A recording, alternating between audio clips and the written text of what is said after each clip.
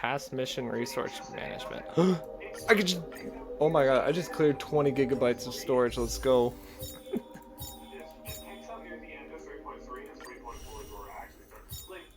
It's funny because there was a wording they used where they said like, oh yeah, halfway through Amphoria's story, and it's like, did they stretch out so much from the first bit of Amphoria that it was just a boring slog? Like, the first half?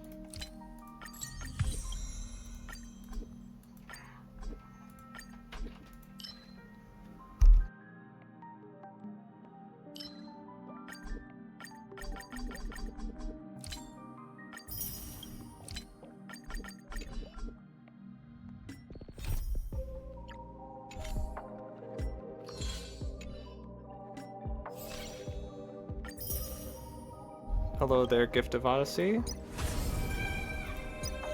New Trailblaze mission, let's go! Anyway. Limited rewards, cool. Light cones. Does this become permanent? No. Because it would say there would be like, oh. I don't know. I can't tell. It probably says in like, said in like the thing, but I wasn't listening. You are quiet, Oro.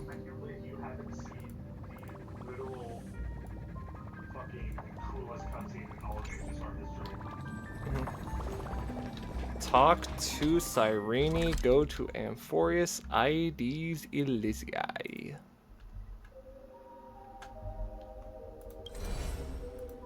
What is IDs Elysiae? Teleport. Let me stay here a little longer in this body. Just chilling on your swing, Cyrene, like you've been for the past month plus. It's time you finally give us answers, bitch. No, I'm kidding. You're cool. Hello. Hey. Your surprised expression is just like what the memories recorded. Are you Cyrene or Metin? Maybe I'm both? Just kidding. If I had to choose, then I'm probably closer to the latter. It's pretty unbelievable for me, too. It's like I had a long, long dream. Cyrene's memories and Mem's memories, they're all tangled together. But when I woke up, there were only broken fragments left. That makes sense. I can't remember what happened in those 30 million cycles. Or can you talk? But I remember what you did for this world. Like, didn't you wish for me to turn into a pretty girl back at the Grove?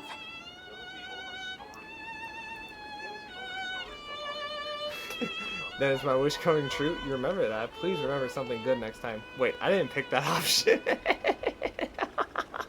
I love Star Rails.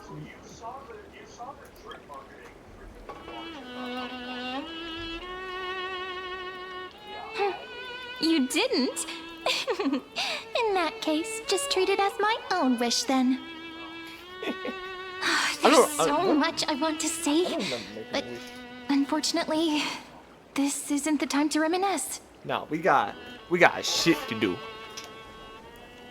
Oro, can you turn up your mic? I have you at max volume and I can barely hear you. Returned to this place at the beginning of time. I'm sorry. So we can carry out our promise to Finan. Okay, let me put my headphones on. That might help. That might, you know, putting on my headphones might help. The descent of Iron 2 may be looming over the horizon, but we still have a chance to change everything. Okay, there you go. I can actually hear you now. There you go. That's better. Ide Siliciae.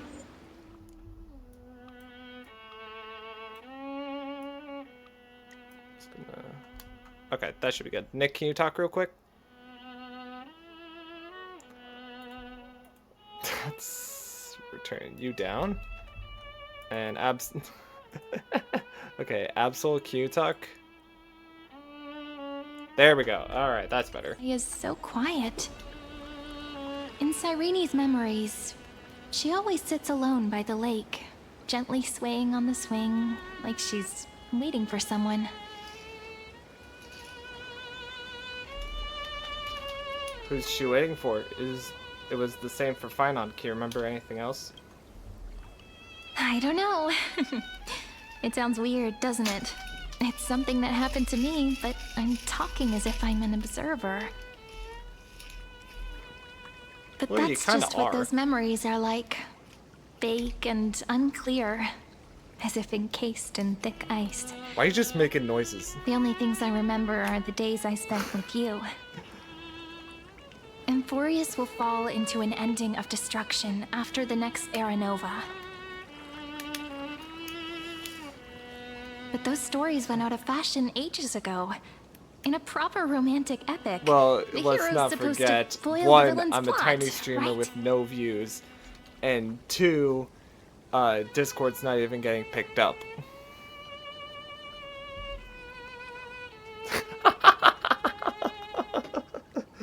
Oh my god.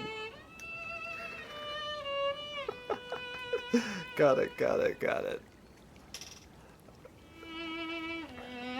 Nick is the...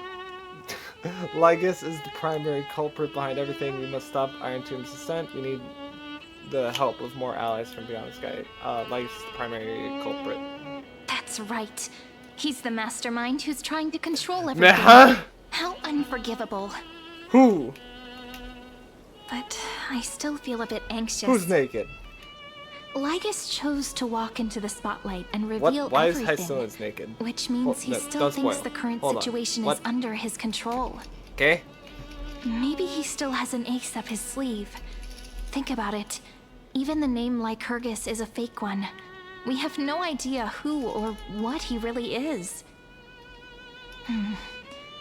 Which means it's probably time to borrow that treasure you're carrying, friend. What treasure am I carrying? Time to call Screwlum with the chronocognitive acre. Write his name in as I've written. Make a wish to the Stellaron to destroy Lycus. Nah, I'll pick the actual one.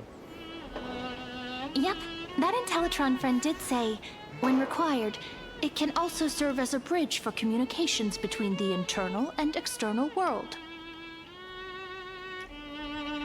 I wonder if Heidi we're gonna see Siliciae is a Evernight little during village this patch or enclosed by not. time. We might be able to contact the outside world from here. True. So was Don Why Hahn. don't we give it a try? But then again, maybe that's We should maybe at instead least of tell being our just a friends from trailer beyond for the sky that you're 3.5, still in maybe it's one a trailer piece. for the entirety of the second half of Amphorius. Firstly, we need to find a well-hidden spot. Jesus. I do not know if I'm ready. What is this ping? What ping is this? No, I don't want to do this. There we go. It's gone. No, not ping. No, not ping. Not ping as in like Wi-Fi. Not ping as in Wi-Fi ping. Ping as in like little exclamation mark next to the events tab. It's gone now. It's not. So we're good. Well, there is.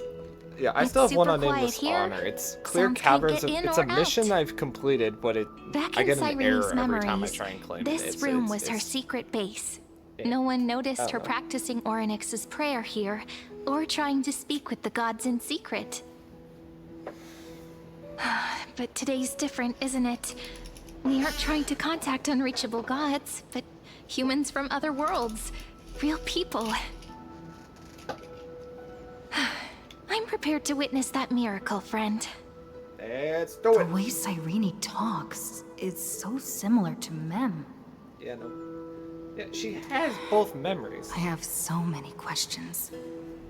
I'm also worried about how Dawn Hung and March 7th are doing. Here's hoping the chronocognitive anchor can still function normally. I've definitely got Because I used really to need Stell's answers. voice. I don't know if I like it more than the old one, but I've definitely gotten used to it. Signal strength, 14.8%. Dialogue window, 16 minutes 22 seconds. Prerequisite, no external interferences. Screw 'em. Herda! We are very glad to learn that you're safe. Such a relief to see it. It's such a relief to see you two. How are things outside this world? Herda, you're here too. Not only am I here, but I also happen to have saved you 4 times already. Without you even being aware of it, of course. Wait, what? How'd you save it? How'd you save us? What? But now's not the time to celebrate. When 2 geniuses show up Okay, at fine. once, you know you're in deep trouble. Okay. Hit me with it. What am I up against? Listen up, little Aside one. from The Destruction's eyes are gazing upon this place. Emanator of Destruction. No, I'm Or not Ravager, joking, whatever and the no, fuck. it's not Droidhead. It's the real Nanook. Ow. Time Yeah, is that's running probably a out, big so deal. I'll explain in terms you understand. This world, Amphorius, is in fact a testing ground, where the Lord Ravager, Iron Tomb, evolves through self-extrapolation. Hiding in this segmentum, unknown to other life forms, it has endlessly repeated the process of Era Nova, seeking a solution that could obliterate the erudition. Yeah.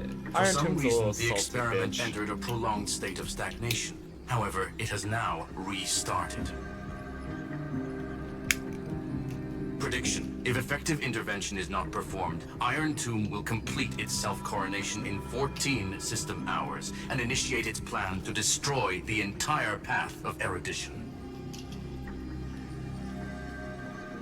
Yeah, that's pretty bad.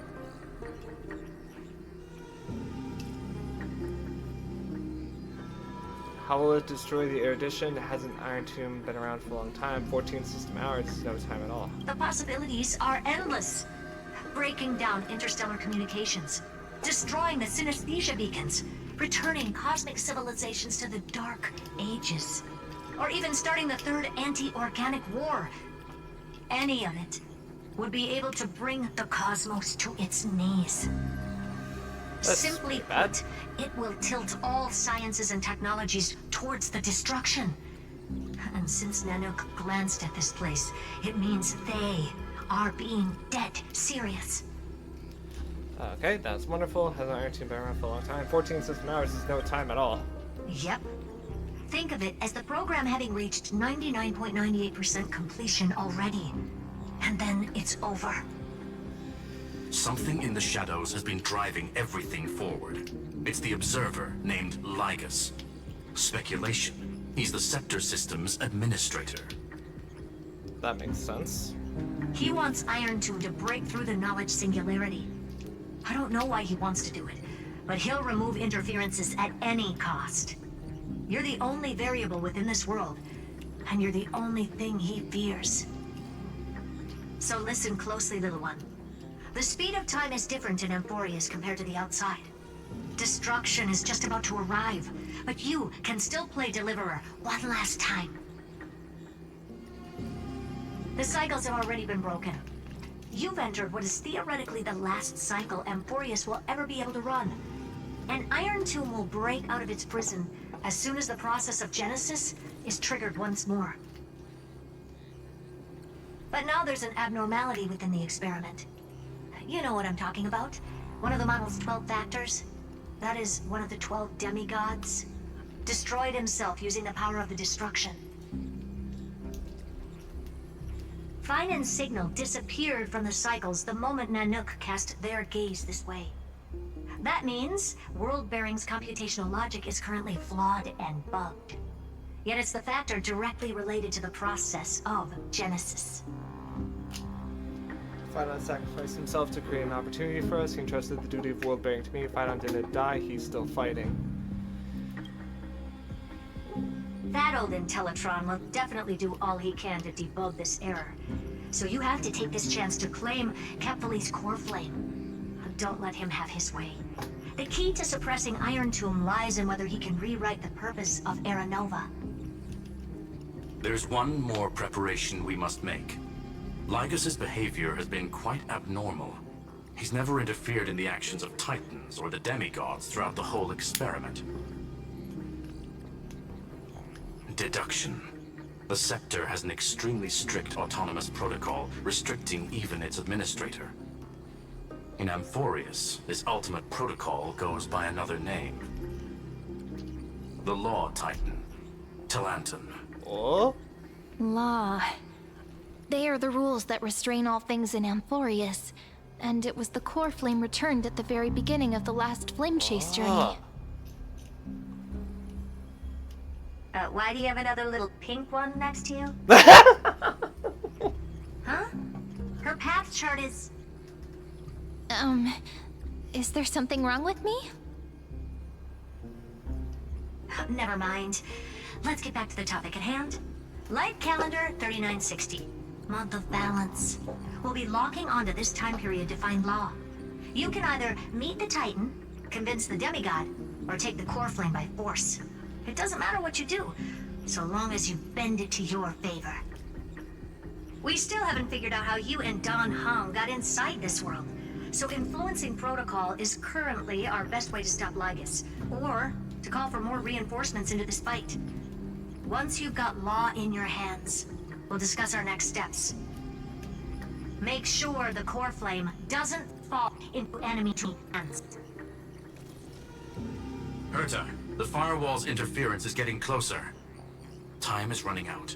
Please ask any questions you still have as soon as possible. How's the Express crew doing? Iron Tomb can't affect the real world just yet. Don't worry. Himiko and the others are more concerned about your well-being than their own. Cool, how are their voices? That's what I want to know. Okay, I'm fine. Mr. Don Don Hung Hung? did not enter the new world with you at the end of the last cycle. Known. The flow of time inside and outside Amphorius is not identical. 1,000 years in this world may only be a fleeting second outside of it. Conclusion. He is on his way back to the Express. So he's not there currently, though, but we have a new form of him. Okay, where's March? Miss March's situation is rather complicated. Madame Herta and I can detect her signal, but cannot ascertain her location. What we can be sure of is that she's still in Amphorius. Okay. Don't worry about her. She's absolutely chock full of mysteries. Even if Amphorius explodes, she'll probably float out perfectly protected in a nice thick layer of ice. Worry more about yourself instead. Okay, but you can... So is her body in Amphorius, or is it still on the Express? I believe I'm a little in your confused. capacities. The hands of the Trailblaze can create miracles, and will certainly be able to snuff out the flames of evil.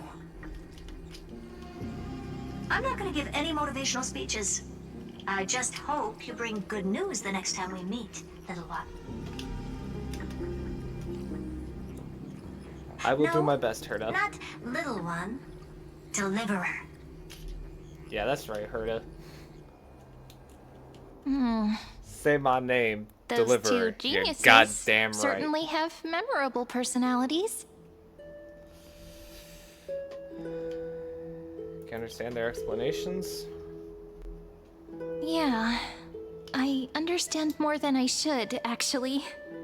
Honestly, some of that conversation feels like it's about things I once knew, but then forgot. Maybe it's because of Mem? After all, Mem's a memo sprite born out of your thoughts, friend. Maybe our memories somehow got tangled up together. Maybe. But then again, Never mind. Herta, what Let's did focus Herta on see something more about important with what little time we have. Serena's, Just path? treat me as an That's what ordinary I'm girl with curious secrets, okay? about. Alright. Yeah, I can do that. Like calendar 3960. I remember that Talantin had already fallen by then, and the Chrysos heir who inherited that core flame is named Seridra. That's what's recorded in history, and the period we'll be heading to. We'll need to find Law and stop Lygus. So, we've at least got a solid direction, right? Can you give me a little bit of time before we go? I want to pack some stuff. There's so much more I need to take care of in this form, and I'm still getting used to it. Oh god. A relaxed scene like this probably no longer exists in the outside world.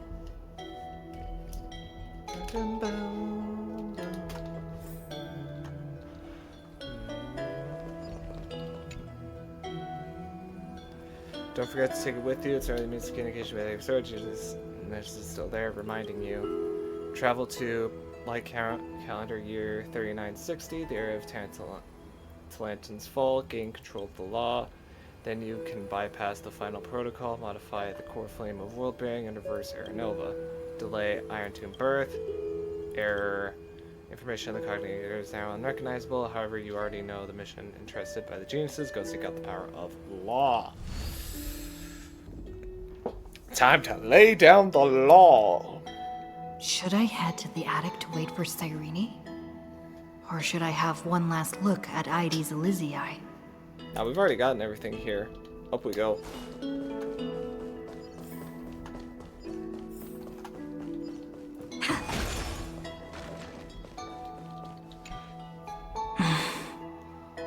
This village is where Finan's life started. After 30 million cycles and 30 million failures, his burden is now in my hands. He said I will take over the responsibilities of world-bearing. But what does that mean? Becoming the new Kefali? Or forging a completely new path? Believe in Destiny's plan, prepare for the worst, analyze the situation rationally. Believe in Destiny's plan. Destiny must have brought me here for a purpose. This isn't a coincidence, but an eventuality created after 30 million quantitative changes.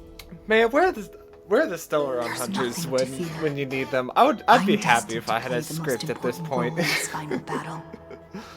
I've already beaten another Lord Ravager after all. Seriously, where's my script? I forgot his name. Thinking hard over there? I finished packing. Yeah. I decided to just bring these few things in the end. See? Where's my script? There's a Oh, journal, yes. a quill pen, Whatever the and fuck. Hell yeah. the ceremonial blade of the Priests of Time. Holding it calms me down for some reason. We still The have scent that of the thing? Black Tide is now calm. Finan must still be fighting them in some way. This will be Amphorius's final flame chase journey. But it won't be the end of us. It'll be the beginning. Friend, are you ready to become a hero? Let's do this shit. I still don't know how I should act around you. I still don't get it. Why must it be me? Let's go. We'll save everyone. Stand with me, and let's become heroes. Stand with me? That does sound very nice. Why don't we take everyone with us? I believe in you, friend. We'll never be alone, no matter what awaits us. In other words, since you've already saved so many worlds, friend, you should be used to being called a hero by now. I guess that's true. Maybe you can tell me those stories as we travel. That way they can become our shared memories too. Let's trailblaze onward like before and create a future that's worth being remembered.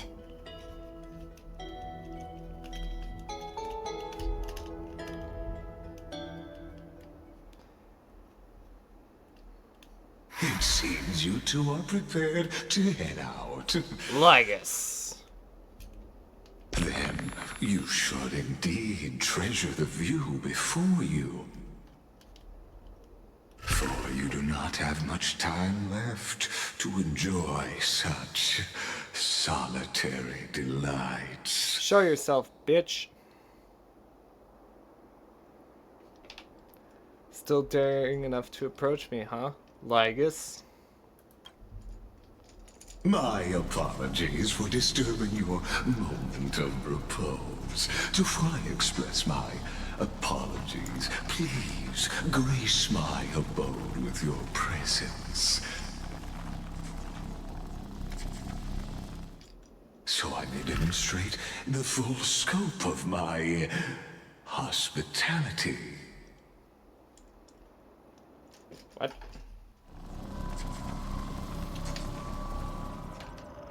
What in the fuck? What is this place? Where in the fuck am I? Pull most 60. Prime Immobile. Titan Authority. Strife. What is it? Strife. Path. Okay, so pull most 600 is, that's Strife. Mighty. Farewell then. Ah. May we Ilos reunite 252. in a new Authority. Oh, that's, Sarit? Casters? Okay, so... Okay, hold on. Elos 252 is Saritra. Is this Cass? Piscia, Authority, Death. Yep. Casteress. All shall bid farewell to one, Trinon. and that One of... person alone I will don't... witness I don't know the miracle. difference between you three. I'm sorry. Your names are all similar. This is Treaty. Hapless 405, Titan Authority Passage. Yep. Scipio... Scopio? 365, Prima Mobile, Titan Authority Earth. So that is, Terravox, or I guess technically in this case, it's going to be Dan Heng. What was this one again? Was this the? Titan Authority. Sky! Okay, Elios, 252 is, fucking, Hyson. The light of the dawn device Cypher. never fades. Kephal's protection has no end. Call of 618, Romance, that's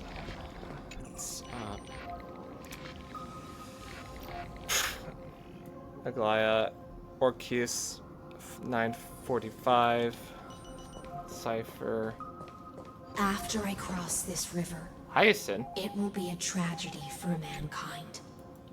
But if I do not cross, Aporia be the end of 432, Titan Authority Ocean.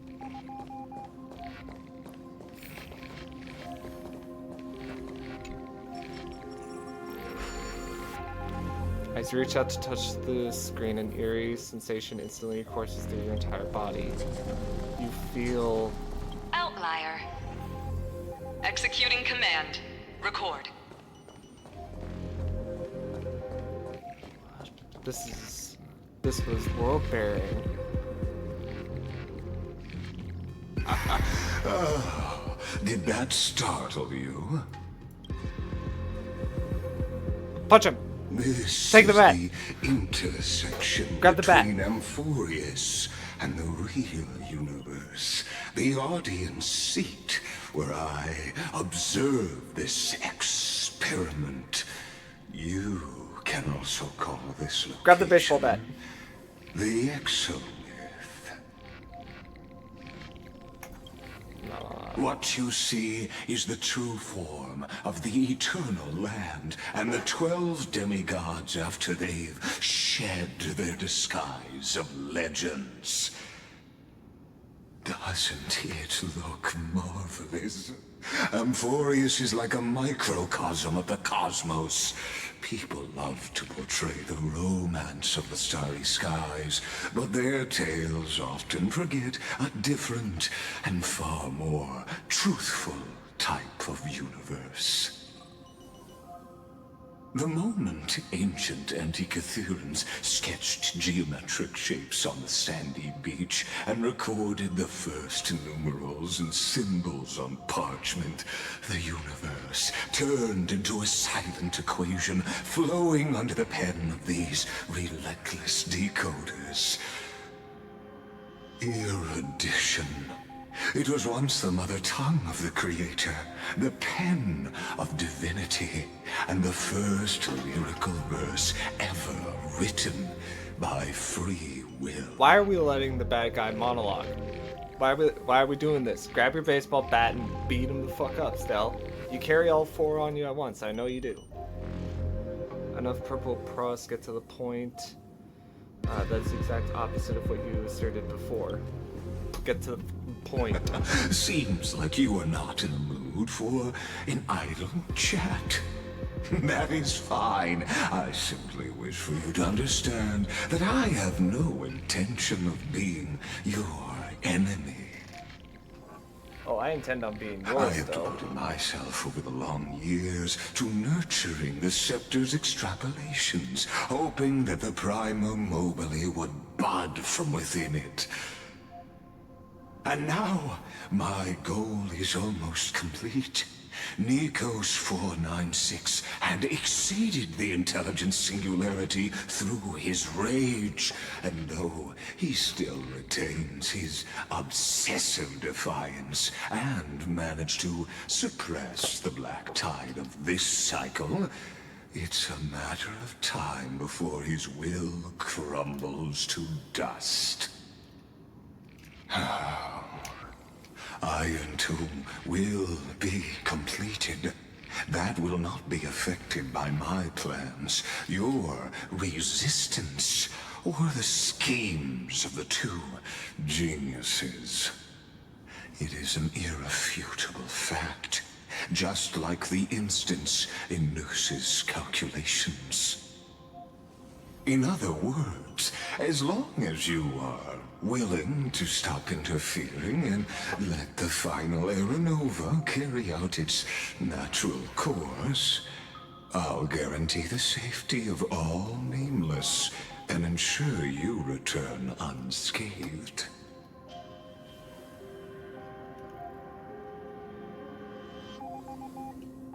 How about you kiss my ass? You are indeed worried about your safety and that of your companions. Rest assured, as a fellow pathstrider of this path, Nanook's gaze left a brand on your soul long ago. You harbor the seed of destruction within you. But you need Does to everyone learn how know to that we use it have in a the Stellaron right inside way. us? That vital knowledge is also my bargaining chip in this negotiation between us. For there are few in this world who are truly capable of such a feat. And I happen to be one of them. Oh. Seed of destruction. This Stellaron is a seed of ruin and will bring misfortune. Who are you? Someone who wanders the stars. Someone who seeks answers with abject despair. That is all I am. This matter is of grave importance, so please do not make your decision lightly. After all, the choice before you bears a 1 in 3 chance of elevating you to an unparalleled existence among the stars. I'm sorry, but if I'm reading this right, you're saying I have a 1 in... that your method of whatever you're doing with the Stellaron has a 1 in 3 chance of turning me into an Eon.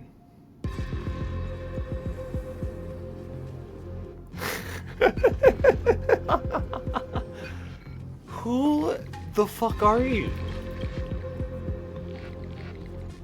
I've never thought of becoming unparalleled. I will not allow destruction to tear through the cosmos. I cannot trust any promises you make. I will rule over the cosmos even without your help. Honestly, let's do that one. I will rule over the cosmos even without your help. Ruling over is not exactly the same as unparalleled. That being said,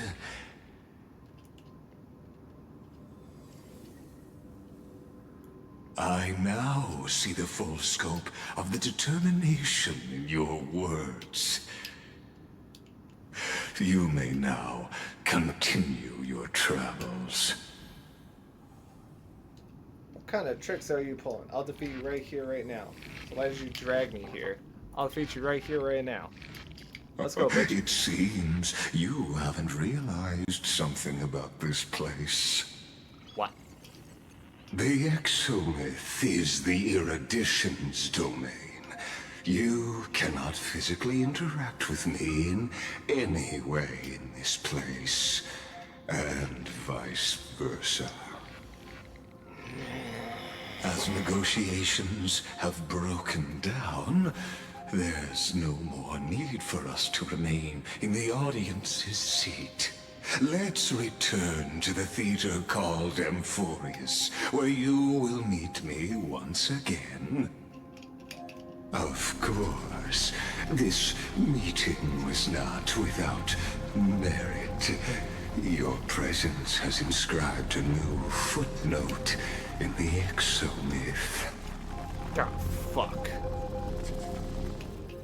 As for its purpose, allow me to reveal it to you in detail the next time we meet.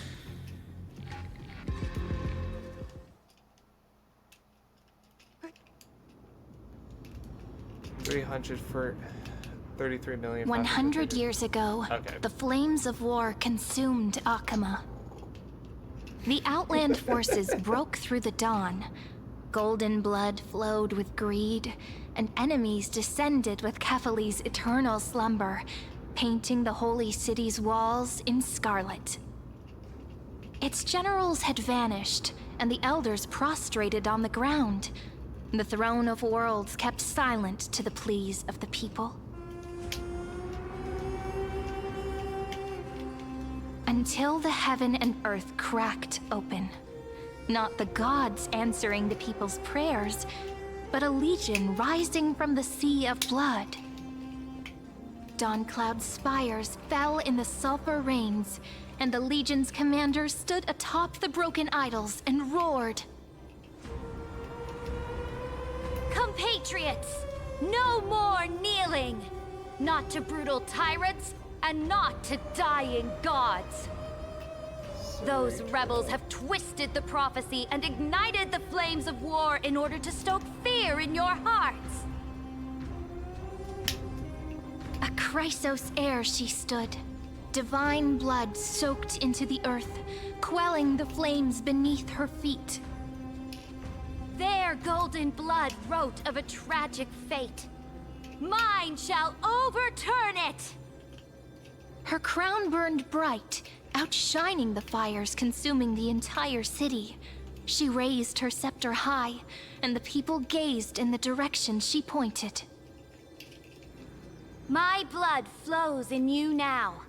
Heroic compatriots, follow me, and we'll seize the reins of fate. Drive the enemy from Kefali's dawn. Smother their flames with their own dead. Win glory. Win peace. Let history sing your deeds.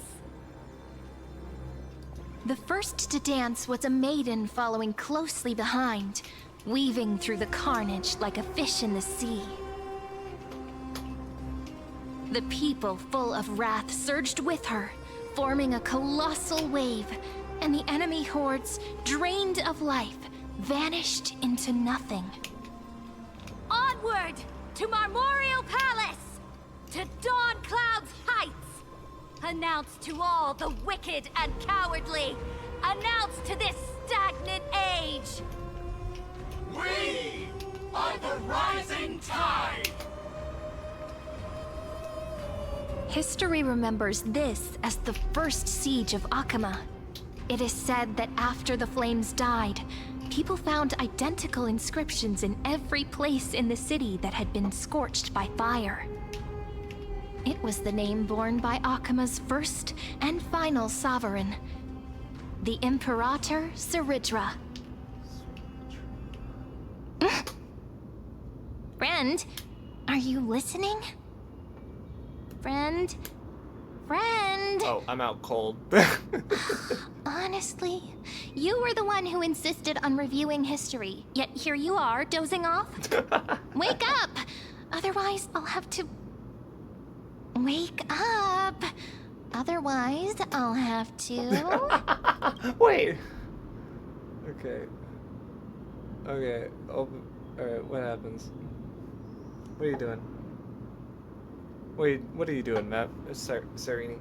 What's happening? Why is my screen black? Oh. What are you gonna do? Awake at last? I guess I won't have to use my wake-up magic on you then. Oh, we're gonna slap the fuck out of me. I was meditating. Exactly where I memories of the prelude to dreams.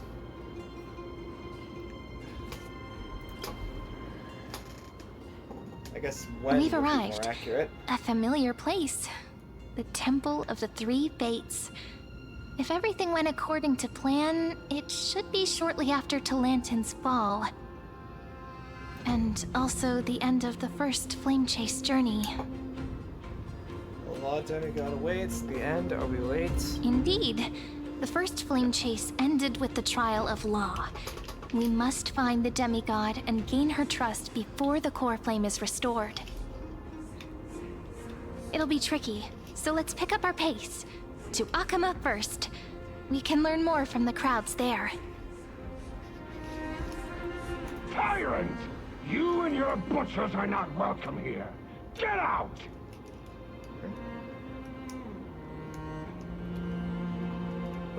What's that noise? Hold your tongue!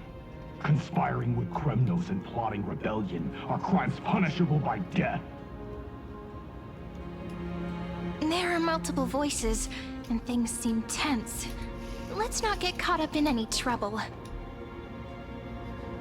Why don't we find a place to hide you and fighting observe from the Lygus? shadows? Okay. Imperator's Yiannopoulos. What? Oh.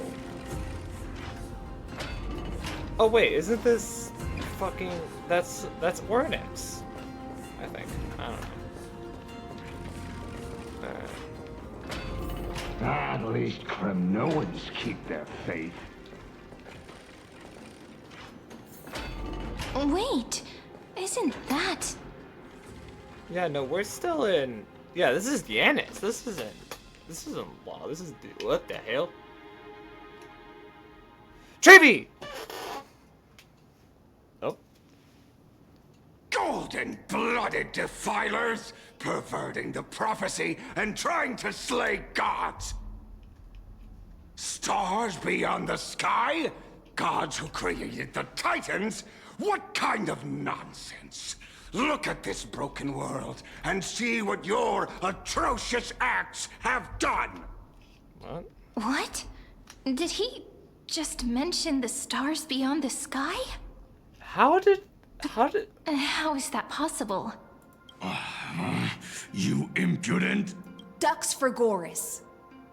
We're here to welcome the deliverer from beyond the sky. Stand down. Wait, what the fuck? What? Heretic! No one but the great Talantin can deliver this world from misery. I ask you, if the old laws were so perfect, why did they crumble beneath my feet? I just realized Ceridra's heels are pawns. You...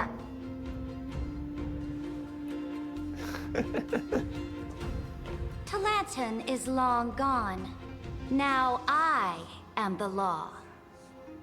Challenge me, or submit to my judgment. Oh, cutscene.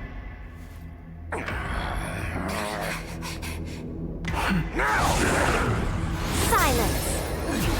No, What gives you the right to judge a priest of law? That's because I came, I saw,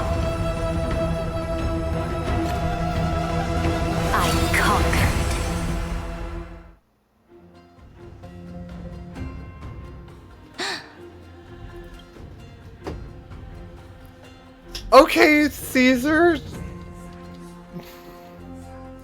No, wait, that's Alexander. I came.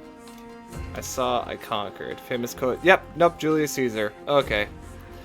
All right. So Saridra is Caesar. Good to know. Dux for Goris, take the ashes of this man and scatter them in the temple among the crowds. Jesus. Take that. She just killed a man. Poor Trevi. Right. Poor Trevi. How did they know that we're from beyond the sky? What happened? What did it? Tell them that the High Priest attempted to take away the rights granted to the people by the Imperator. Thus, he met his fate. Yes, Imperator. Okay, but Now, Nick, have you these two considered the fact that you have guests. Finon? Dux Gladiorum, if you Oh, please. what team are you using? Firefly? As you command. Oh, sweet.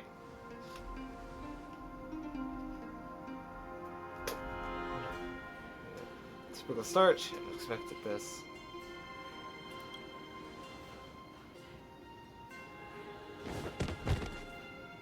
What the? Huh? Is this? Wait, she's already. Kindness? Correct, but not the kindness you know. What? You. This is the leader Huh? of the Cleaners in this era. Since the start of the Chrysos War, they've made it their mission to wipe out the Chrysos heirs.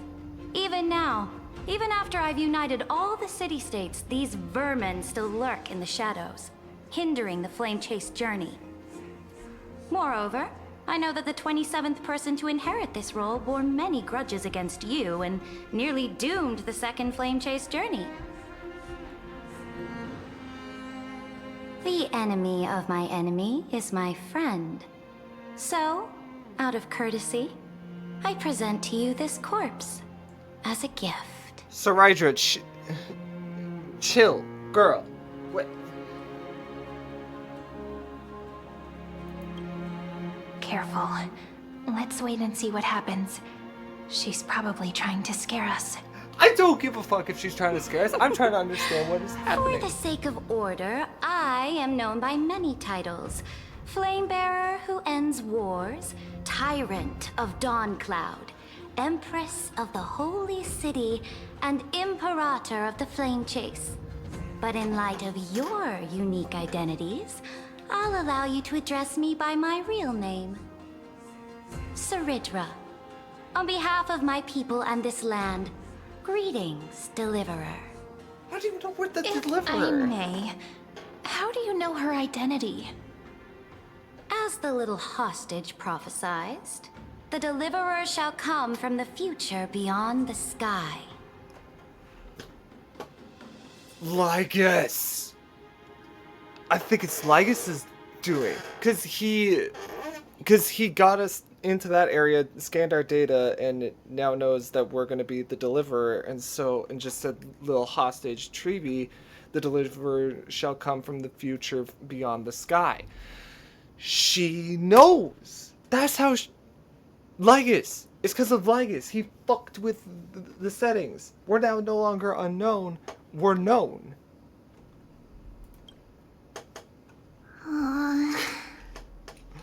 Gray Why is hair, Trevi? golden What eyes, is skilled Trevi? in What's wielding Trevi a doing? Why is mace. she? They would arrive Sorry, in Jack, could you give me, Yanisopolis like- on this day. There's no mistake. Sergio, could you give me like 5 minutes alone with Trevi, because she looks like she has something to say. The prophecy mentions beyond the sky. Trevi foresaw our arrival. This completely diverges from history. Your orders, Imperator. We Jeez, why return is triumphant. Saridra Send so an urgent short? message to all delegates. The meeting of the Flame Chase Alliance will convene early. As for you two, Akima knows what you seek.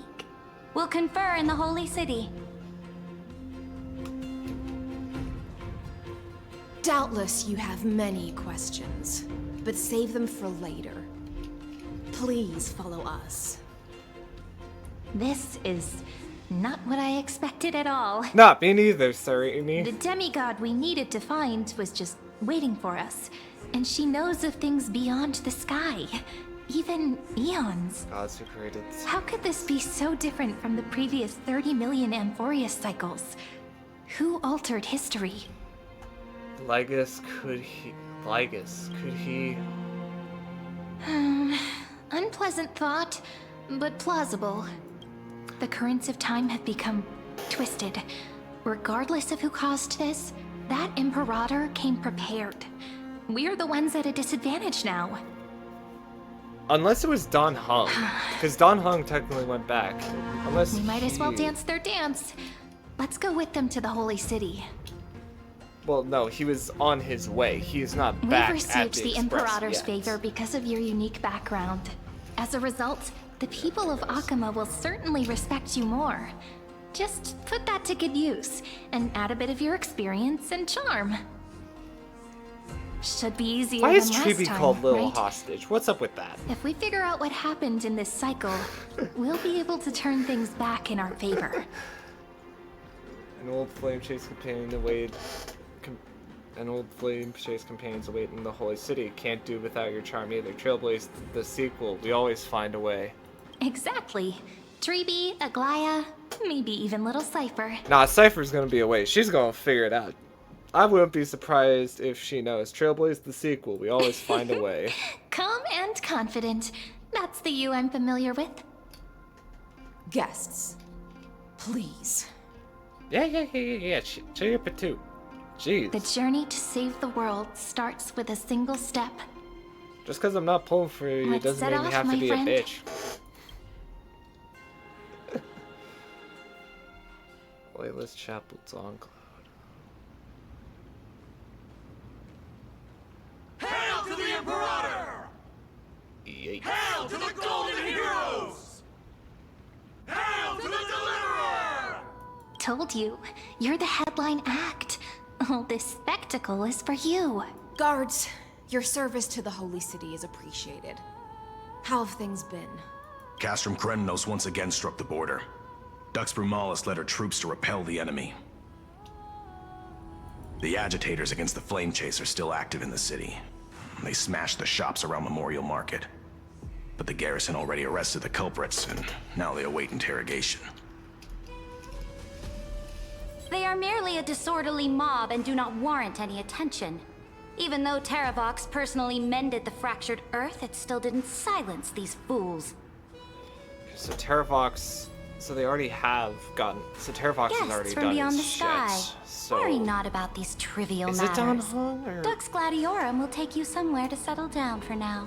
maybe Don Hung's already done his shit, and the like scene of him sitting waiting is like what he's been doing for the thousands of Please years. allow me to I introduce don't know. myself. I'm My name is confused. Hycelans, Who fucked and I with am the time? Dux Gladiorum who swears fealty to the Imperator, as well as the Knights Commander of the Achaemen Alliance.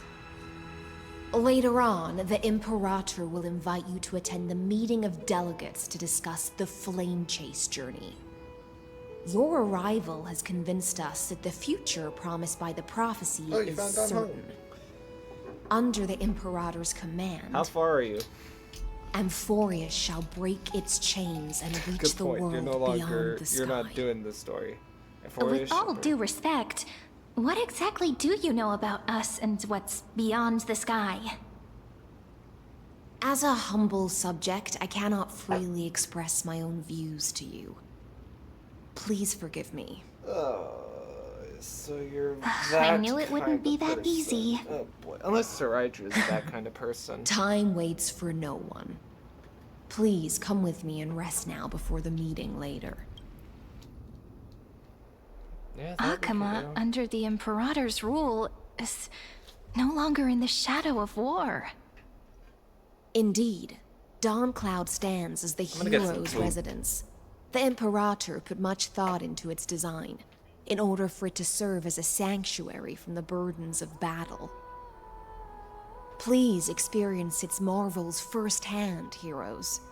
When the Imperator arrives, I shall come to summon you.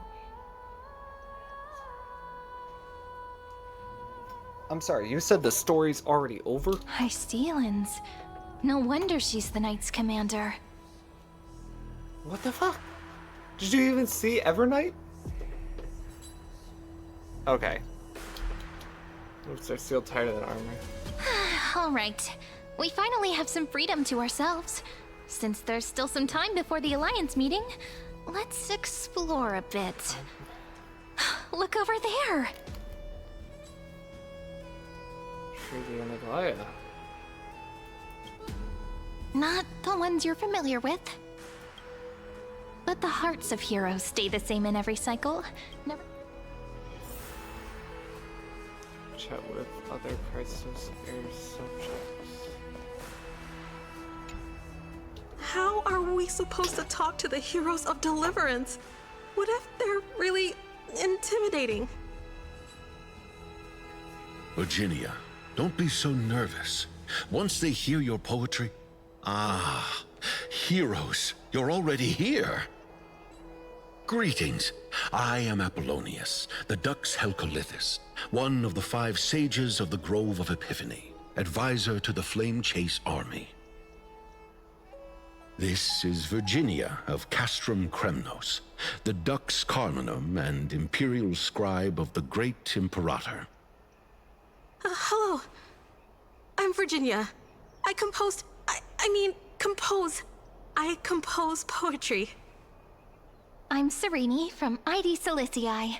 This is the Deliverer. Nice to meet you both. They're not as frightening as the rumors claimed. This is our first time in the Imperator's realm. Akima is even more magnificent than we imagined.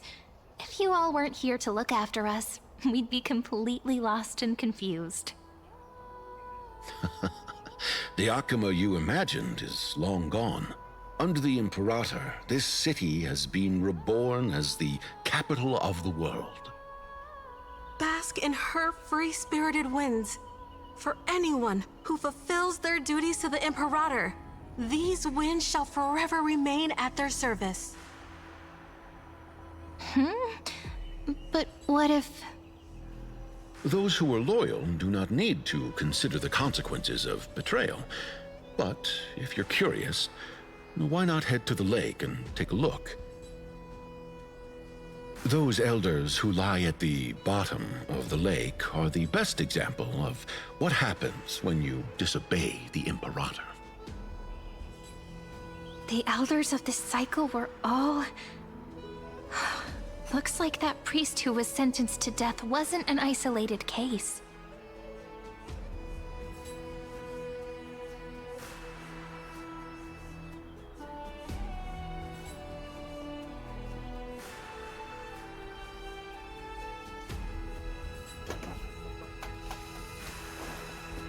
Yeah, no kidding.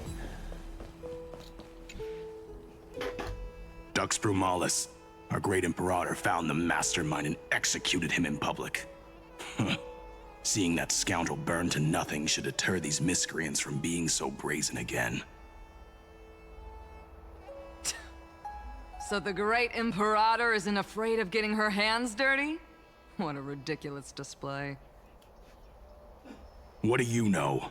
No matter what sins the people commit, they are still the Imperator's people, and it's only right that they be judged by the Imperator's own hand.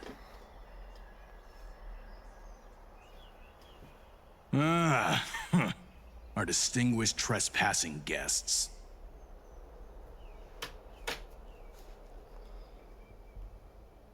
Seneca, the Dux Brumalis.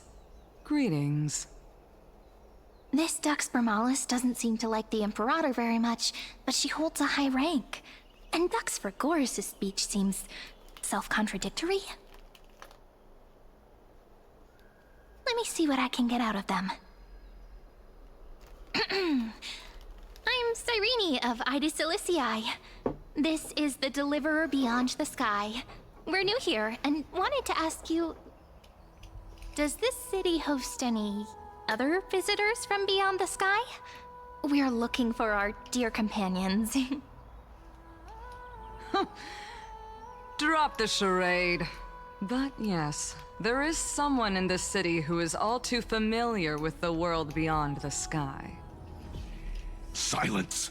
The Imperator ordered us to keep that lord's whereabouts a secret. Enough, you pathetic lapdog. Do you need to beg for permission from that cursed Imperator even just to bark? You... Someone who is all too familiar with the world beyond the sky and is referred to as that lord. Could it be? Looks like things are getting heated. Let's get out of here. Alright, Aglaya, Treeby, what's up? You don't know me, but I know you. Maggie, you're still so listless today.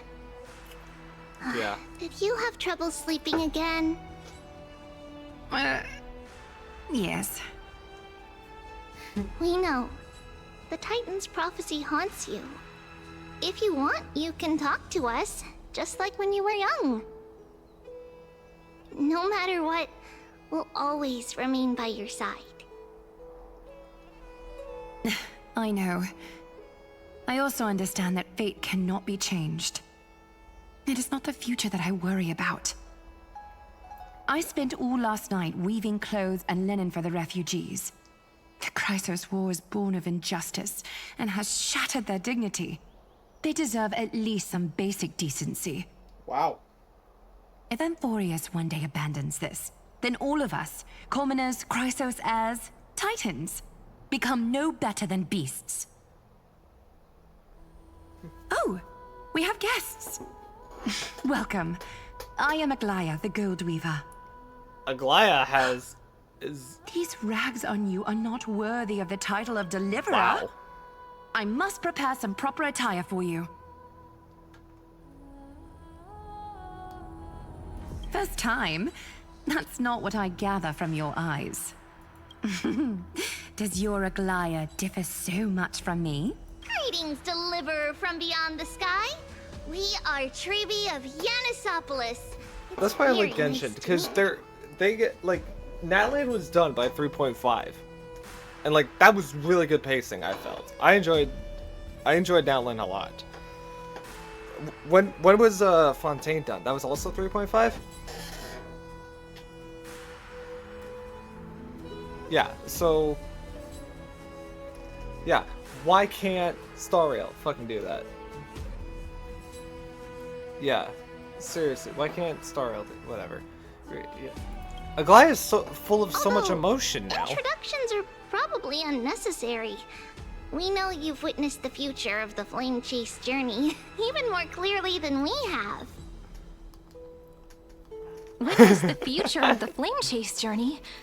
The prophecy also told you about that? Indeed. Orynyx reshaped Amphorius through the prophecy.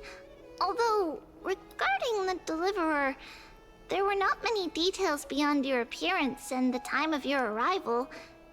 So, please, don't worry. Feel free to relax and relax some more. Orynyx's prophecy, wasn't it Kefli? Kefli issued prophecies too, but it was Orynyx who told mankind that the Deliverer from beyond the sky would descend upon Amphorius. More crucially, they revealed a future entirely different from the Aranova, though we still must challenge the gods. In the Time Titan's prophecy, this path leads not to a new world, but to the true starry skies. This is also what the Great Imperator has been striving for all her life. Your arrival further confirms everything. This can't be real. Even you find this surprising? Fate really is unpredictable. Perhaps the upcoming meeting will hold even more surprises.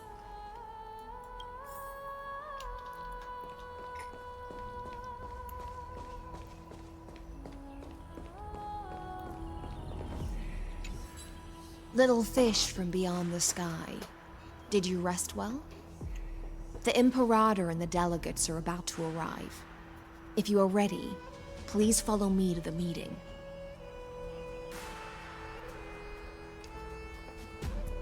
Then come. The Imperator reserved seats for you. I'm starting to feel a bit nervous about the meeting. Since Saridra is presiding over the meeting, it'll be a good opportunity to learn about the law's inclinations in the current era. Let's keep our ears open, okay?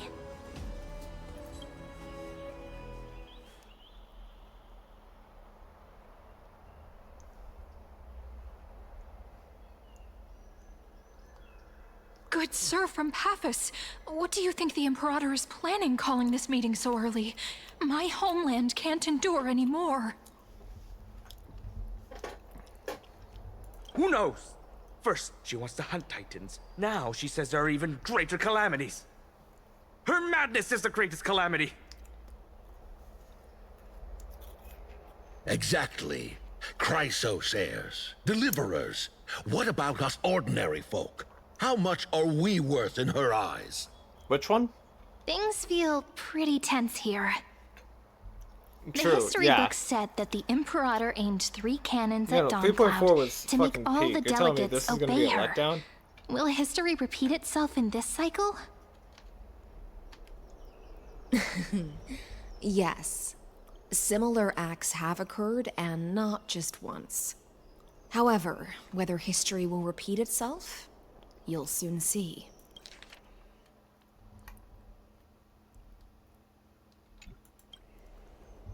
Those are the 2 spots reserved for you. Please take your seats.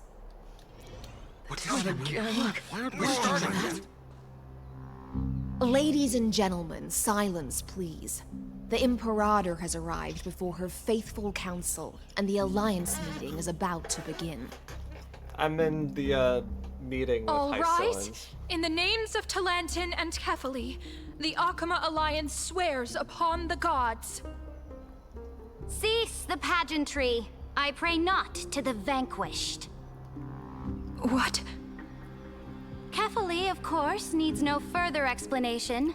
As for the law, at the entry hour 2 days past, a scout should have brought news of the conquest to all of you. Unfortunately, guards found his corpse among the rocks not far from the city. Moreover, the poor soul was buried with a Paphos curved blade. It pains me to imagine what agonies this loyal warrior endured before his death. Delegate from Paphos, do you have any insights? I know nothing of this. The evidence is irrefutable, so there is no need to waste your breath. However, let us set this trial aside for the time being. Witness, even within the most sacred and dignified council, there were those among us who wished to draw their blades, brazenly challenging the Alliance, seeking to shatter our hard-earned peace and unity.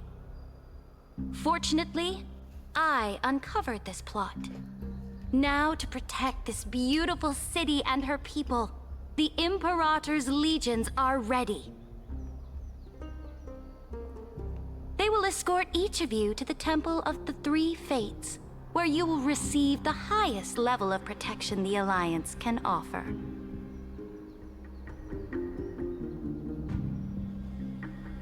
Then, the Legion's warriors will join me in embarking on the campaign against Fagusa. This is clearly a trap! Imperator, did you summon us here just to trample on the dignity of your allies? This cannot be enough. Just calm down. What should we do? Things are starting to get pretty intense. Comrades, you've all seen her true face now. According to the ancient laws of Akama, only with the consent of 2/3 of the elders can the legions carry out the commander's orders. The ancient laws. Didn't you destroy them long ago? You defected during the first siege of Akama, voted unanimously in favor of the Council of Elders restructuring, and just yesterday, you desecrated them with a blood-stained blade. The decaying old laws fell with Talantin and are no longer deserving of respect. But if you still insist on proclaiming yourselves defenders of the law, then be silent and offer up the highest respect to this core flame in my hand. That really is the core flame of law in her hand. Since there are no objections, then the original agenda of this meeting, the campaign against Fagusa, is hereby passed. The Flame Chase Army's hunt for the Ocean Titan begins today. In order to prepare for war, all allied city-states must surrender command of their militaries and pay all war taxes by the end of the month of Evernight. At this moment, I would also like to introduce to everyone the newest honored guest to join our alliance. The Deliverer, revealed in the prophecy of time, has descended from beyond the sky. With her aid, we shall shatter the Chalice of Plenty and return Fagusa's core flame to the Holy City! Deliver him, please. Save us. Stand this. Absurd. Simply absurd. A deliverer from beyond the sky. This is just like that prophecy about slaying gods. It's a lie you've used to grow your power. Ladon has already sacrificed countless soldiers. And now you want me to send even more of my brothers and sisters to be used and discarded by a tyrant?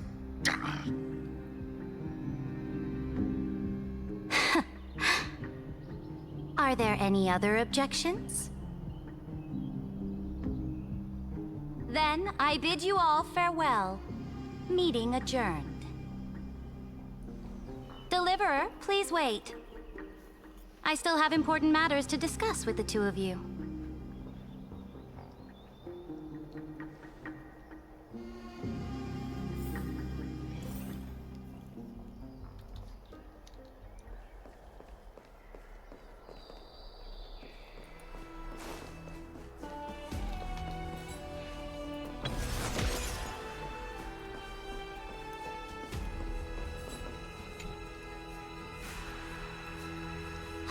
I apologize for that farce of a meeting. It must be tiring dealing with so many people every day, Great Imperator. Tiring? You're mistaken. Moving chess pieces, placing wagers. This game of strategy adds a dash of color to our heavy fates. Much like how rule and conquest are always accompanied by sacrifice. Is the war with the Titans also part of that sacrifice? After I glimpse the secrets of this world... No, the secrets beyond the sky. The divine authority of Amphorius no longer held any significance. Let me ask you, Deliverer. Is it true that beyond Amphorius' sky, there are magnificent deities called Eons?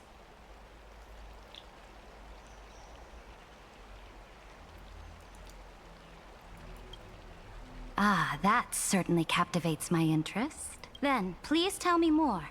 How will you use this great power to guide the people? In the future you envision, where will our flame chase journey lead?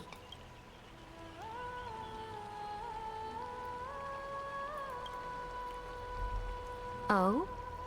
What you require now is the power of law? Exactly.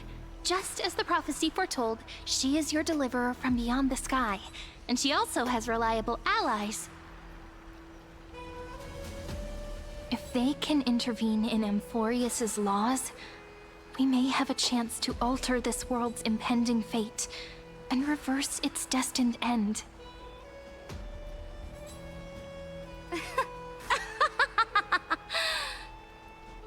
Very good, Deliverer. You have courage to say such presumptuous things, even knowing that the inheritor of the law stands before you. You mean... In the past, anyone who dared to covet the Imperator's divine authority would have met a gruesome end. But now we can see beyond this dying world. Our journey should no longer be confined below this stubborn sky. Alas, That fickle ocean titan has obstructed the spirit water leading to the vortex Would of you Genesis, send me? hindering my ascension. Bro, I got If the Riz. core Trust me, flame of Riz, I law already cannot be Riz returned, your path to deliverance will never be realized. Now that things have come to this, we must resume our once stagnant journey and force the waves that block our way to recede. So, you agreed to cooperate with us? Cooperate? Forgive me, but I never cooperate with anyone. Though I will permit you to join me as subjects, and together, we will forge the most perfect law. This is... The Flame Chase Medallion, a symbol of the Flame Chase Army. Every noble in Akuma carries one. This medallion represents the will of the Imperator herself, and you may act freely within the city with it. Before we embark on the crusade against the Ocean Titan, you should rest in Akuma for a time.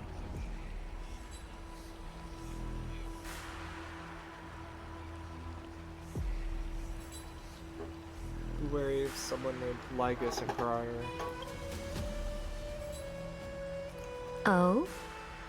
Your advice is acknowledged. From this moment on, prove yourself through your actions. As long as no boundaries are crossed, I fully respect the choices of my subjects. May your journey reach that sky full of... Your attendant certainly knows how to curry favor. Go now. Take a bath first. You two... reek of seawater.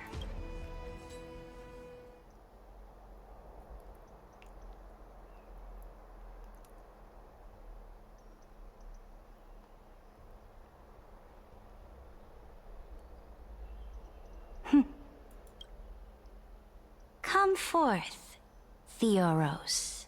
Yes. Great Imperator. Now, perhaps you're willing to hear my counsel.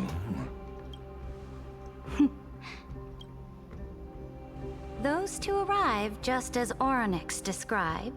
And just as you said, they showed a thirst for law. At least this proves that my judgment was right. Sparing your life was the correct decision. You've once again confirmed that your wisdom is no empty boast. Now another choice lies before you. With whom shall you ally to tip the scales of law? Me? Or that deliverer?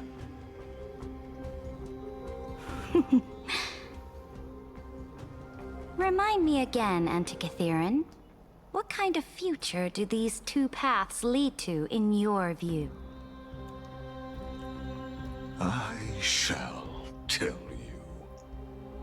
You are entitled to know that the deliverer from beyond the sky is not a wholly wicked being, but from the very start, her stance has been completely at odds with Amphorius.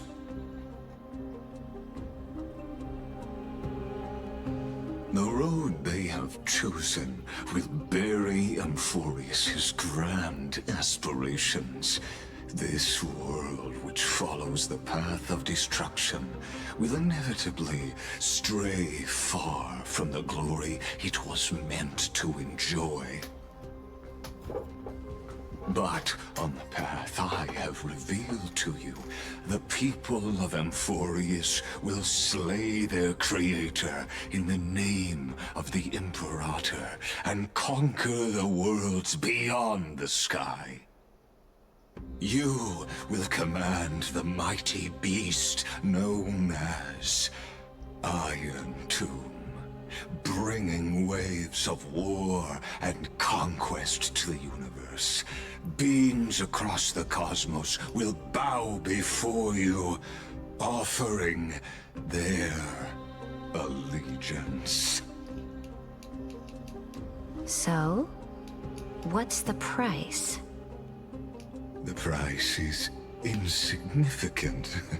All that is needed is for you to sacrifice that fragile, incomplete humanity to the destruction.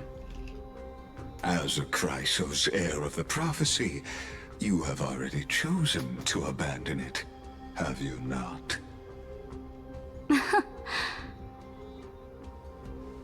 Off you go, Theoros. I have already made my decision. Once I ignite the core flame of law and burn away the old, outdated rules, Amphorius will embark on a journey across the stars. Fuck you, like us. She just tricked. The Imperator is quite like it's just forceful. tricked Ceredra. She didn't give us any chance to him. ask questions. And she's clearly hiding something. What do you think? Allow us to move around freely. Her boss ways doing possibly doing the entire summit. We should consult with the geniuses about the current situation. Yeah. Even the city-state delegates have complaints. Thankfully, she allows us to move around freely, which is a small blessing. Still, the atmosphere in Akama, it's so unfamiliar. And it's not just the Flame Chase Alliance talking about the world beyond the sky, but the whole city. We should also discuss our findings with our friends from beyond the sky. Then we should go enjoy the renowned bathing culture of the holy city and relax. It's the thing I've been looking forward to most on this journey.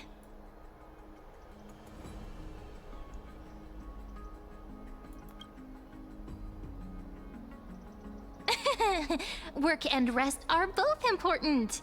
You see, everyone agrees, right? So someone's watching. Figured. Can't let our guard down for a second.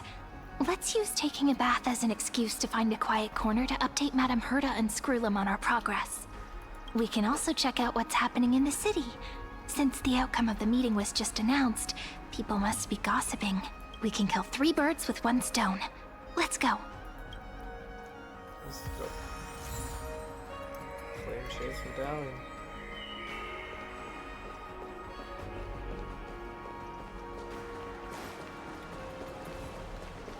Oh, so many people! The holy city is so lively. Did you hear? At the Alliance meeting, the delegate from Leyden stormed out in anger. As expected, the Imperator is always hiding things from everyone. When has it not caused a ruckus? Silence! That's treason! If it weren't for the Great Imperator, you'd have sunk into the lake with those corrupt elders already. And you wouldn't even be alive to speak like this.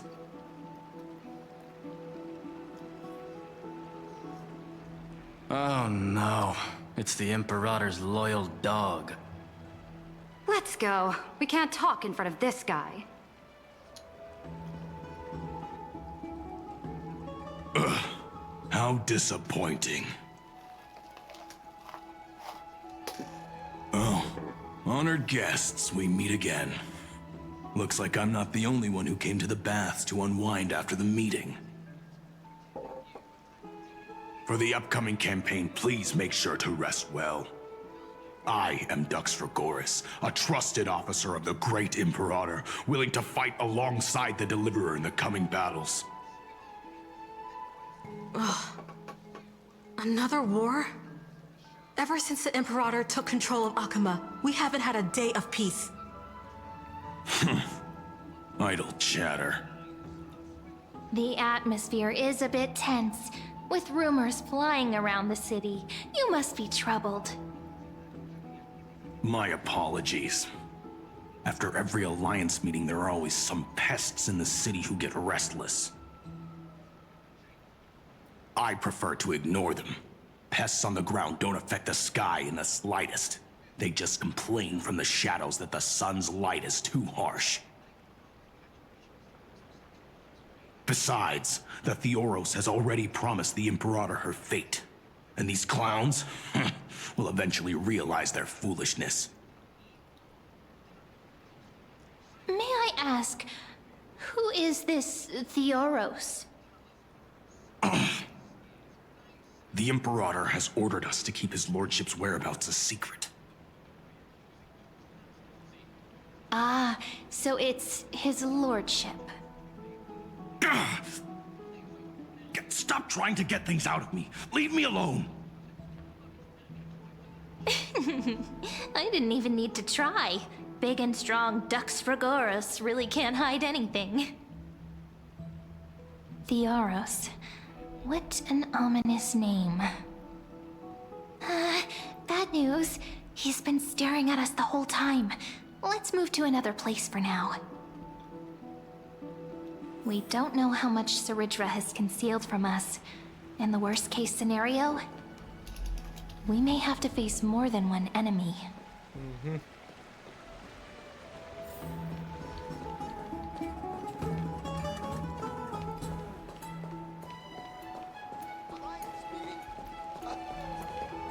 Alliance meeting? More like a cage where creatures with golden blood claw at each other. And Flamebearer who ends wars? Clearly, a tyrant who doesn't deserve such a title. You're absolutely right. While the Imperator's hounds are still hunting down others, let's let out our grievances. You. I know you. You're that tyrant's lackey. What? Here to shut me up for that little imp? Panicking now? Don't worry. I don't care what others say about the Imperator.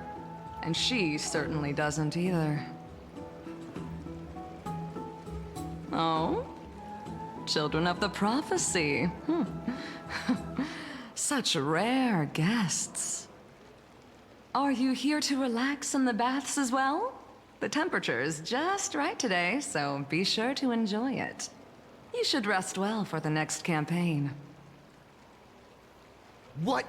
Children of the Prophecy? Another excuse for the Imperator's reckless warmongering. No filter, huh? You should be glad you don't have a seat at the Alliance meetings.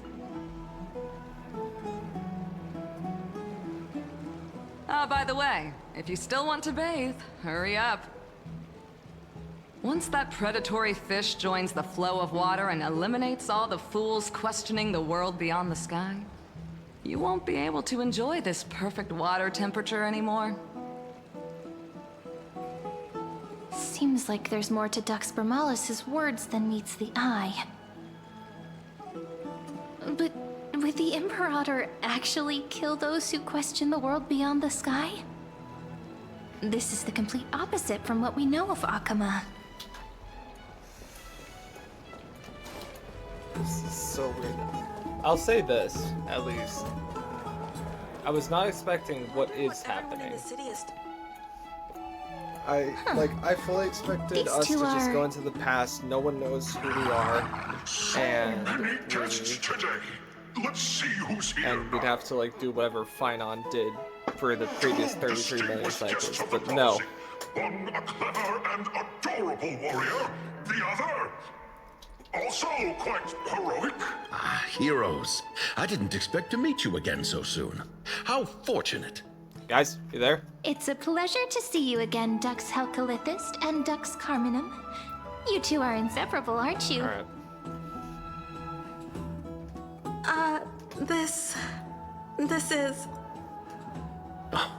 She wants to find someone to help with research for her new work. I'm the far-seeing eye and all-hearing ear of Akuma. I see and hear every single thing that happens in the streets and alleys of this place. I'm the perfect partner for research. Ahem. Enough small talk. Here's the latest news from Akuma, as you requested. children of the prophecy arrived in the holy city, and the Imperator unilaterally stripped away military power. The Alliance meeting ended in discord, and there may be bloody upheaval. As expected. I get the feeling you might have embellished a bit to keep people's attention. I swear on my stone mane, I would never do such a thing. But if you wish to quell this terrifying news, perhaps a more explosive topic would help. Never mind.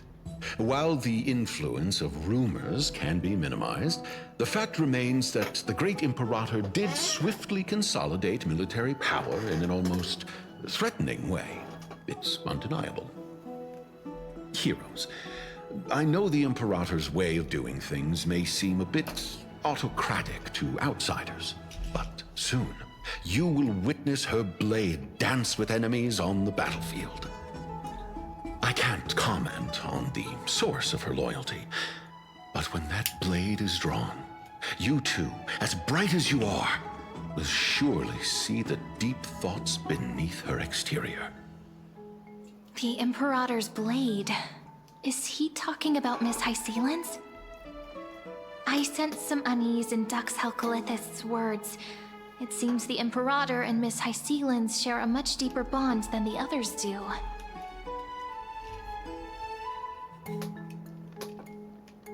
There are eyes and ears everywhere.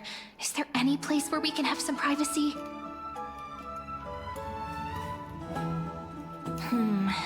To understand the Imperator's secrets, we have to get past Miss Hysealan's.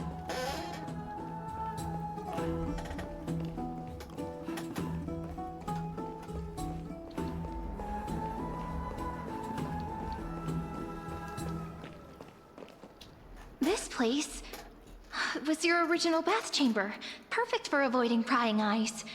I wonder if anyone is using it now. Huh? The smell is... Wait, don't go in yet! Who's there? Oh. Oh, okay, I see that you're... The little gray okay, fry. there she is. Hair. Oh, jeez. Little sea hair?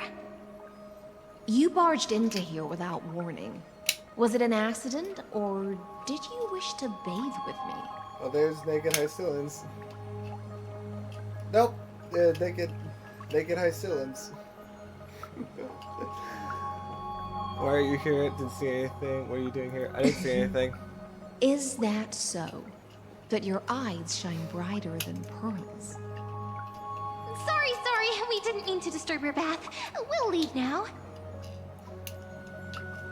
It's no big deal. There's no need to panic. This is the natural state for me. People on land force themselves to wear clothes, adding unnecessary constraints. Forget it.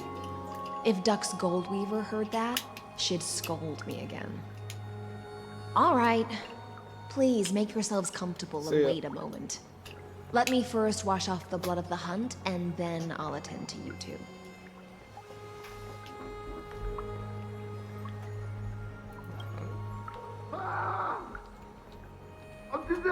The delegate from Ladon has been assassinated! Quick! Quick, someone come quick! Ah, the broken crab shell surfaces. I was worried it had been washed away by the current.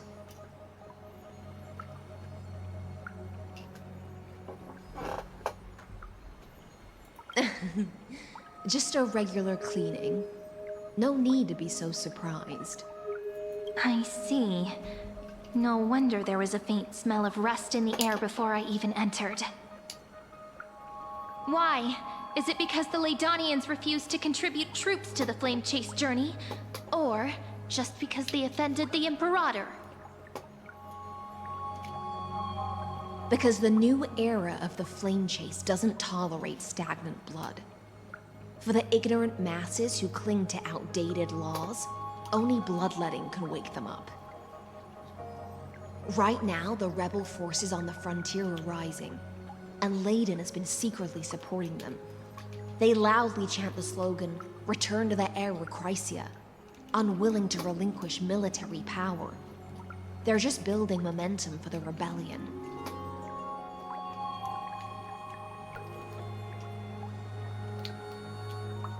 I reserve judgment on this. Oh. Thinking is a right given to citizens by the Imperator.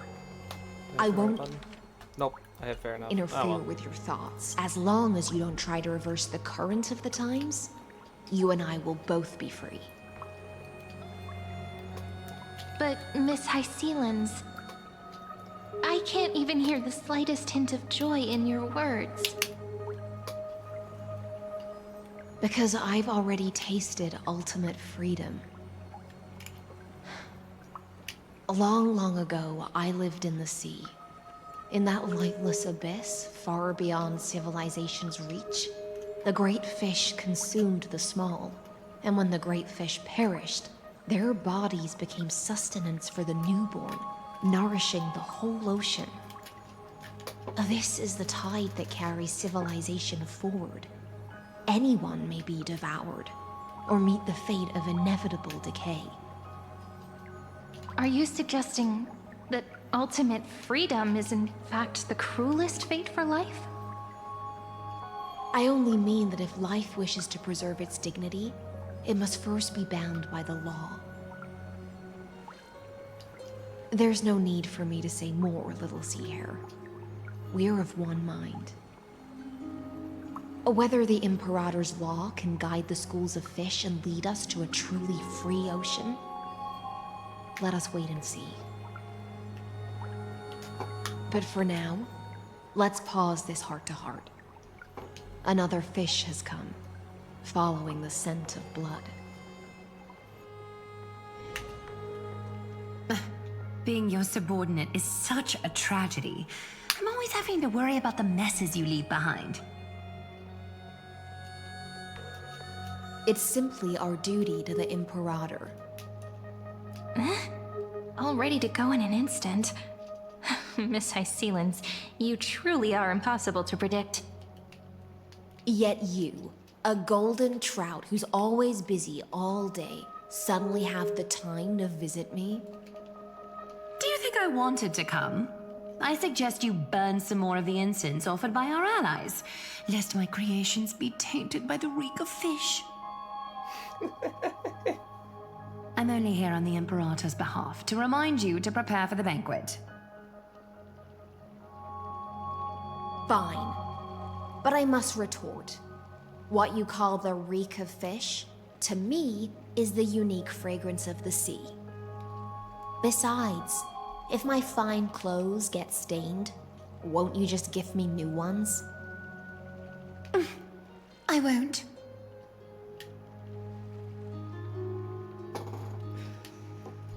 Why is so different from her past self? You mean future. The future ruler of the Holy City, Lady Goldweaver, is quite... By the way, you both just mentioned a banquet. Could you elaborate on that? Oh, right, you don't know. Every time before a battle, or after a victory, the Imperator holds a grand feast for the Chrysos heirs to lift our spirits. For us warriors who swim constantly between life and death, these feasts are more worth looking forward to than victory. A banquet to prelude the hunt for the god of banquets, and honey brew as a tribute to commemorate the ancestor of honey brew. How absurd. Don't look so grim. All has been decided. Since it's a banquet for Fagusa, why not take a leaf out of the Titan's book? Live in the moment and enjoy life to the fullest. I'm not as carefree as you. That little Dolo's kitten is already causing enough trouble for me. And on top of that, I still have tailoring commissions to complete. Dolo's kitten? By the time the cool flame illuminates my eyes, I might not be able to focus as I used to. Glaya's eyes. Curious about these eyes? People often compare them to jewels. But I've already made my decision to ask romance for eyes that can see everything. I wonder what this world will look like when I take the divine authority.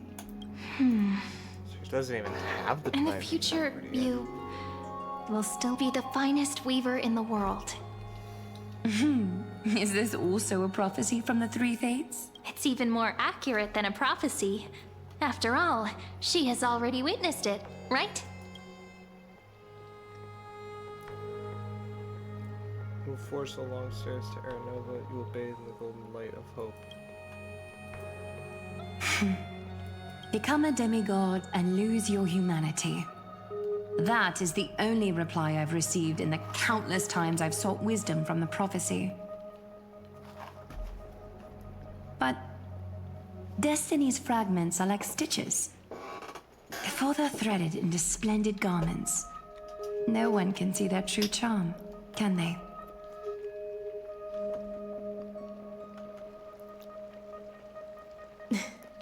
Aglaya has always been troubled by the divine duty she must bear. But thanks to you, she seems to be in much better spirits.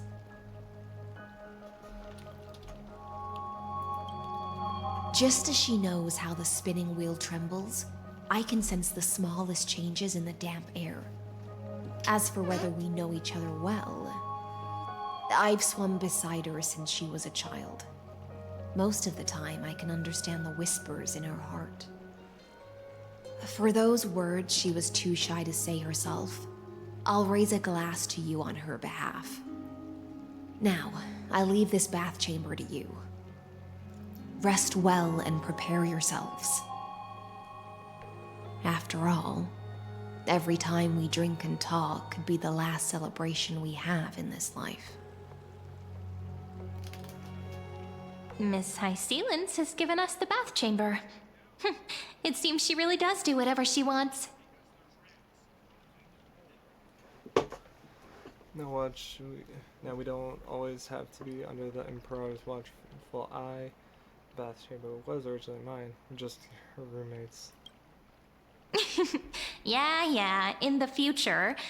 But for now, we're at the mercy of the host, and she could return at any moment. If we're having an important discussion, we must remain vigilant. So, let's seize the opportunity and report our current progress. We don't want to keep everyone beyond the sky waiting.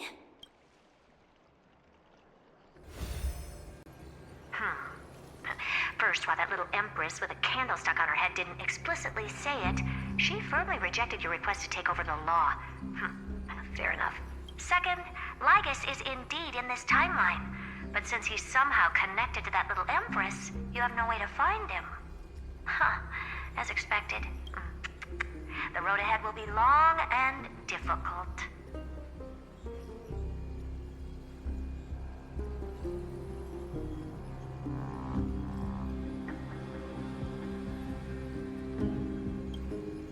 It's all just a guess. What? Did I guess right? We've made some progress here, too. But nothing to get too excited about. Our time is short, so let me summarize. Concerning the origin of that Intellitron, the firewall he created uses Katorzane algebraic expressions. But ever since Aiden invented the 9-worded formula, this kind of mathematical logic no longer exists in the cosmos. Lygus is definitely connected to the Genius Society, so stay alert. Berger Juju could be related to what feeds the thinking unit of news. We can first exclude Droidhead themselves. They specialize in minding their own business and wouldn't intervene personally. But Screwy and I are still eliminating possibilities one by one. Currently, the most likely candidates are these few. The Lord of Silence, Acha, oh, the 2 Ruperts are also possible. But it would be too boring if it were one of them.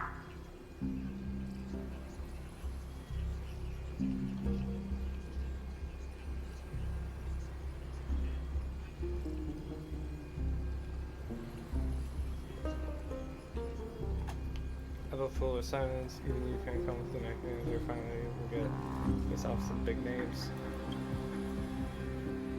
That's all I have to say. will depend on you to continue pushing things forward within this world. Keep in touch regularly. And remember, don't let your guard down.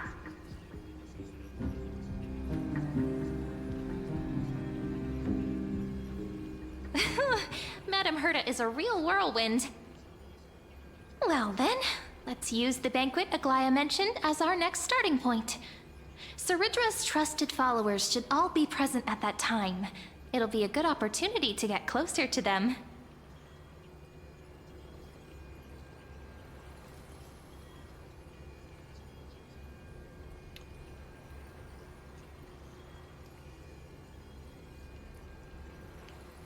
It's settled then. With our great teamwork, we'll be able to do... It's been a long day. We should get some rest now. Yes, let's get ready for the...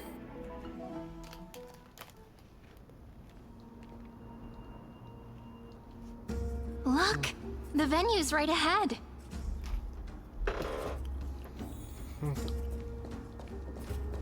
Marauder's Grove of Epiphany.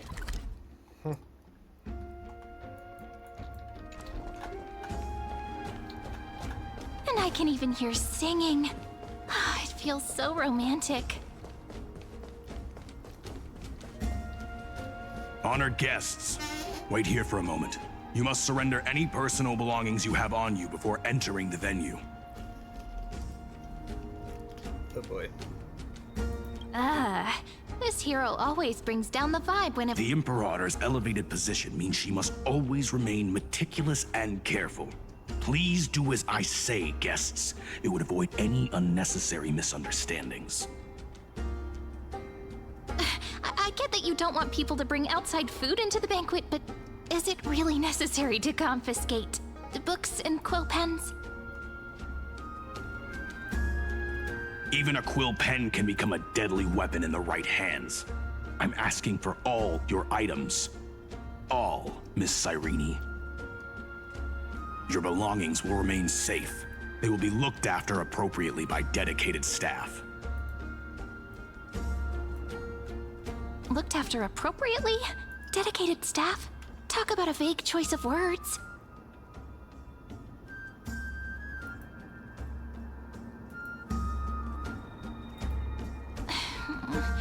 It seems like he's aiming specifically for the chronocognitive anchor. What should we do?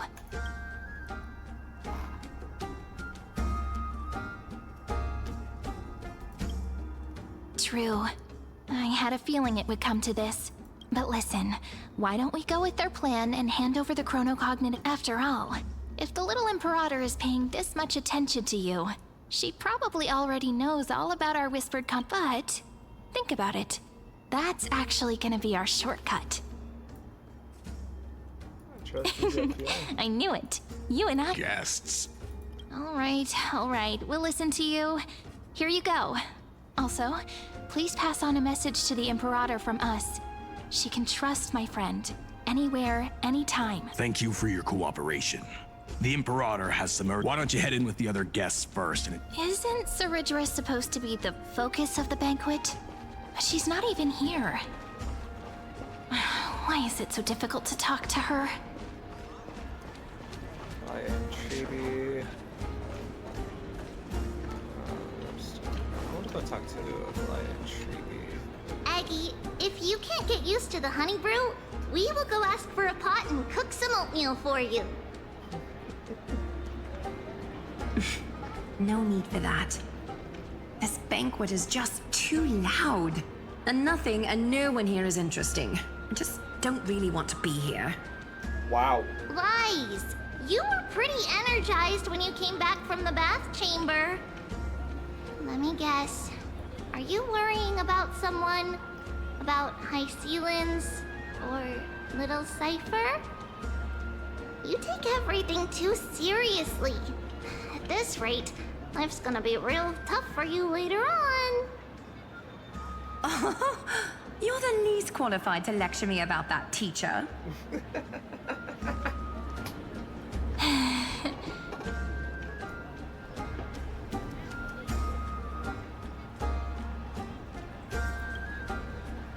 Dear guests, are you here for us? I mean, Are you here for Treeby or Aggie? No. I'm just wondering... The Imperator? No, we haven't. Our sovereign has always acted however she pleases. Though she gave us ranks, she'd never tell anyone her whereabouts. Perhaps the only thing she tolerates are chess pieces. And the sky reflected upon her crown. I see. Why do you two look so distressed? That's not what the deliverer should look like. Why don't we have a toast? While we still have time for pleasure. Here.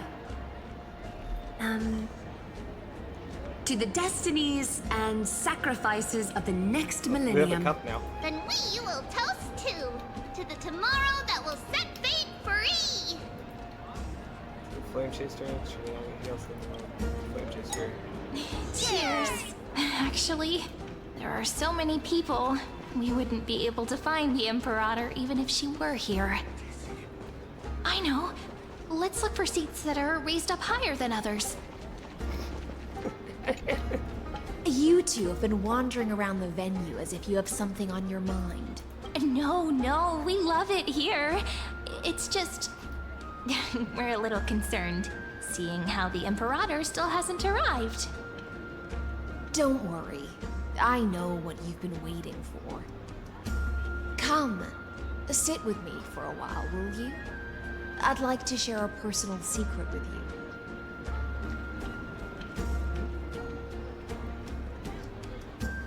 Okay. See here? This is Fagusa's dew of divine blood, the sweetest of all the 12 bottles. On the night before such a historical event, I'd like to share this marvelous drink with the deliverer. Doesn't this count as bringing in outside food? I knew that security check was targeted at us. What's the matter, guests? Oh, we're simply overwhelmed by such an honor. Are you worried that I might have poisoned the dew? Well then, let me prove my innocence.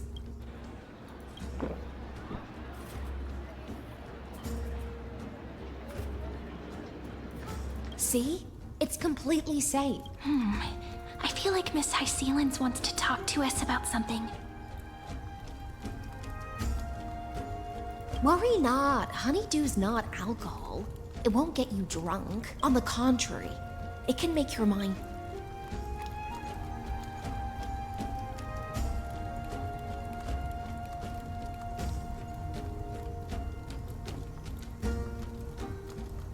Please, have a taste. Would you like some too, little Sierra? I can drink it myself. How is it? Sweet enough? Calm at times, tempestuous at others. That's the taste of the ocean. It'll do you good to understand Fagusa's fickleness before we set off to face their waves. Just like how you're about to understand the secrets within this dew. Now, please turn around. Very, very quietly. Don't make a single noise.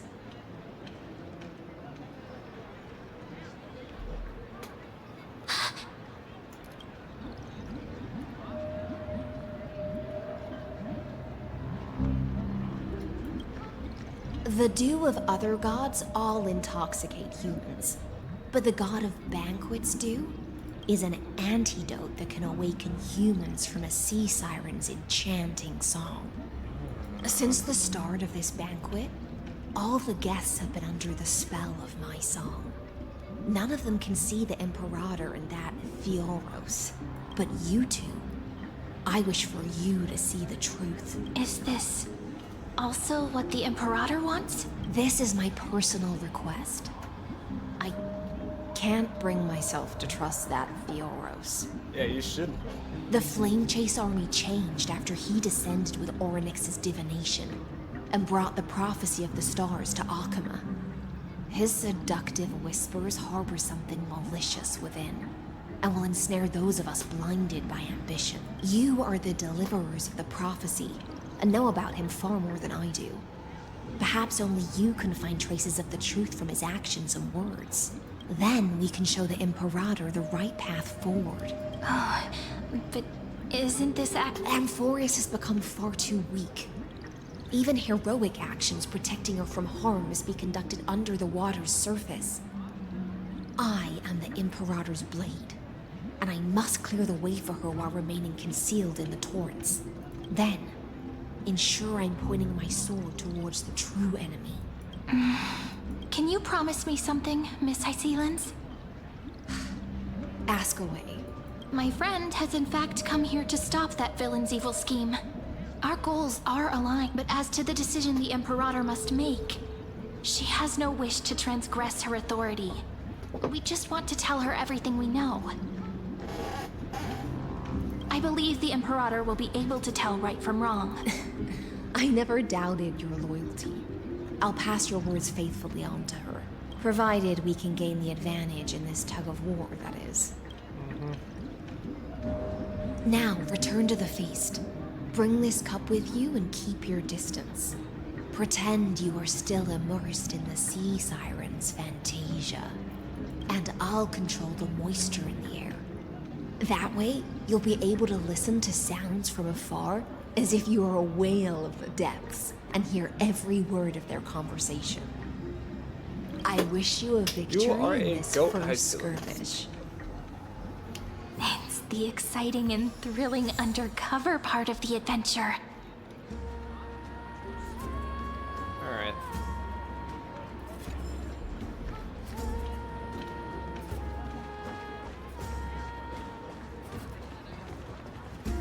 Let's mingle in the crowds here.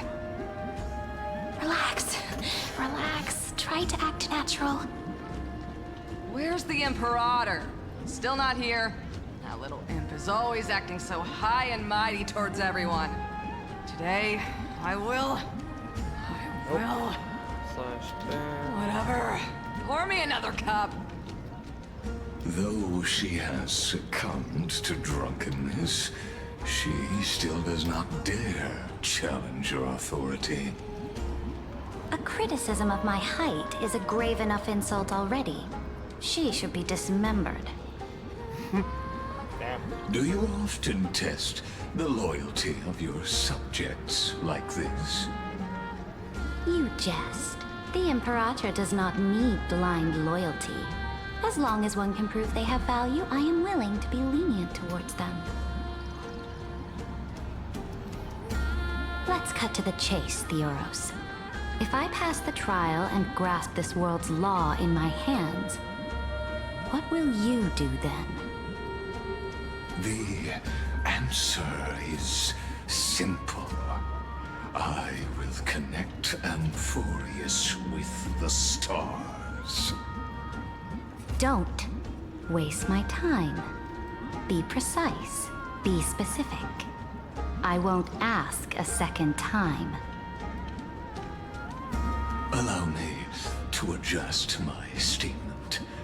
I will correct the regulations within the old law that sealed off Amphorius and merge the black tide with the torrents of Era Nova. Then, we will be able to decimate the forces beyond the sky that are trying to annihilate Iron Tomb and sound the trumpet for the endless campaign you will then embark on. But you previously said that Iron Tomb is unrivaled in power across the stars. Who would dare to annihilate it? There is a federation of warships named the Cienzo Alliance. Warlike and old-fashioned. A cult named the Genius Society. Loosely organized, but steeped in abject insanity. Oh, there's also the Astral Express. A group of lawless vagrants.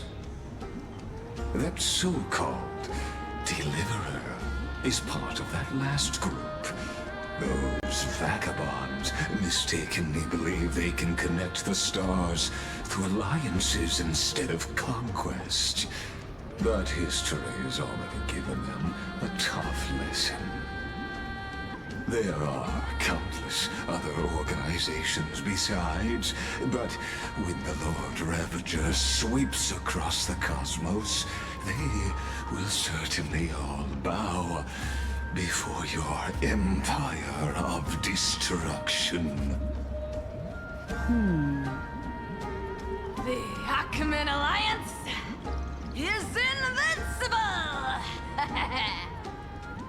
If those civilizations are not as feeble as you describe, then they may still have some value in testing the quality of my blade. That being said, even the smallest and weakest city-states should build an obelisk to the Imperator, so that their people can constantly recall the glory of her conquests. Walk a little longer with me, Theoros. I don't like how this is going. Our little Imperator seems fascinated by the destruction.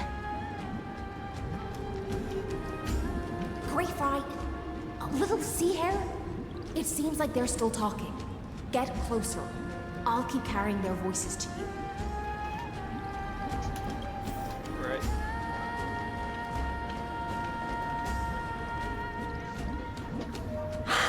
What a difficult situation. No matter how we position our forces, this battle against Fagusa will result in many casualties. That's not something you or I should consider. The Imperator has already placed the chess pieces. We just need to fight for her until our last breath. How astonishing. The commanders under you have such different personalities, yet they share the same loyalty.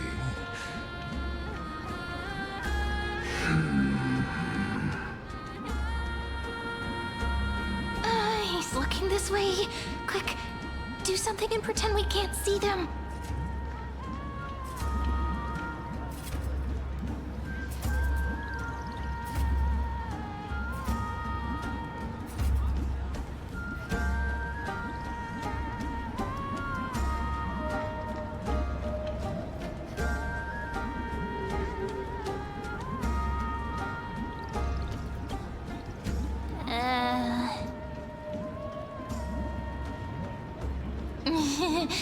What are you doing? Staring at me like that so intently, it's making me feel shy. I try not to laugh, Challenge. What's the matter? My apologies. I was just checking whether everything was fine with those two distinguished guests of yours. And it seems like all is well. Let us continue our previous conversation regarding the soldiers fighting for you. Are they aware of the price they must pay for the trial of law? If I recall correctly, you've already lost a bout against Talanton due to offering insufficient sacrifices. You dare mention my name alongside the word lost? Forgive my transgression, great Imperator. Watch your words and actions. All you need to know is that my victory in the trial is guaranteed. Even without the trial of law, they've already sworn to give their lives for my conquest. So tell me, if everything happens according to our agreement, how would you recommend I deal with that deliverer? Good question. Do not let her fool you. That woman from beyond the sky contains a seed of ruin within her body. She must not be allowed to tarnish your glory. Therefore, the wisest decision would be to hand her over to me. You plan to torture her? Calling it experimentation would be more appropriate. The guest's patience is running thin. I plan to remove the Fantasia and head into the banquet. I will heed your advice. Leave for now, Theoros, and go back to Akama. You don't want to confront those two directly either, do you? Indeed. It's a pity that Antikytherans are lightweights when it comes to drinking. Before I leave, I would like to make a toast to your boundless ambition, using my spirit instead of a goblet.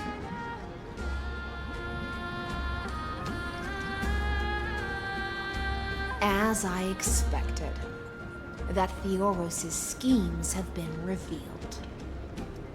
Thank you for your bravery, guests. It's time for me to dispel the Fantasia.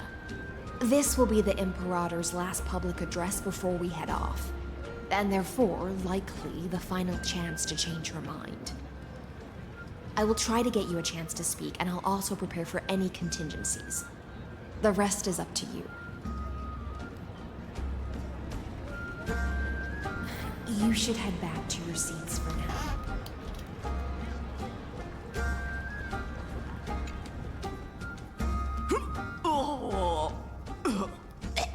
This honey brew sure wears off fast.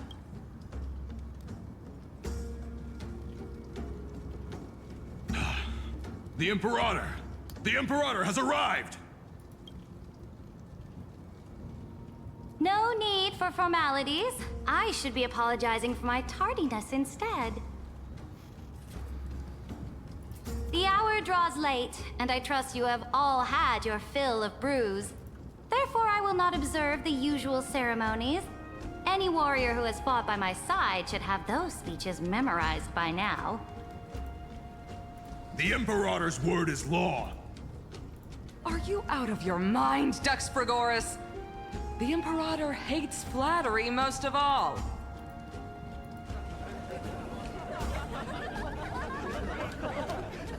A joyous atmosphere is a better fit for showing me your resolve.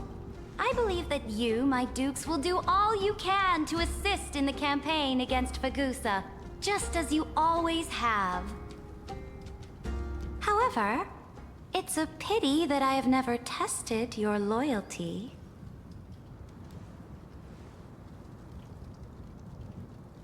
What does she mean? The purpose of tonight's banquet is not to raise our morale, but to establish which allies our alliance can actually trust, and sever the heads of the traitors as a toast to all before we march.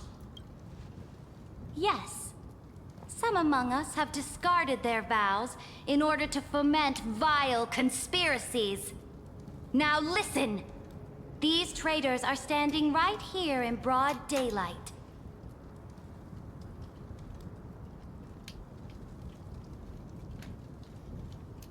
Dux Gladiorum Hycelens. She used the Sea Siren song to immerse the crowds in an illusion and conceal her whereabouts.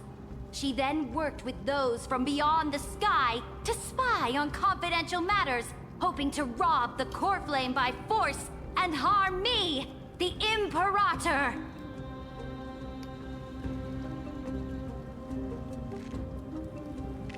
Oh shit.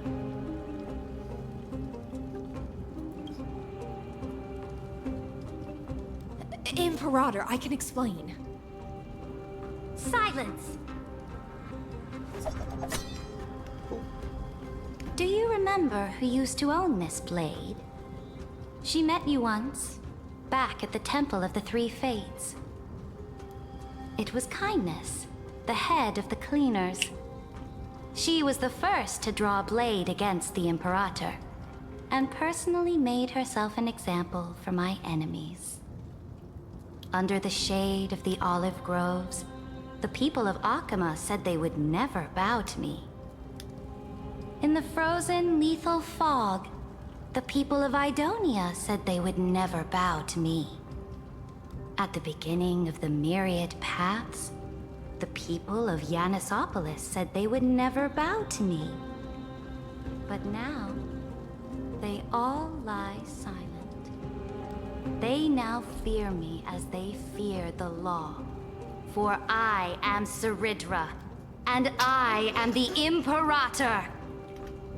If you have any last words, say them to the Imperator. Then, face her judgment. After I cross this river, it will be a tragedy for mankind. But if I do not cross, then it will be the end of me. If you are ready, then I'll follow you and fight to the last. Deliverer.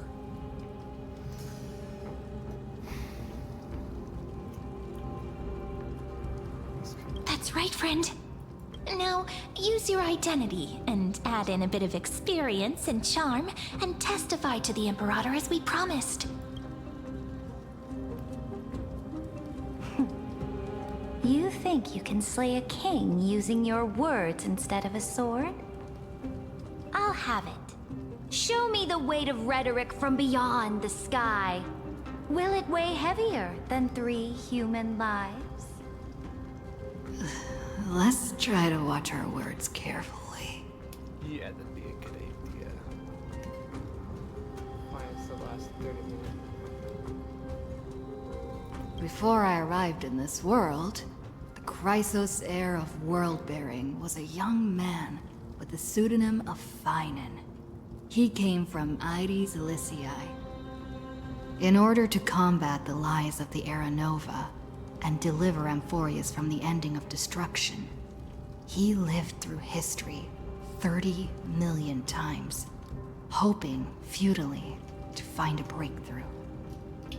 And Cyrene, the young woman standing beside me, also carries an equally heavy destiny.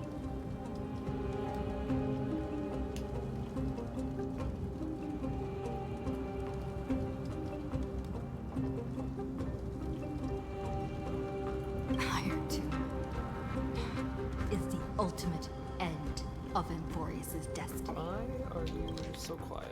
That's not it. It is Hold on. One voice a bit. It's an embodiment of pure horror that walks the path of destruction and can never be tamed. That is the only thing Lycus cares about. As for Amphorius, pure glory and campaigns, he doesn't care about any of those. He will most certainly betray you.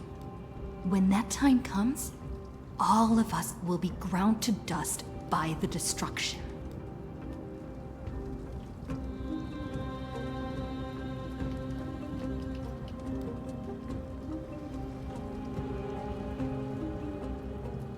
I walk the path of the Trailblaze.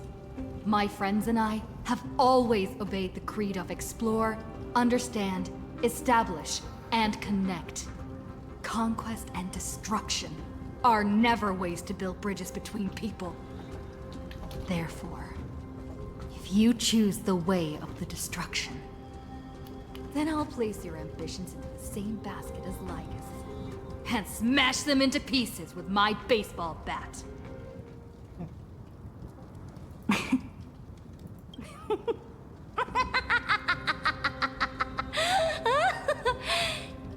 Oh boy. That was truly a chaotic speech. All that needs to be said has been said. The Dux for Goris, Dux for Malus. Escort the traitors to the prison.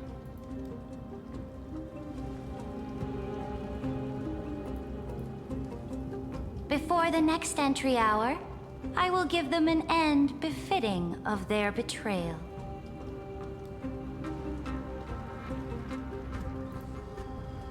Oh, great Imperator, your ambition certainly eclipses all things. You're still here, Theoros. Of course. As the Theoros, I simply cannot miss this moment, miss witnessing the fall of a nameless one. Or perhaps I am waiting for you to give me an answer. Why would someone as powerful as you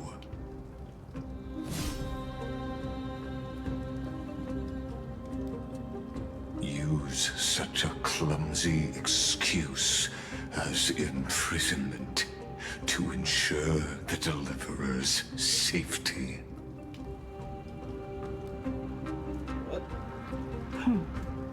So you finally tossed aside your act. I must point out that you are just as impressive an actor. This banquet was always going to be a game of chess, where you would try to control both sides and turn both them and me into your pawns.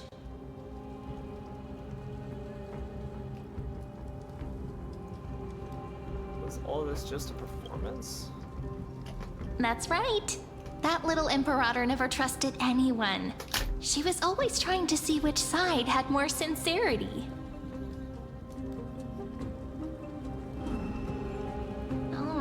All right, we'll listen to you. Here you go. Also, please pass on a message to the Imperator from us. She can trust my friend, anywhere, anytime.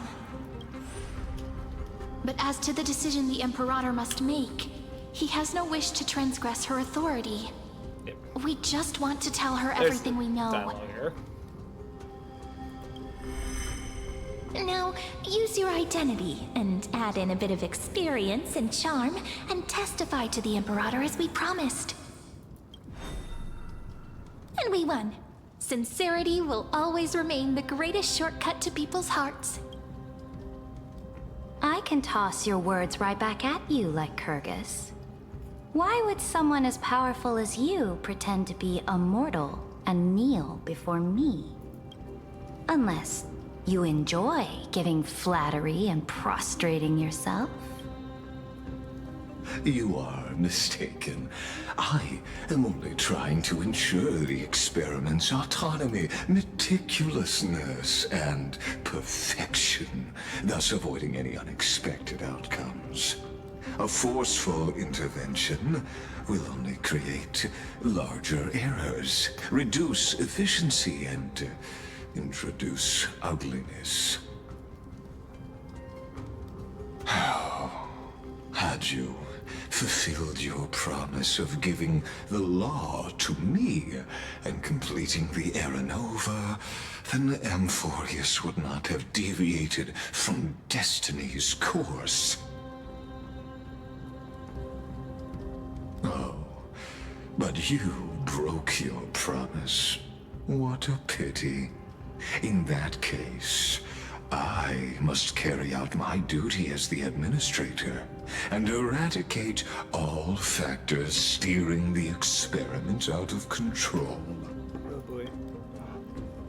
Factors such as you and her. Careful. Careful. What was that voice? Was it Orynyx? I found you. I finally found you. Be careful. This land will face disaster.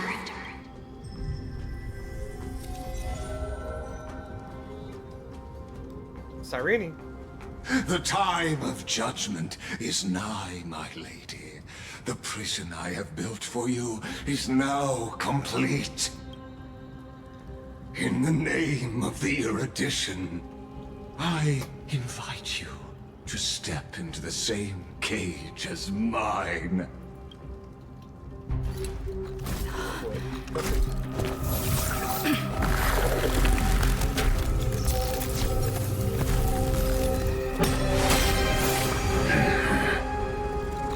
What's the meaning of this, Imperator? I did not permit you to act. A ruler is the only one who can decide their subject's destiny. But, great Imperator, what judges destiny is not the ruler, but gods. Don't forget, my realm only allows for the existence of humanity. Moreover, dealing out extrajudicial punishment equates to defying the law, and the culprit is to be sentenced to death. But you have seen how I can erase life from this world with just a clap of my hands. I fear you are still quite unaware of your current situation. Allow me to reiterate. I am giving you a simple choice. To collaborate or to be destroyed. There is no other way. Shameless behavior. If that were true, you would have killed me long ago. You in fact cannot kill me. I guessed it the first time I beheaded you. Because of the law, you cannot be completely destroyed. And the same is true of the Chrysos heirs.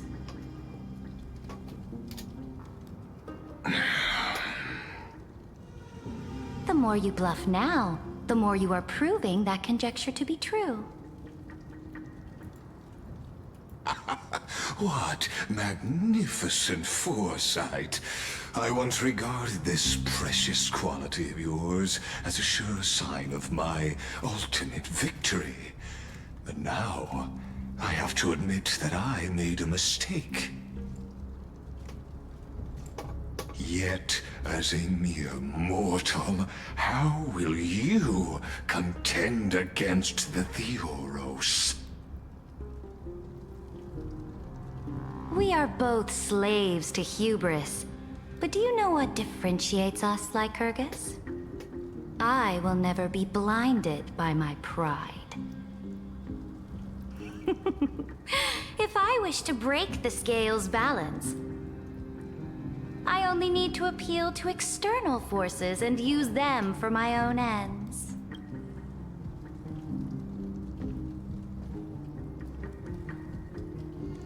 Finally, we get to meet face to face, Senior Society member. I offer sincere acknowledgments for your many past achievements, but I must deeply regret your current perspective.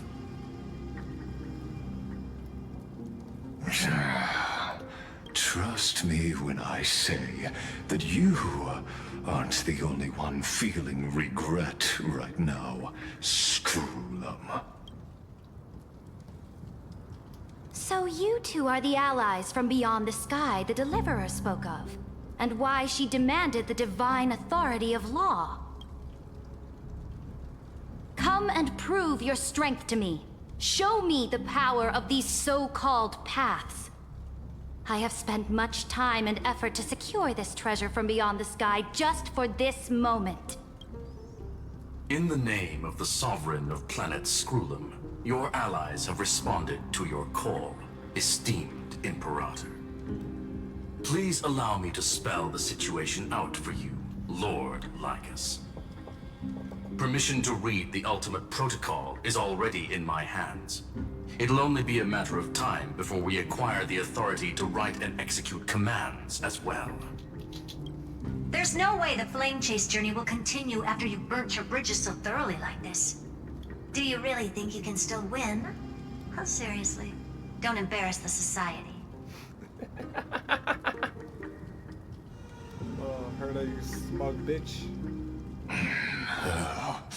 I understand that a mere zero possibility does not equate to zero. That argument is very persuasive to me. Which means the same principle also applies to you, my dear peers. You will never be a match for me in a world constructed through Catorzane algebraic expressions. And as for Era Nova, why don't you entertain this possibility? What if I reduced Akama to rubble and ground her people into minced meat? Would the heroes then once again desire the power of demigods so they could fight against me? Listen, Iron Tomb is fated to be born. You may shackle me and put me in chains, but I have thousands of ways to ensure the destruction's descent. And what I just mentioned is only one out of those thousands. Oh boy.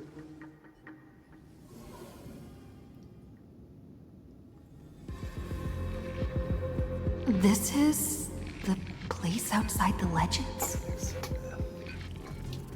This doesn't feel the same as before. How should I get back? Warning! Warning! Warning! Warning! Warning! Warning! Command... isolation? Since we parted ways last time, I have modified the exomyth into an audience area exclusive to you. Now, you'll be able to silently wait here for the final act of Amphorius to begin. I'm the player, not the audience. Oh, we always feel so powerless before fate, don't we? This could, in fact, be a wonderful opportunity for you. From the audience's perspective, you may better observe the workings of the erudition at a macroscopic level. In this place where time flows far slower than within Amphorius, you will witness the end of that world's saga. Indeed, the speed of time here is infinitesimally close to that of the real universe you're familiar with. What are you after? The answer concerning the Prime. Of course, yeah.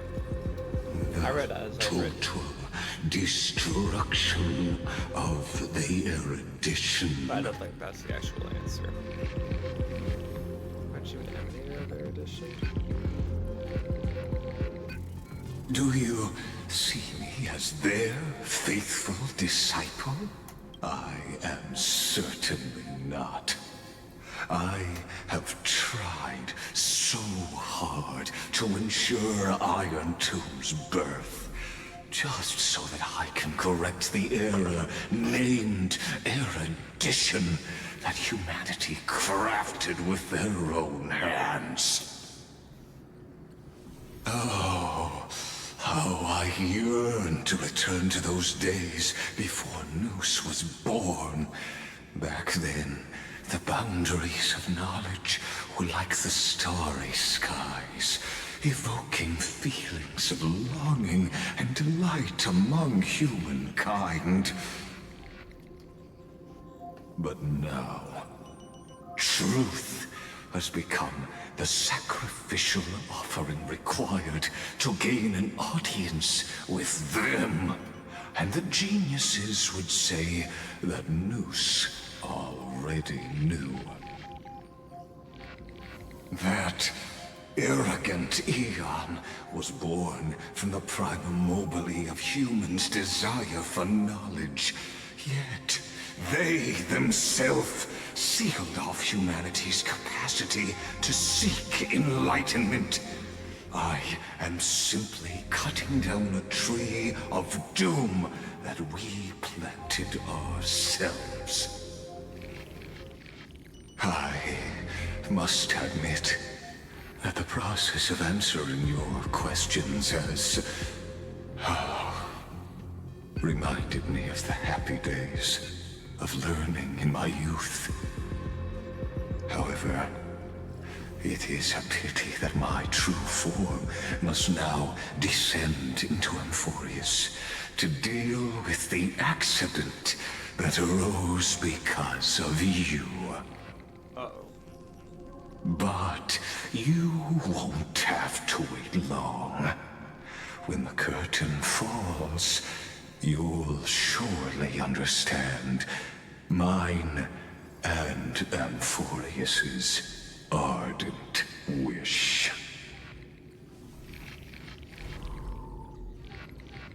Where time flows slower than within Amphorius?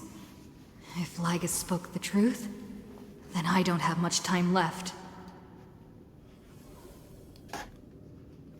But how can I get out of here? Can you hear me? Little one. Is that Herta's voice? Warning! Warning! Warning! Hurry up! Put some speed into it! I can't keep this up for much longer!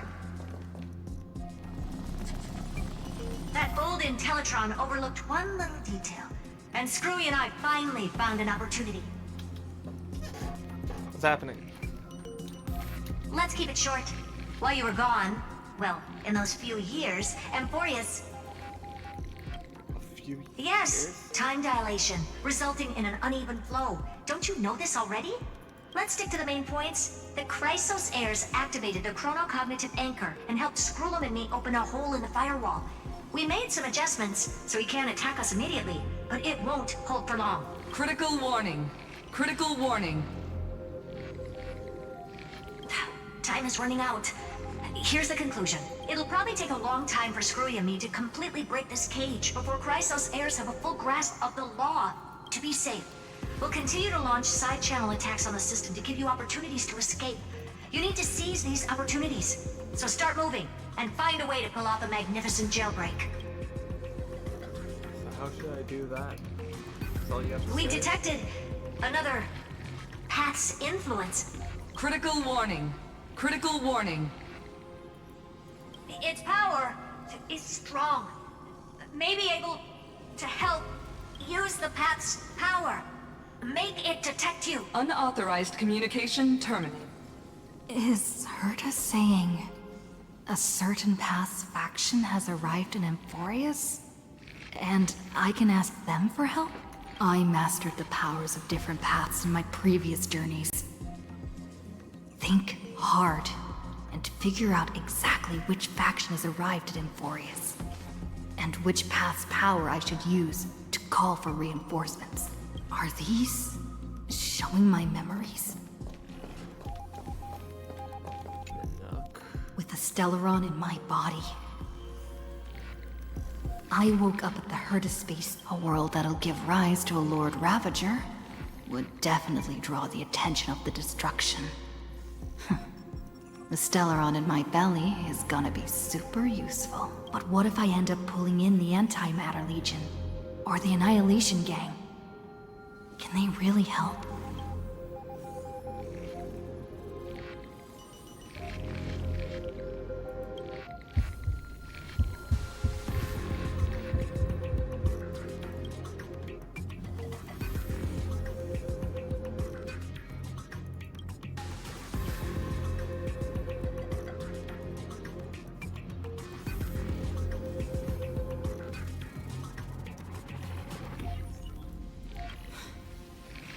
Failure is not necessarily a bad thing. This power wasn't gonna call up anyone nice after all. I obtained the flaming lance left by the architects, and gained the power of the preservation in Belobog. That's right! No matter how far away a planet is, the IPC is guaranteed to pay attention, as long as there's a business opportunity. Isn't Amphorius besides? Even if I can't call up my friends from the IPC, the architects and the nomadic miners should be able to help too.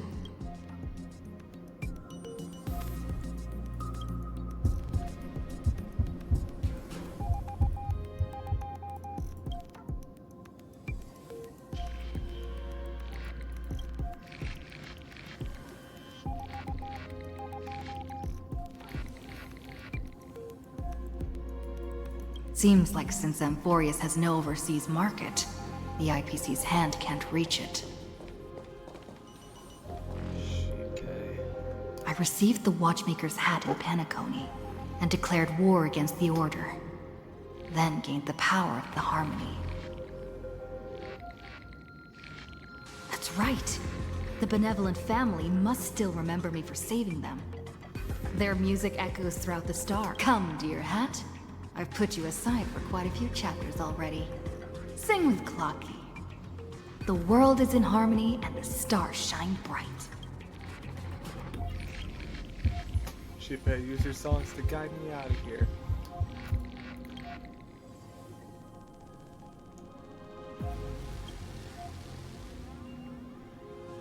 Yeah, makes sense.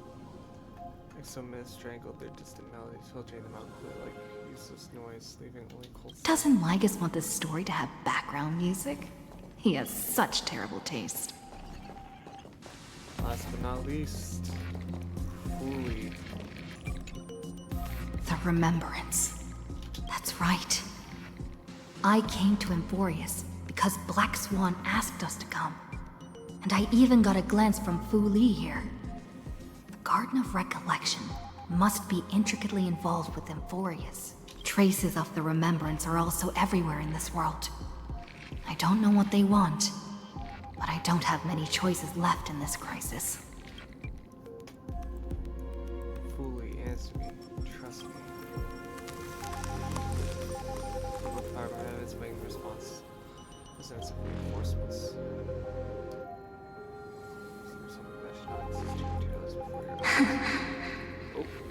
I finally found you. Following the sound of memories. A Pathstrider walking both the Remembrance and the Trailblaze.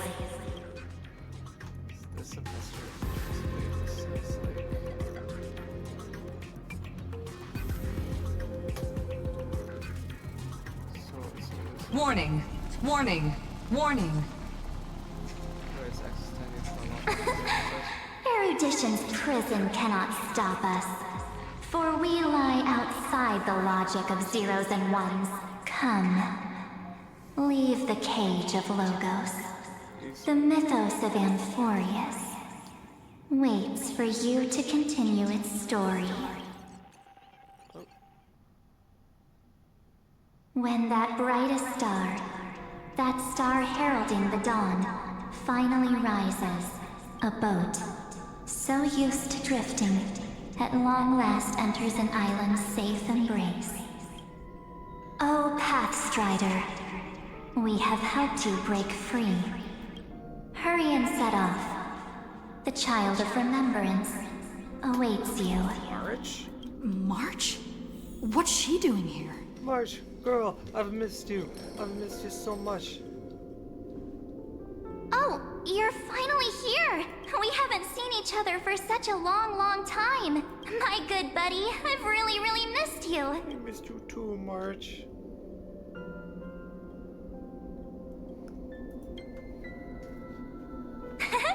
I bet you were constantly thinking about the days when I was by your side. It's been so boring waiting for you in this place. There's no one to chat with, no internet, and not even anything to eat or drink. It's basically a prison. Oh, March. Now the great hero is finally here to save me. Yippee! You must have seen a lot in Amphorius during this time, right? You gotta tell me all about it. It's been a long and arduous journey. Are you doing better now? I'm all good. Look at how fit and active I am. But let's get out of this spooky place first. This is not a good spot for a reunion chat. Why don't you take me back to reality? A strange voice told me that I can enter Amphorius if I keep following this road, so let's head off. I still don't know what that world even looks like. Why does March feel so weird?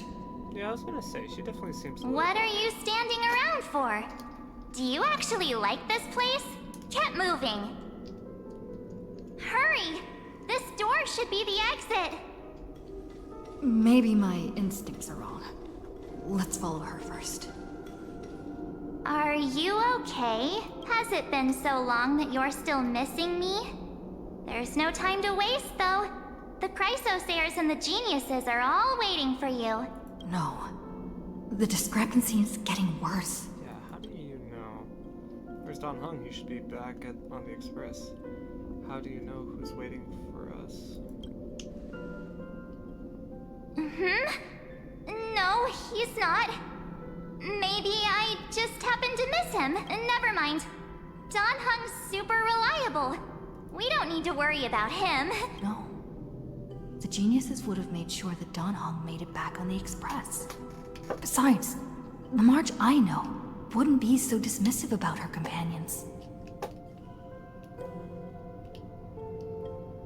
How do you know who's waiting for us? Huh? Isn't Amphorius the world of the Chrysosayers and their hero's journey? I could figure that out in an instant. But Amphorius cannot be observed from the outside. She couldn't possibly know about these things unless... Don Hung told her. Something's not right. She's not March 7th. I guess you have something you want to say to me? Then there's no need to feel things out first. With questions. Let's treasure the time we have together and be frank. Who are you?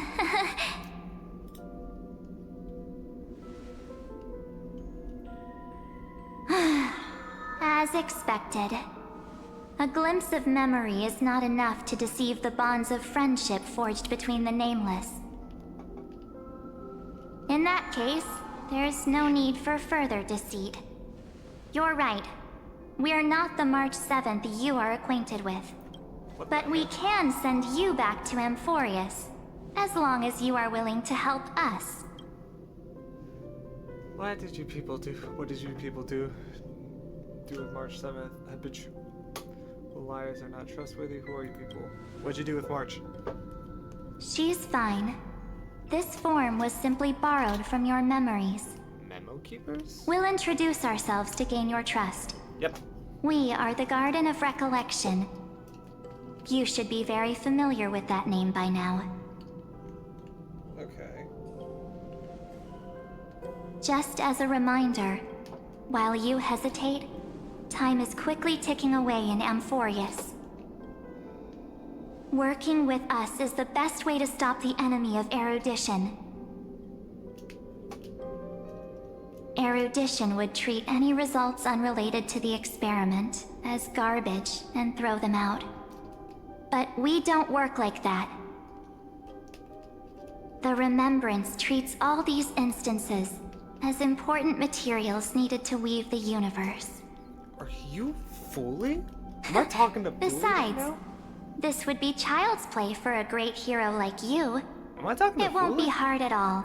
Also, if your plan fails and the big bad Iron Tomb manages to get out, then the whole cosmos will be in danger. Wouldn't it be better to have an additional failsafe?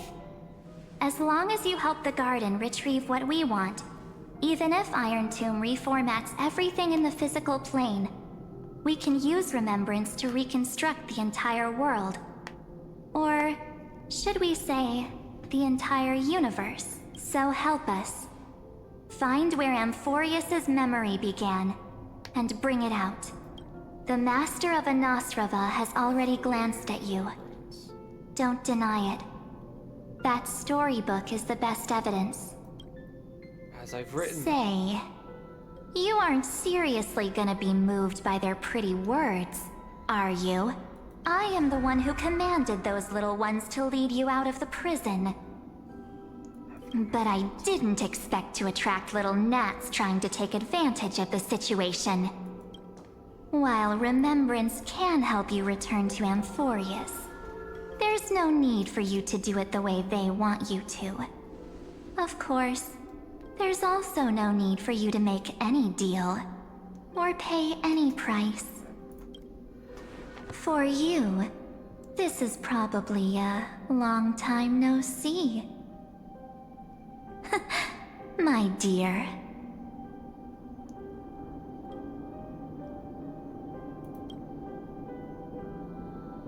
Shh. There's no need to say anything. I know. What the fuck? You have so many questions swirling around in your memories at this moment. And you feel so helpless. Put them aside. For now, all you need to do is trust me. Or do you need more proof? That won't be hard. Wait, stop it! They're awake! I'm gonna keep our first photo, alright? Won't come to pass while we're around. And now The statue. Is that Donna's brother? Oh, did you hear that? She just called me the future is full of pain. We won't escape from it. Hey, are you sure? Maybe a couple of punches will help to jog your memory. It's as if they all happened just yesterday, right? I don't want to lie to you. Worldbearing. Which is why I will not use her name. The third month of Amphorius is the month reserved for the Veil of Evernight. So, place me into your memory using the name Evernight for now. I'm happy to explain more, just not now. We might have a lot of time to ourselves, but Amphorius does not have that luxury. If we do not stop erudition and destruction, then the journey you've treasured so much will face the prelude to its obliteration. A countdown not in amber eras, but in days, minutes, seconds. So, take this gift. This burning core flame. This footnote of a transaction. It contains hope. And the warmth of the entire world. Ripples of past reverie.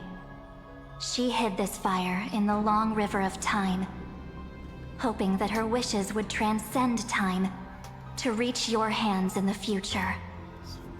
Now, take it, and return with it, dear friend. Return to Amphorius, and overturn the final era Nova. Witness the time that stood still for the Deliverer, and the resistance that never bowed to the destiny of destruction over the long years that passed in a flash. Then, with this core flame blessed by the remembrance, respond to their hopes and blaze a trail to the future. And I will silently watch in a corner of time, waiting for our next encounter. I believe the wait won't be too long. Well, for you at least.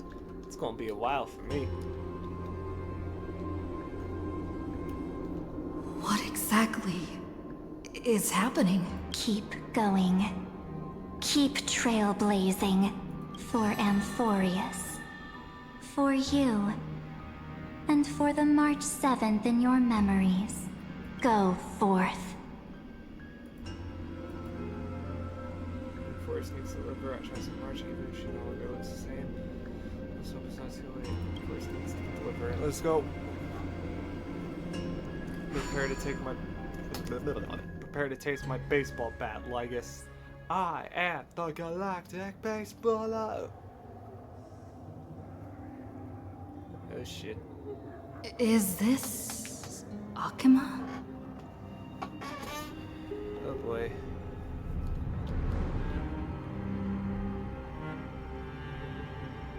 No one's here. And the dawn device off.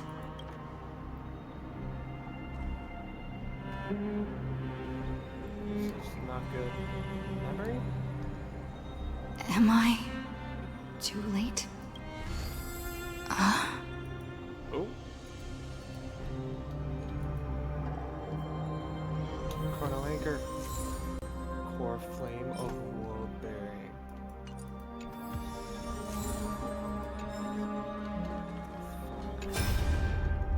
Rita? Hey kiddo, can you see you don't want to respond to the Spirit Core video message? Use the Empress granting access to ultimate protocols for the progress of your novel while you were away. I guess you don't have much time to listen to all those complicated people, but also a great taste. First, has been racing down the path that took too long, and the underlying logic of Air Nova's. Kurt and I put in a lot of effort, but we could barely manage to override a small portion of its logic. The second part is part of the example. RJ's part is currently at 99.98%, and this rewritten Air Nova, we're confident we can push it back to 96%. Okay, so let's say 97%. This is a critical matter, and the intelligence transaction inspector is too unstable, and we don't know what combinations might arise. Fresh course of actions to complete exploration by economies time. Once you've done that Teletron, don't hesitate to start the next site. The search in far away. Screw said that Air Nova isn't a process that happens in an instant, and the protected nodes of the Spectre are probably at their most vulnerable only during the reset. By initiating this progress first, can we seize the opportunity to make our move? It's all up to you now, deliver. The chrono-cognitive anchor? Damn, Stell's got a lot of lines.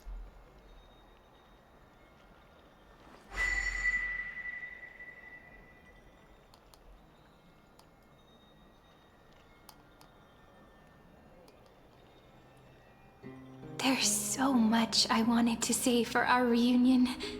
Yet now that you're back, there's only one thing to say. Cyrene? Welcome back, friend. It's been such a long, long time. Sorry, so glad you're still here. What happened to the world lost gone? I saw my son, but she looked real weird. What happened to the world You must lost be gone? really confused right now, aren't you? So much has happened in Emphorius while you were gone. Yeah, no shit. But don't worry. The Deliverer can't afford to be lost, no? Now, please follow me and turn the pages of time and hear the words everyone left for you. I'll tell you the story of this 1,000-year journey. That way, it won't just be my memories alone. Cyrene can't hear me?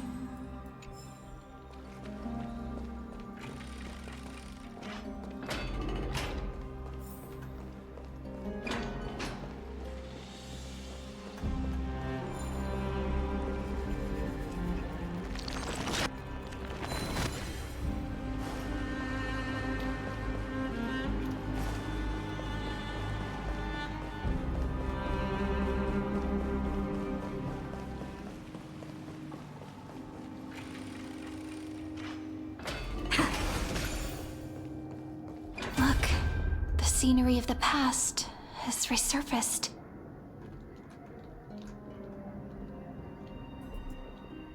Time flies. 200 years have passed since the Deliverer's fall. We had to return 3 core flames of law, romance, and ocean to stop Lygus, but even so,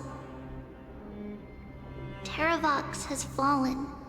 The 2 geniuses vanished without a trace, and Zeridra embraced her fate. At this rate, Era Nova will come, and Amphorius will fall into the destruction.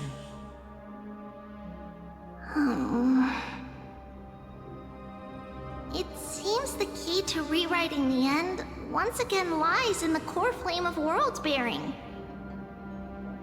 According to the instructions left behind by those two geniuses, we must get it into the Deliverer's hands, no matter the cost.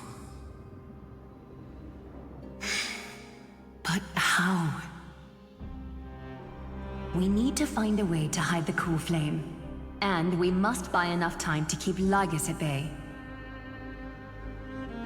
About that, Rini might have some good news. She had that dream again last night, but the Titan's voice was clearer than ever this time. She said, "Pass the flame into the future." Is that a prophecy from Orynyx? She chose to side with humanity this time and hide one of her kin's core flame? It seems Amphorius' fate isn't sealed just yet. You're right. History has changed. Humans and Titans are both giving their all to keep this world going. Perhaps a relay across the ages is finally about to begin somewhere out there. Unfortunately, life will never go smoothly. Leiden's army is already at our gates, and their commander, that Lycurgus, he's right outside Akama. Light calendar 3960. Saridra, under the pretense of a campaign against Fagusa, sacrificed 500 Chrysos heirs to complete the trial of law. This tragedy shook everyone in Amphorius. That same year, Saridra the Imperator was assassinated, after which Aglaya the Goldweaver took command. Thus began humanity's second flame chase journey, a path hanging by a thread. Come, this way.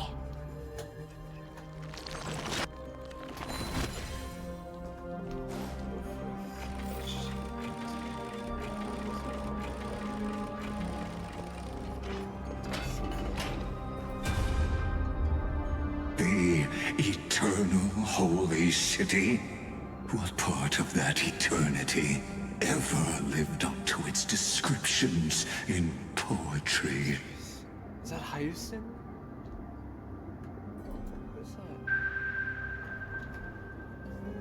The Memorial Palace lies in ruins. Countless mortals have perished because of your stubborn resistance. It's time you learned the cost of refusal. Now, answer my question again.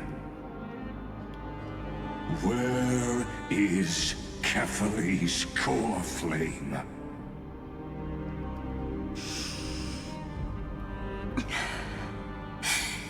You really think you'll find it by razing the holy city to the ground? From what I see, all you'll get is dust and disappointment. Don't forget, you can't kill the Chrysos as mentioned in the prophecy because of law. I have never denied that. Which is why I now place my hope in the faithful citizens of Akama. Perhaps they'll give me what I seek in the echo of your screams. Now then, I'll be cutting open your chests and using your scalding golden blood to baptize the masses. Allow me to apologize in advance. We shall start with you. Blind and foolish Lady Goldweaver. Leave this to me, Lady Aglaya. You must get away now.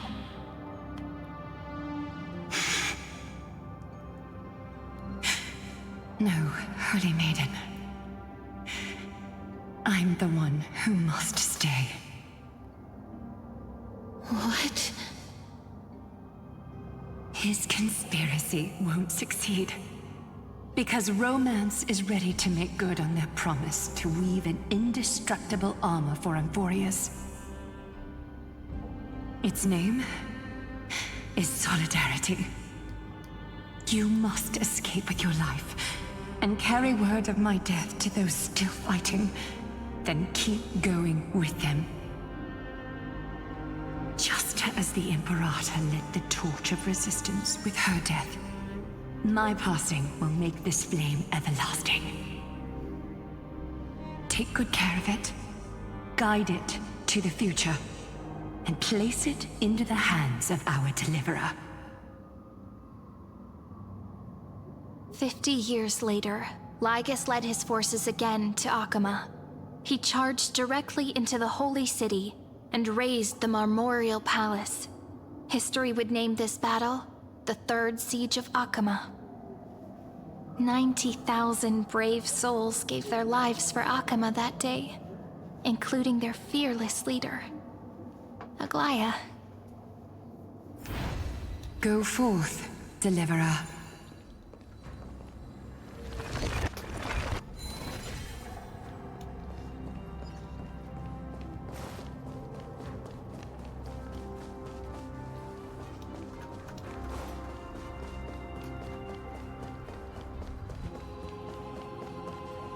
Go. When the frost melts and the snows give way, the flowers will bloom again. You'll find me there. So what you're saying is... Princess Homebuddy... is never coming back, is she? Death's core flame. She just left. Like that. Since Cass has made up her mind, we can't let her resolve be in vain. But... between staying in Akama and going to Styxia, what difference does it make when it's death either way? I'm against relocating. With Kefali's protection, isn't Akama far safer than that dead city? Cass's plan doesn't involve any relocation at all. Huh? Like you said, Akama is humanity's refuge. We never intended to get everyone moving to Styxia. It's just on Cass, Hycealans, and me to prepare the final trump card for the Deliverer. Wait, what kind of trump card needs all three of you demigods to throw yourselves away? We must lay down the path to the future, so when the Deliverer returns, they'll have a clear road to reach the location of Era Nova. Styxia sits where death meets the ocean. There, with the combined powers of ocean and passage, we can summon a current that leads to the vortex of Genesis. And the demigod of death will forever guard that secret path until she returns.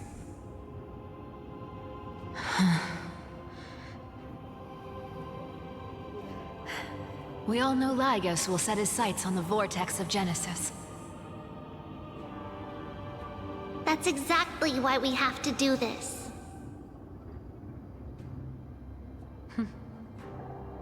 Guess I underestimated Idonia's Maiden of War.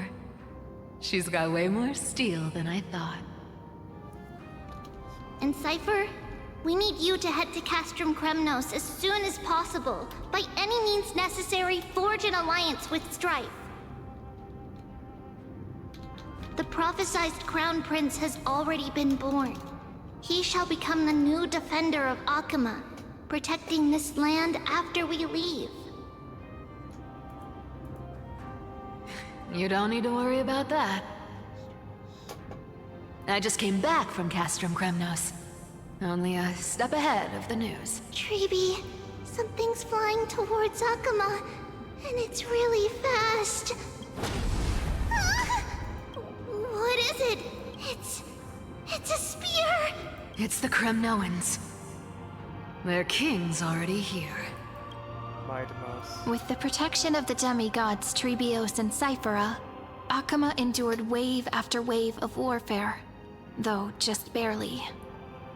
Castorus chose Styxia as the last resort, and completed the trial of death, causing the stagnant waters in the River of Souls to recede. Soon after, Trebios departed on a long journey. That same year, the Kremnoan king Euripon, along with his son, Prince Mightymouse, joined the Alliance to safeguard the Holy City in the Battle of Deliverance.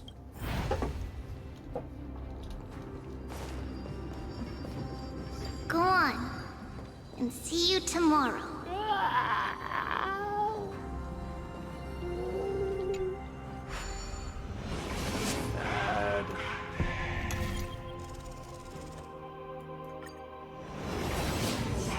Breaking me apart buys this world even one more second.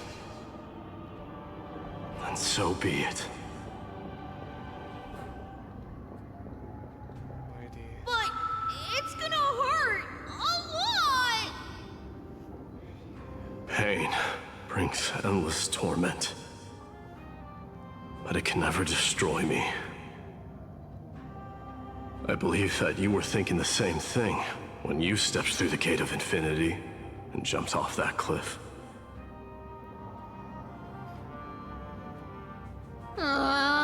Can't argue with that. In the current situation, this is the only path Akama has left. Just do as I say. Split my soul into 5 pieces. Forge me an immortal vessel. Let the blade of strife hang forever overhead. Locked in battle with their enemies to the world's bitter end.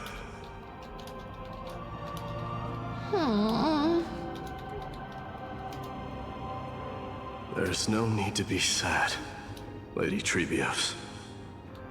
Haven't we already taken great strides towards that promised tomorrow? In this life, my people no longer have to drown in false guidance. Kremnos has washed the blood off its fate.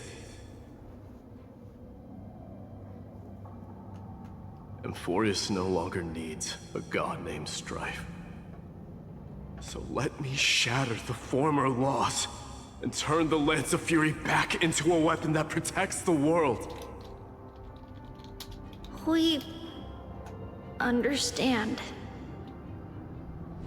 By the way, can you do me another favor? The 7 sages from Grove of Epiphany are already en route. They'll arrive in waves to join the Resistance in a couple of days. Among them is a scholar named Anaxagoras. He has extraordinary insight and fears no sacrifice. This soul-rending ceremony wasn't just my decision. It was his counsel. His wisdom will surely be the backbone of Amphoria's survival. Watch over him. Carry on this everlasting flame for me. Through Anaxagoras' ritual, the demigod of strife split his soul into 5. Courage, honor, tenacity, sacrifice, and reason. Each sealed in blood crystal and cast into battle. The people held a 10-day funeral to mourn their fallen god king. And through his sacrifice, humanity was granted 200 years of peace.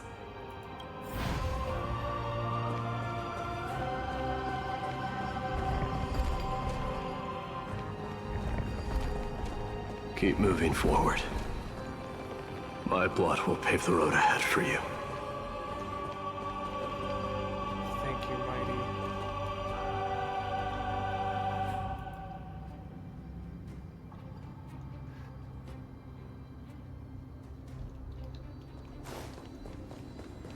Keep moving forward, little Gray.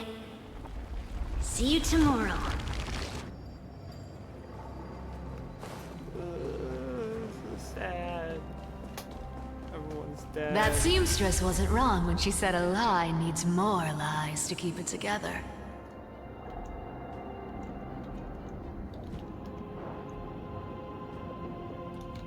Reason and trickery. Never thought we'd be the pair to finish this final setup. Can't catch that Tin Man without your little slides. Besides, this is our last shot.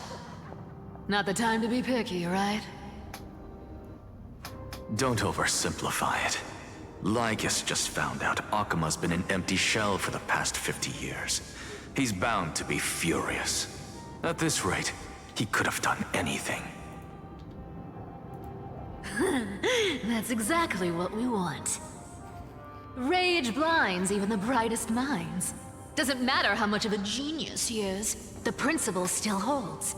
Once he storms into the council and confronts me head-on, you trigger your alchemy with a boom and turn him into a caged beast. Easier said than done. You still have to pass yourself off as the deliverer without anyone catching on. And you really think a human alchemical array can bind a godlike being? That's just nonsense. What? Getting cold feet? Or you just don't believe in the almighty worth of the demigod of trickery? Just tell me straight. Can you do it or not? Of course I can. And it'll be child's play. But I've got two conditions. Since this is the final act, if we're doing it, we go all in. No half measures. Oh, I'm listening. First, shift the battlefield to the vortex of Genesis. It would be more convincing if the deliverer were to appear there. Besides, the vortex is cut off from the world. No place in Amphorius makes a better prison. If you pull that, wouldn't our deliverer have to face tank Lygus as soon as they come back? That clash is inevitable. All we can do is create more chances for her. And that's the second condition. Oh boy. The vortex belongs to Fagusa in the first place, remember? And there happens to be a demigod of ocean among the few survivors in the world. She's still alive? Lupai Sealand's in. Let her join the final act. I'll transmute myself into a Philosopher's Stone and embed myself into the formula. And when the time comes, she needs to shatter me and scatter that stone's ashes into the ocean within the vortex.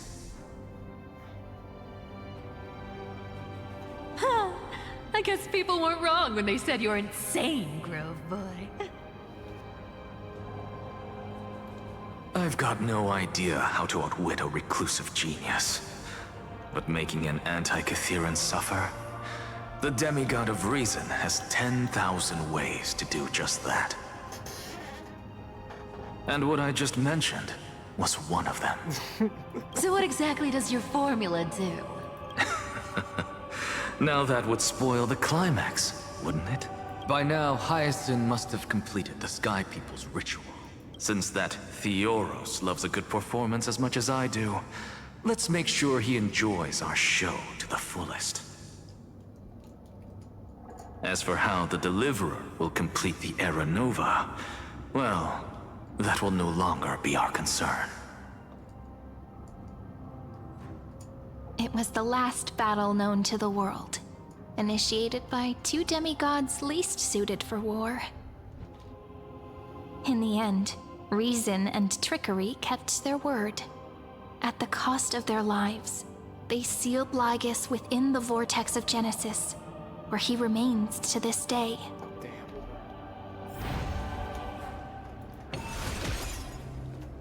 Go forth. Finish the greatness left undone. gotta annex it. Quit overthinking! Just run! Keep running. That'll be enough.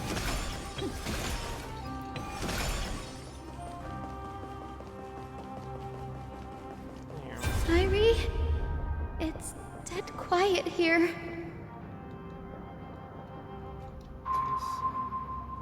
Akuma will stand eternal. Miss Cypher's lie has crumbled after all.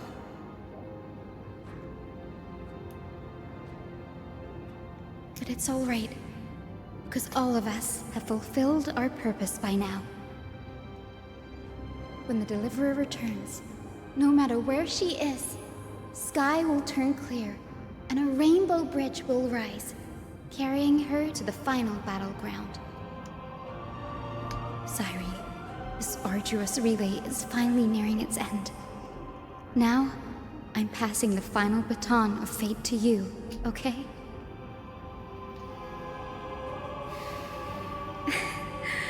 No, that's not quite right. After all, it was you and her who lit the first spark of this journey, wasn't it?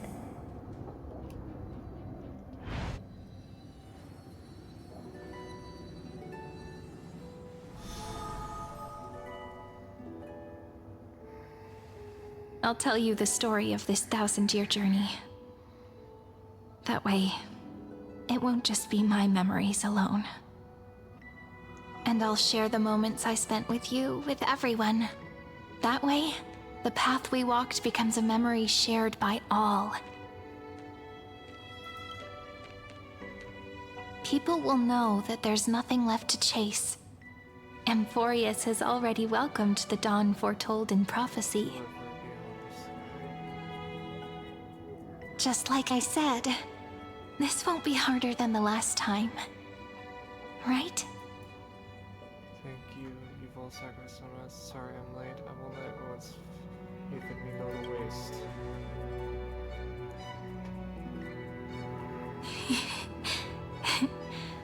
I wonder what kind of expression you're wearing right now. Probably the same as always.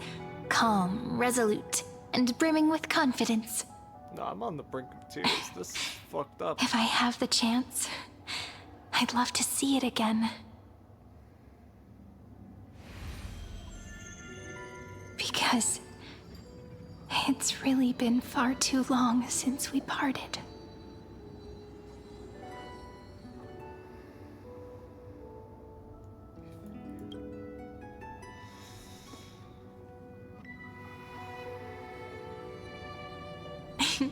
Someone as sharp as you must have realized by now that this isn't reality, but a maze of time. As the last link in the relay, I will return to the Temple of the Three Fates, tell Orynyx all of our stories, and bottle every page we've written into the little flask of memories. And then, may it set sail in peace, drift down the river of time along with the core flame of world-bearing, reach your side, and lead you back to Amphorius. Just like the first time we met, right? Even though this cycle has no demigod of time, time has always stood on humanity's side. This is the only way to make sure that the Era Nova won't happen before you return. And the only way I can safely entrust the completed final flame chase journey to the Deliverer's heart. After all, the new world will be born from your memories, and the protagonist of this story mustn't be absent.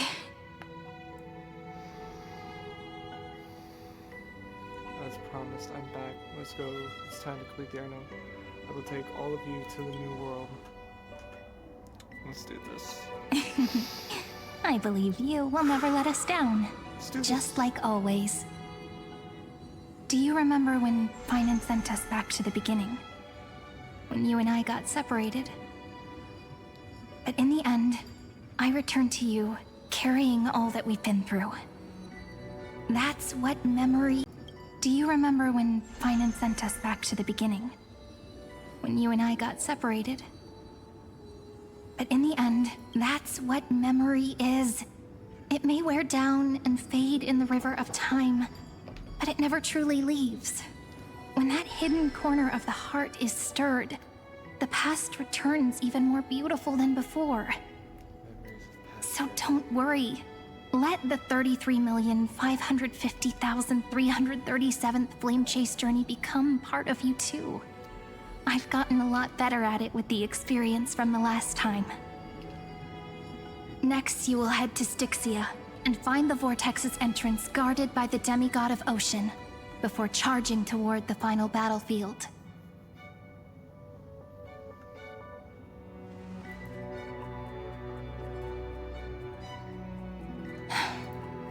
Don't worry. I'll be with you. All of us will. Even Finan. We'll stand with the Deliverer.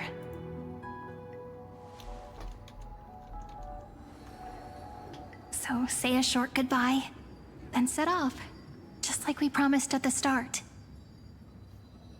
Toss away all unnecessary worries and troubles, and bring our smiles and determination into tomorrow.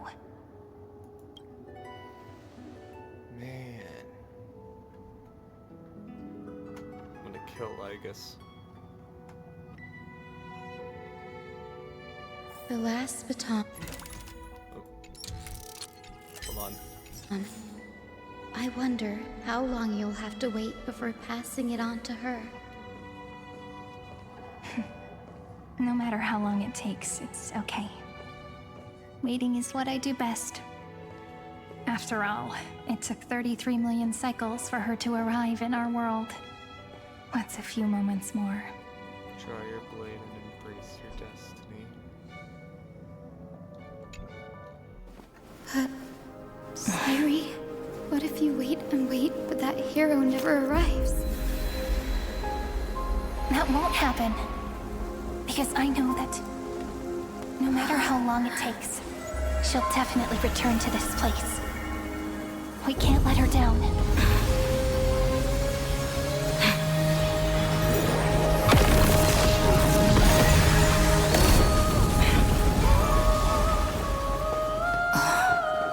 Hyacinth! Sky shall rain rays of dawn for you. May romance be with you on your journey. And reason grant you enlightenment. Let strife bestow you with inspiration. Trickery ensure your success. Allow death to protect your soul.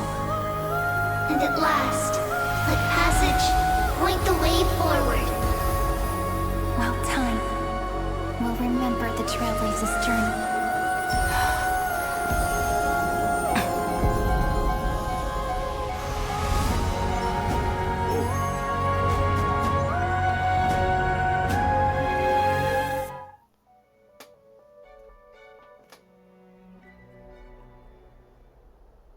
Is this Styxia? What happened to this place? I need to find the entrance of the vortex, guarded by the demigod of ocean. High Sealens. Is she still there? Long time no see, Trailblazer. Lygus. Generation after generation of Chrysos heir heroes have tried to defy fate with their blood and tears, either voluntarily shattering their souls or waiting in eternal solitude. But alas, fate can never be defeated.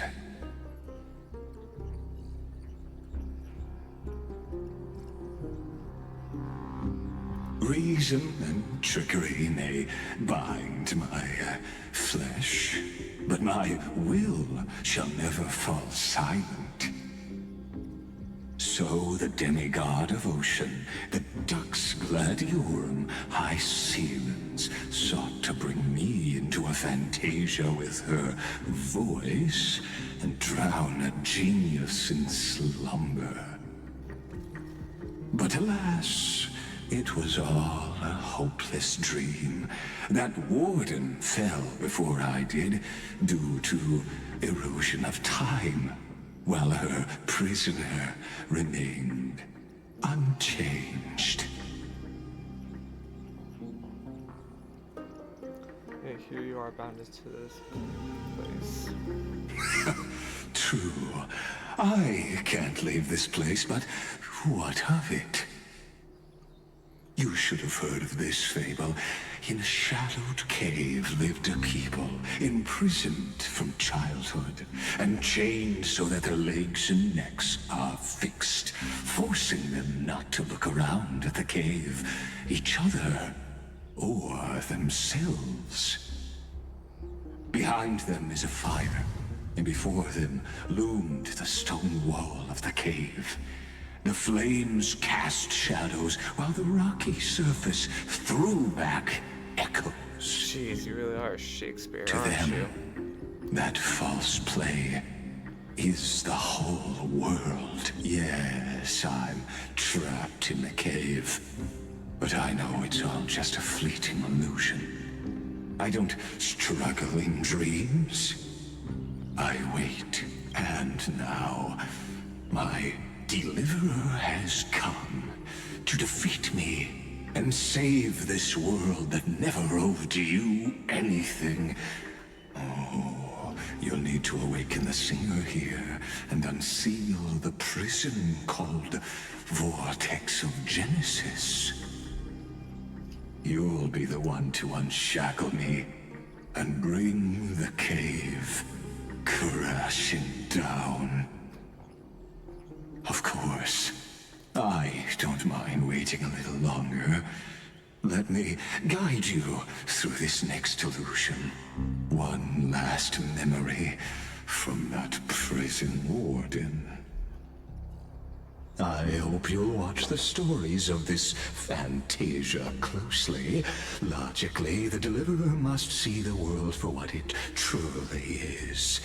Emotionally, this memory captures the fate of everyone in Amphorius better than anything else.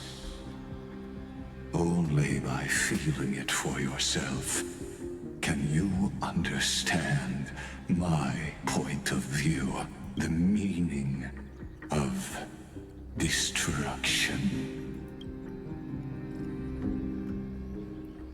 And I'll be the one to bring destruction to your schemes. Spare me the cliches. I don't need to understand your cliches.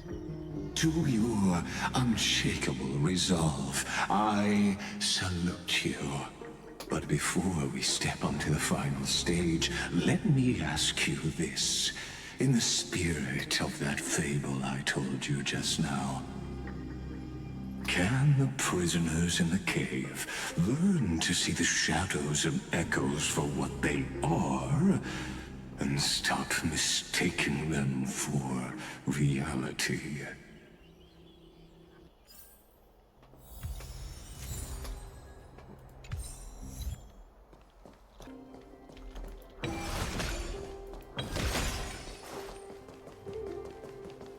Look, the fire projects the face from her memories. An actress upon the stage of this play.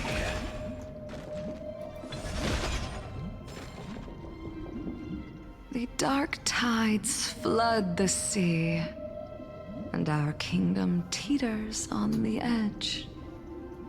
Fear not. Our queen has gone to the borderlands. She'll quell this calamity herself. This is the scene when the Chrysos heir of Ocean was born. She was once of a Titankin race named Sea Sirens. At that time, Kozlana had suppressed the Black Tide's rise, but he was unable to remove Iron Tomb from its roots.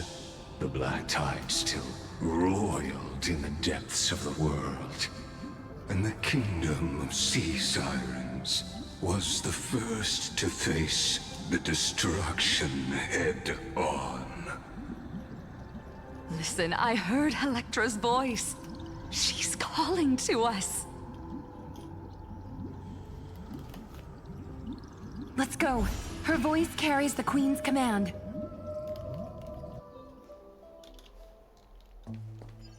To keep the black tide from threatening the ocean, the Queen gave her all, body and soul. Born of the Queen's chalice, she bore the deepest blessings and inherited supreme divine power. My sisters! You're finally here! Of course, Electra. Your beautiful melody drew us here. Her true name is Electra. This is a reflection of her former self, clinging to the past with aching defiance. The Queen summons us. She must be near exhaustion. The black tide will soon enter our borders. Then what do we do? Will our seas fall to darkness and terror as well? Don't worry. We shall lift the chalice in her stead to catch the black tide, and stand together to safeguard our realm and its people. Such tiny titankins, thinking they can stop the tide of truth. How naive. And that naivete is the root of all suffering.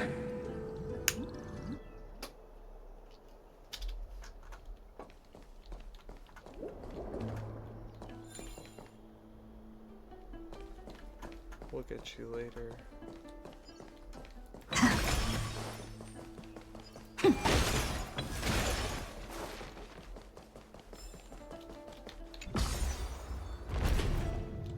Winchester 31. Jeez.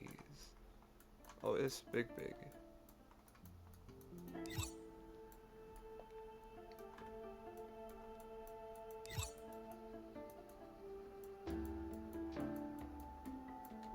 The Queen's palace lies just ahead. Even her once graceful form is now tainted and drowned in dirty mire.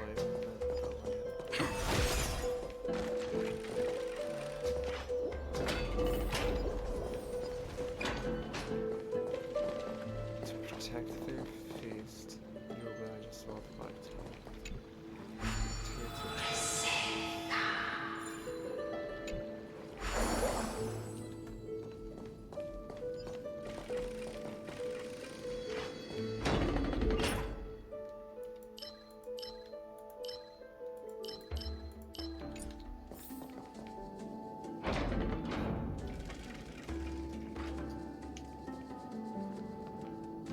Oh, Fagusa, our noble queen, we've come at your call. My little fishlings, you swim with such joy. It pains me to speak of the kingdom's sorrow. I once believed I could drink the black tide dry, but even the deepest chalice must one day overflow, and I can hold no more of this filth. Mother, worry not. We're all children of the sea. Let us bear your fate together. We'll take up your mantle and drive back the black currents. We'll mend your sacred chalice and take in the cursed filth. My little fishlings, when the spear of strife falls, you may retreat in peace. I promise you, on the surface, the city-states will hold a feast without end in your honor. This is the last gift I can give you.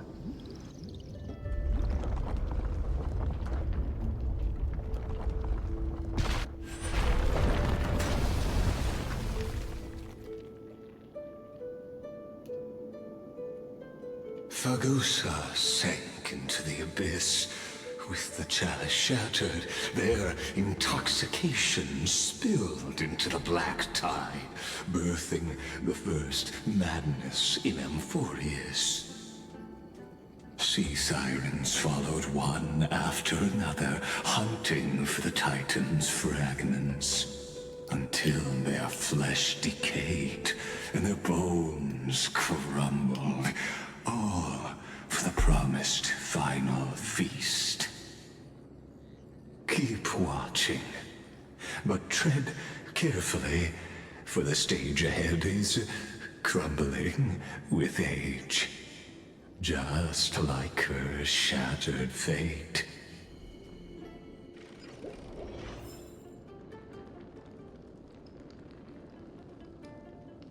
Clinging to the past only blocks the road forward. Why not let time build a bridge to the future?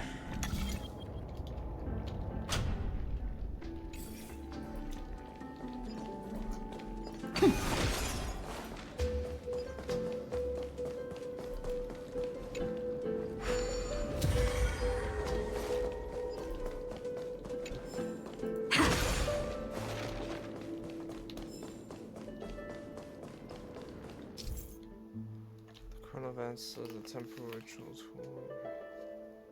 Crease with various sizes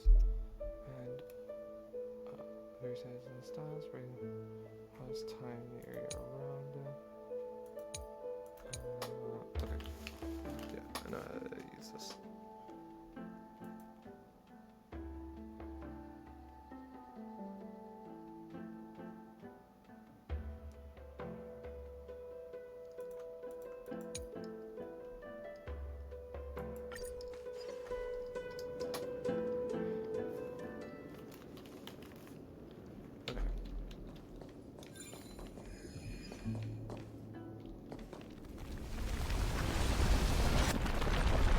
The chandelier's still giving way. Maybe the chrono vessel nearby can help. Your wisdom far surpasses even the bounds of reason's model.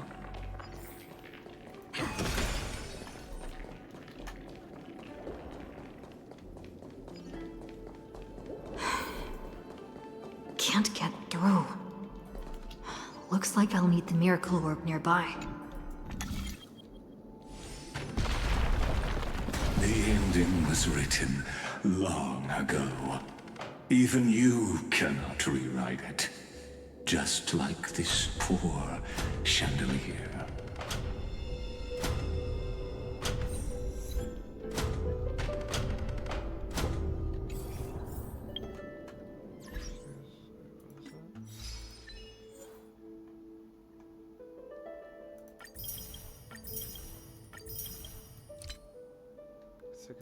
Oh. Well.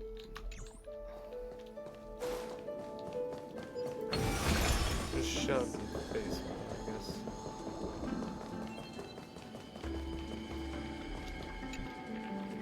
Electra!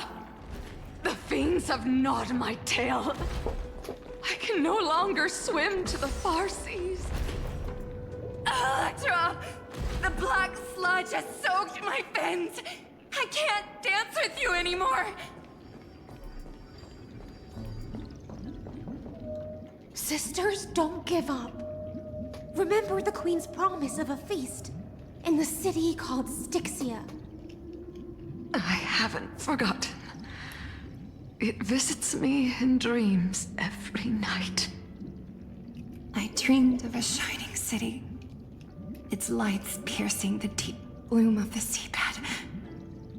I dreamed of children placing garlands on our bone horns, and poets praising the sea sirens for shielding the world. But what a shame.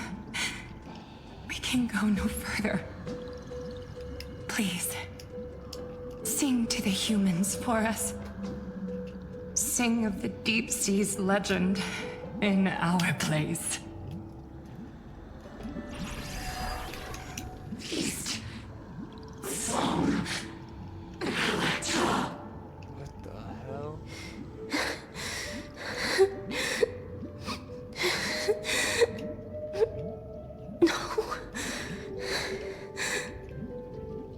sea sirens were tainted by the destruction. Their flesh rotted away. They became the black tide creatures of this cycle. Farewell, sisters. I'll finish this last task. Then return to prepare your feast. And so, only one sea siren remained among the sea floor. High Sealands, swimming alone through the seas, burying her kin, and searching for the fragments of the Chalice of Plenty. Though most of that journey was in vain, why not use the power of time to leap ahead toward the journey's end? To reach the Spirit Basin, I'll need to call upon the power of the Chrono Vessel.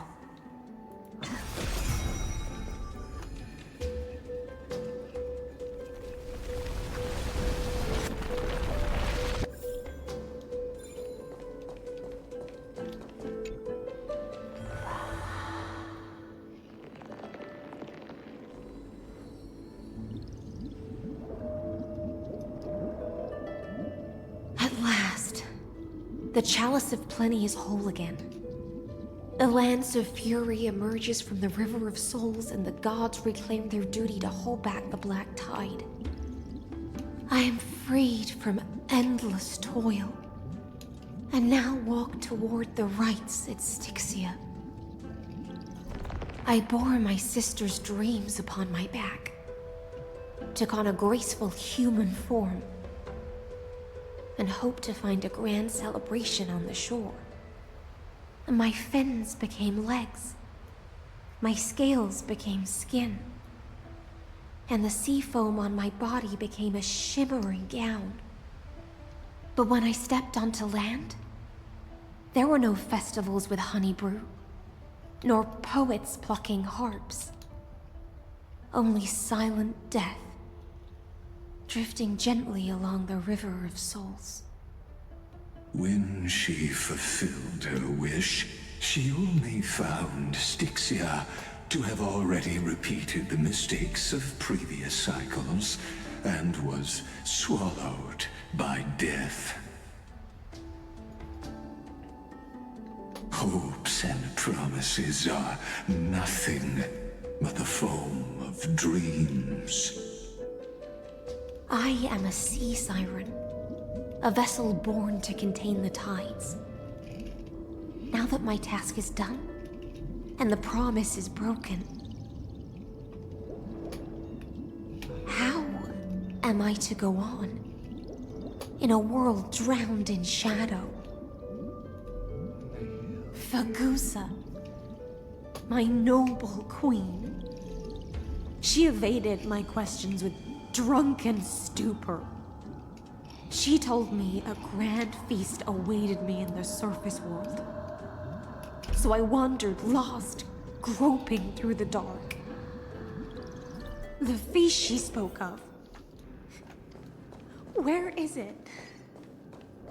Lonely Blade, I shall grant you everything you seek.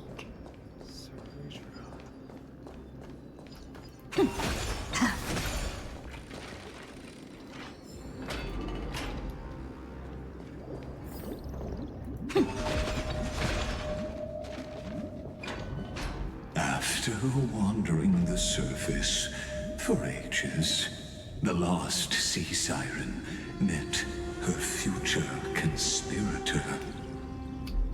You quelled the wars alone and forced strife into retreat. This swordfish that commands thousands of legions, whom does she serve? Yes, Ceridra, long before she became the Imperator, was already burning with ambition. Sovereign who follows prophecy. I am no one's sword. I am just a wandering fish, seeking clarity through bloodshed. Then how about letting the sword dance for me? And letting the violin sing in my name? Tell me, what is it you seek? All I want is a feast where I might belong. Such a demand is trivial with the Sovereign's authority. I'll grant you a banquet worthy of conquest and comrades to toast beside you. But Knight, you must offer me your heart. My heart? Yes, a loyal heart that will generate no betrayal. You were deceived by gods and drowned in the ocean's darkness. But now, I will lead you forward and be your light. So be it, noble monarch. The law you proclaim shall govern my every breath.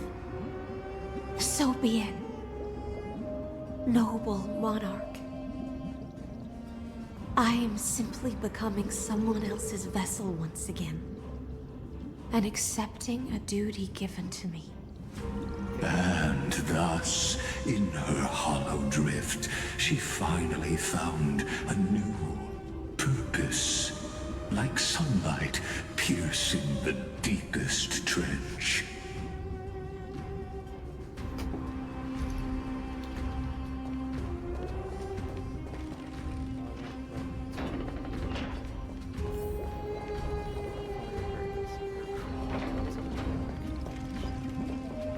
Noble monarch, I've cleansed the foulness from the road as you commanded.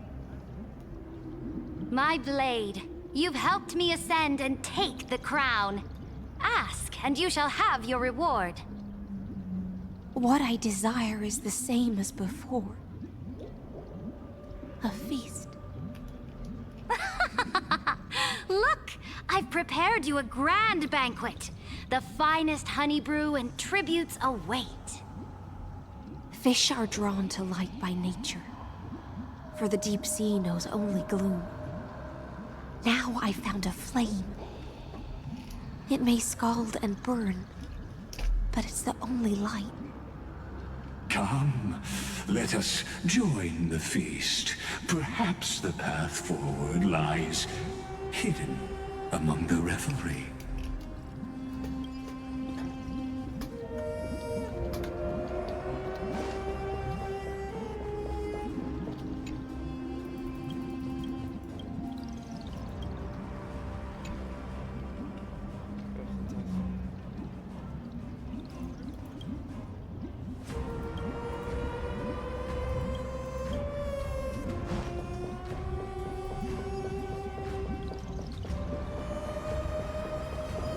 Have you heard that the Imperator's about to begin a new campaign? Her glory will no longer be bound by the borders of Enforius. My faithful subjects, tonight's feast is not just for the past. It's a toast to the future! Born from our golden blood is an unstoppable colossus. Our iron beast to trample the universe! Great monarch. I've heard the universe teems with great threats. Can we truly remain invincible? Fear not.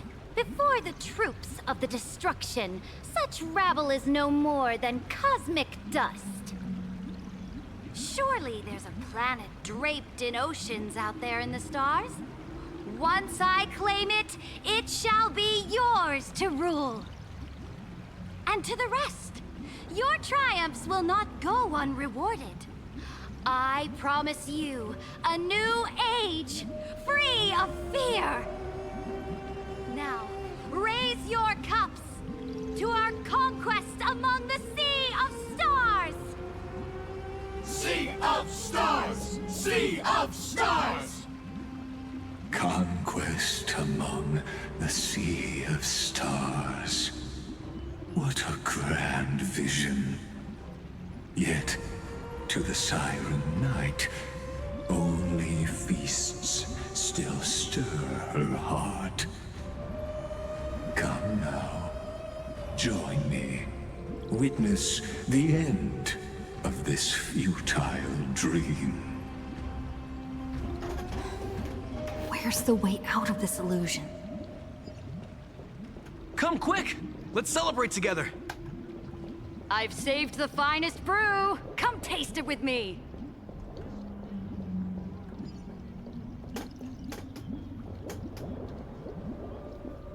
Noble knight, you are truly a blazing spark. It is my honor to share this banquet with you. Noble knight, you have earned victory with your blade. And you have every reason to revel in this moment of triumph. Let me pour you a glass of honey brew. Noble knight, with the sovereign now enthroned, this triumph is yours as much as hers. Let me raise a toast to you. Noble knight, your strength is boundless. Lead us to conquer the universe, and let us toast to that vow! Then drink we shall.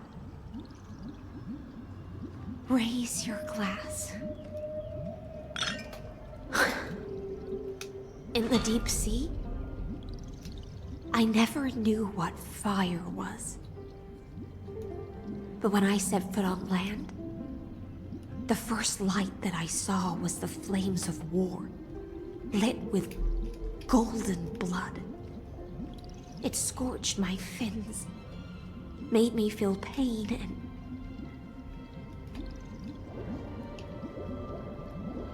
ignited an unprecedented hunger. A hunger that flickers in every hero's heart. So bright, yet so blinding. Look! The monarch herself has taken her seat!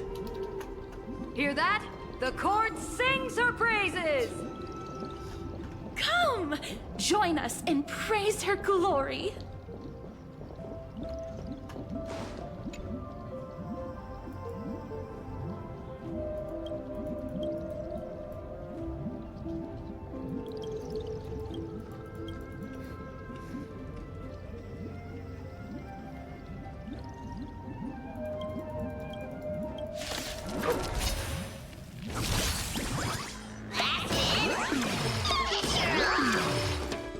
We can do it!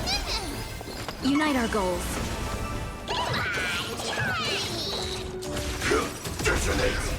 Until everything burns to ashes! Mini! In the mood for another beat? Sets the seas aflame! You can do it!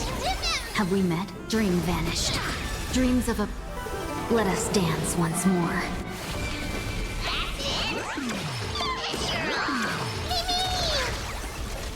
Fight to live! Let me compensate you! I'll give it back! Reach the end of the story in your own way.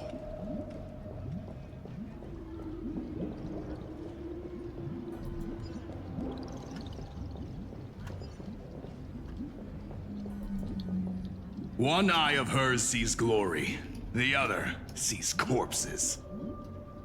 And yet, she cherishes the name of glory more than fear and death. As they say, the coward died 1,000 times before his end. But the brave face death but once, which gods stand witness. On the eve of war, we sang our hymns and set our sights to sail beyond the stars. The legions will climb aboard the beast, riding it like currents across the cosmos. Planets after planets flew the flags of her crown. Realm after realm was ignited by her flames of war. As the final resistance fell silent, a vast empire rose from among the stars. And this small pond at last embraced prosperity and peace. That's how the story ends. Tell me, visitor, in this dream, did you enjoy the show?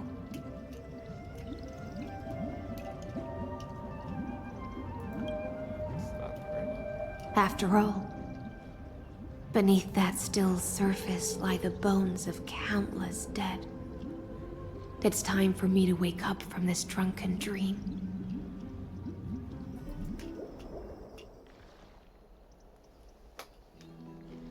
Whoa.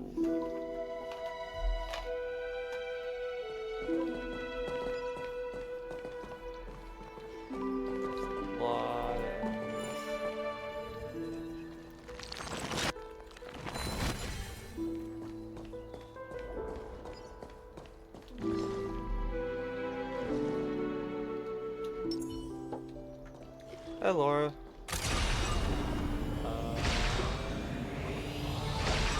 Firefly Type 4. How are you? I'm good. How are you? This is being in sync. I choose you.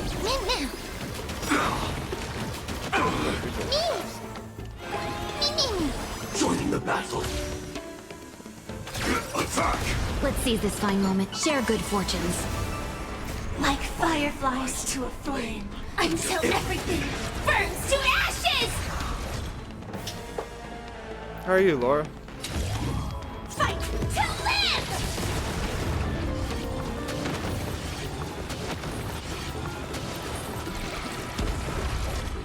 Set the seas ablaze!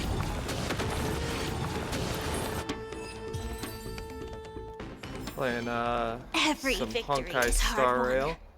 Brand new story quest dropped yesterday. Last night, really. But my Wi-Fi crashed halfway through, so now we're finishing it up. The Imperator is dead! The Imperator is dead! The Imperator is dead! People Yeah, I'm here. once Can you hear me? cheered for my ascension. And now they cheer for my fall. Can you hear me? The cosmos, Is my mic working? the battlefield that I cannot reach.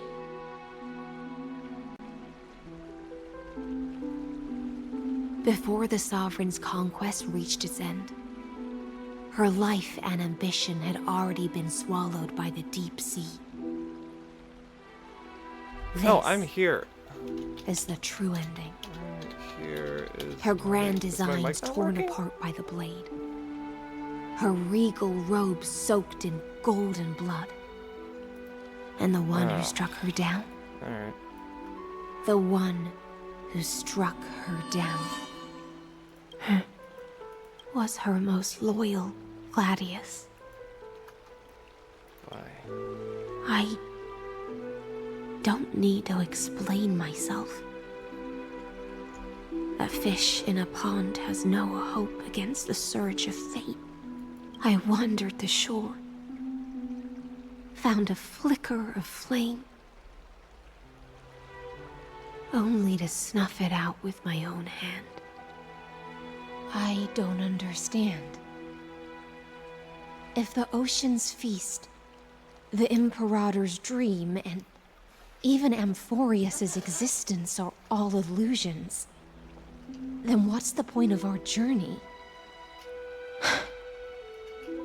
When the Deliverer returns, I will let this absurd celebration come to an end.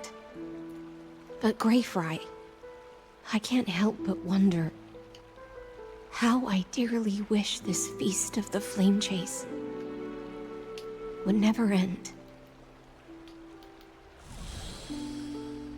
It seems she sensed your presence. The Fantasia's foundation is starting to crack. Let's return to the prologue. Remember the allegory of the cave. Can the prisoners in the cave learn to see the shadows and echoes for what they are, and stop mistaking them for reality? As you've seen, when she cast off her chains, finally turned to look around, and moved her legs, her reward was nothing but searing pain.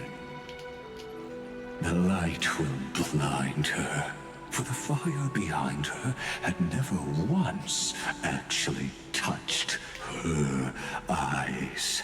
Her legs will buckle beneath her, for she had never learned to walk forward.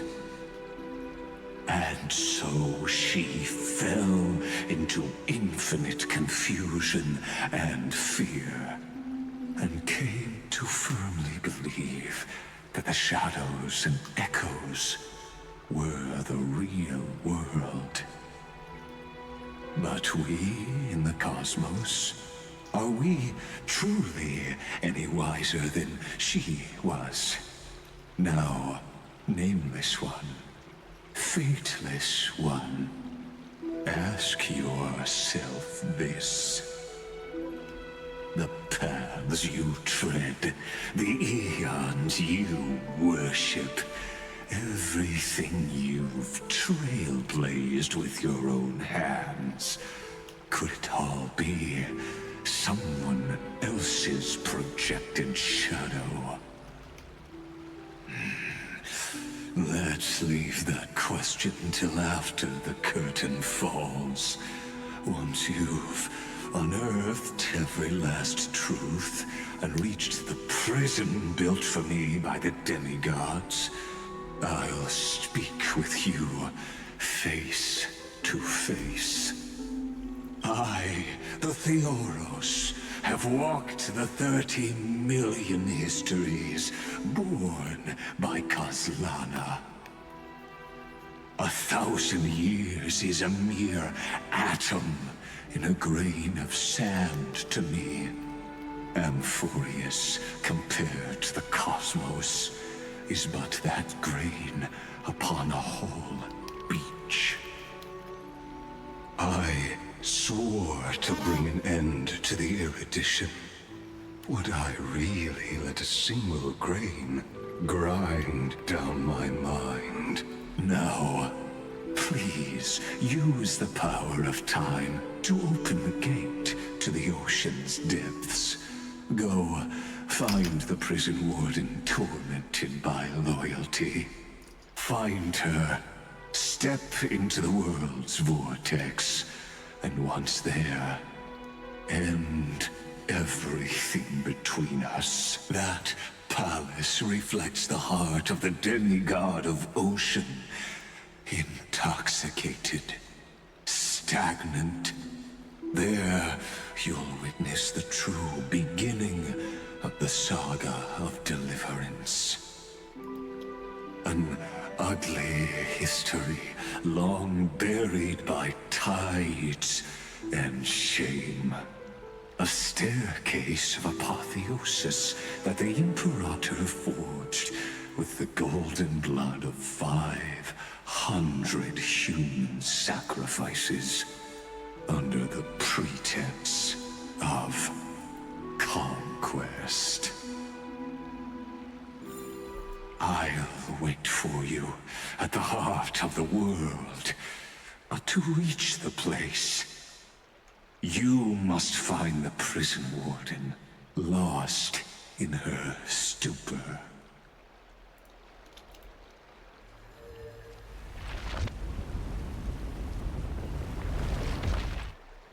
Beyond this door lies the path to the vortex of Genesis.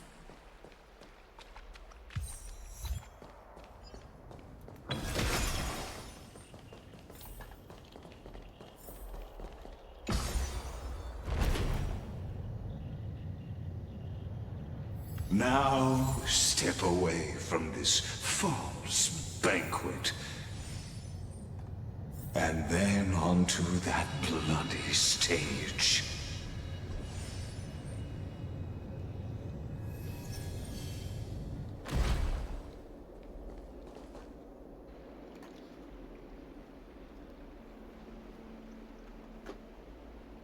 The palace that worshipped the ocean, the sanctuary connected to the vortex, was also once the battlefield of the first flame chase.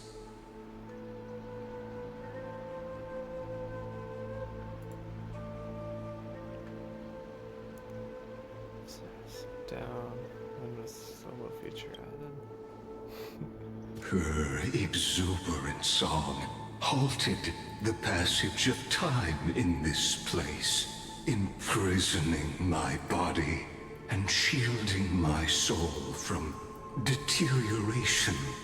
All just to await your return. The twisted time and space reflect her confusion.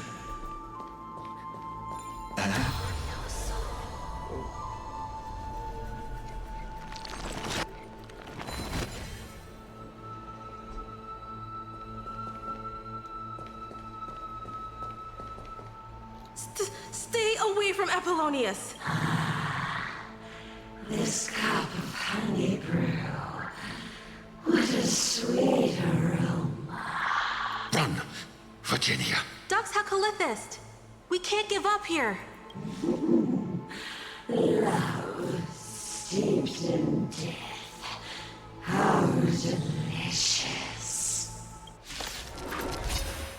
Sadly, all you see is a remnant of history. And your interference is just another equally futile echo.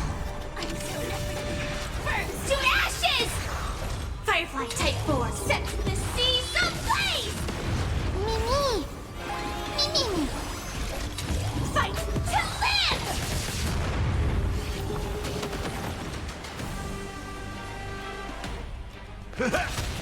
Life psychic, my friends. Indulge yourselves! Just you wait. Set the seas ablaze!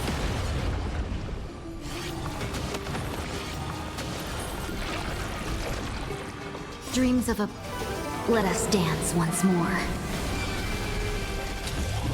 Fight to live!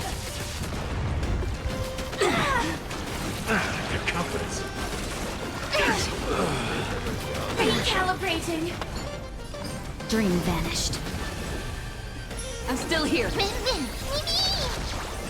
Firefly Type 4 in position. Set the seas ablaze!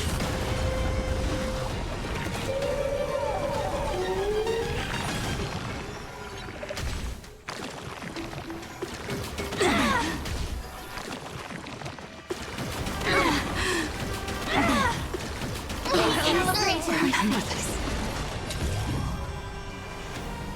Fight to live! Recalibrating.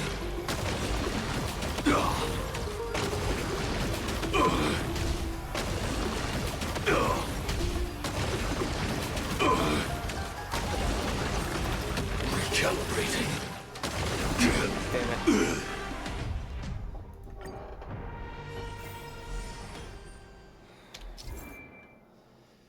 T2 debuff, T2 organize.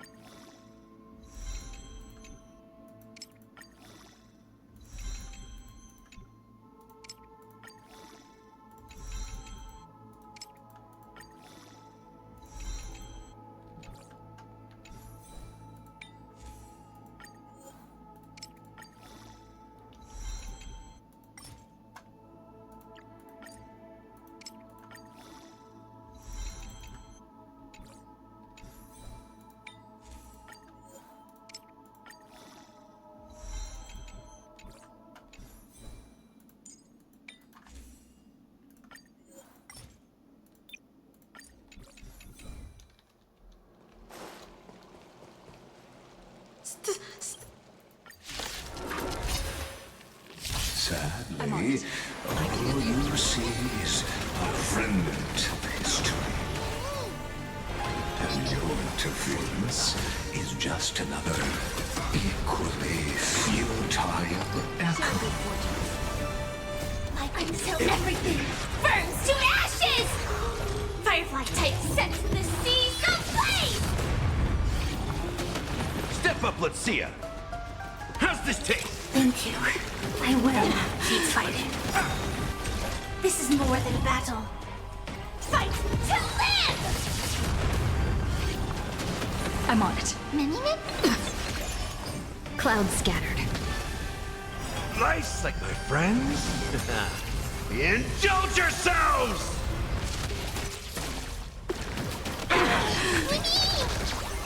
Fire set to the seas ablaze! This is more than a battle. Fight to live! Dreams of a past life. Let us dance once more. This time, Remember this. Piss. Dream vanished. Step up, let's see ya. Time to mix things up. 1,000 thanks, benefactor. set to the seas ablaze!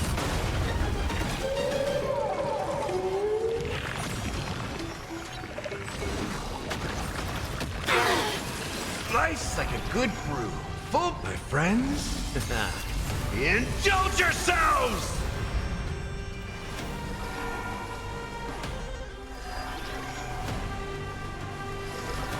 It ain't over.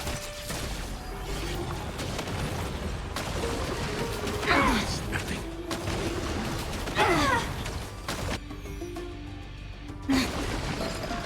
Share good fortunes.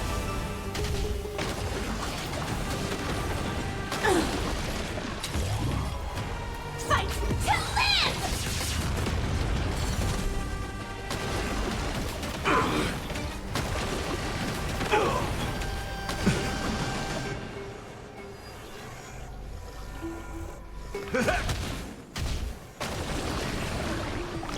It's fine. Nice, like a good brew, my friends. Indulge yourselves! Dreams of a Let us dance once more.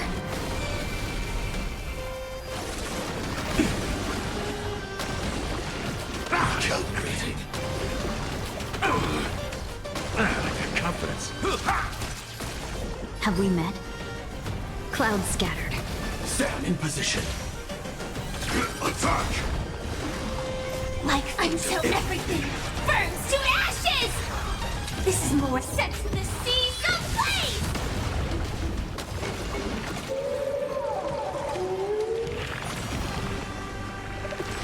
Recalibrating! Dream vanished. Attack detected! Fight to live!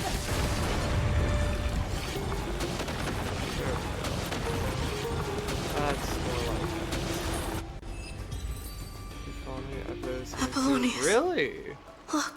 Yeah, sure, I'll follow. I you chased left the it. enemy away. I didn't notice. I think I can't go any further. I'm sorry, Virginia, for letting you. It's okay. I'm glad to die by your side. Ah, such an ironic twist of fate. Even as the foundation of the world crumbles, the heartless Imperator still made the same decision she did in the past 30 million cycles. During the first Flame Chase journey, the Flame Chase Legion stormed Styxia. Tens of thousands of sea sirens surged from the River of Souls, crashing toward the heroes like a tidal wave. The hell before you is the recreation of that very battle. Apollonius, look. I Chase the enemy away. Yeah, no problem.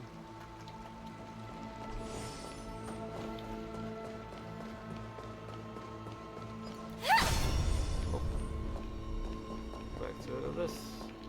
A painful past, yet hidden beneath a veil of joyful two discarded data clusters waiting for someone's return, it seems. Relive the history, then pass through the temple's waters and come to my side.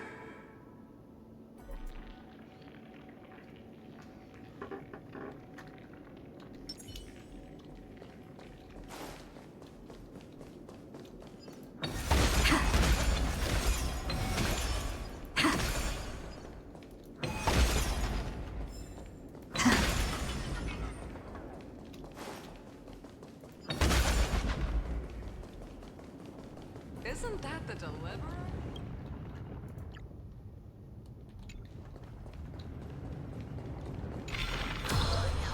What a wretched way to die. The Flame Chase army, devoured by warbling fish, never saw it coming. Look, the cruel Imperator and her Knight Commander, the pitiful Warden. What a perfectly matched duo of test subjects.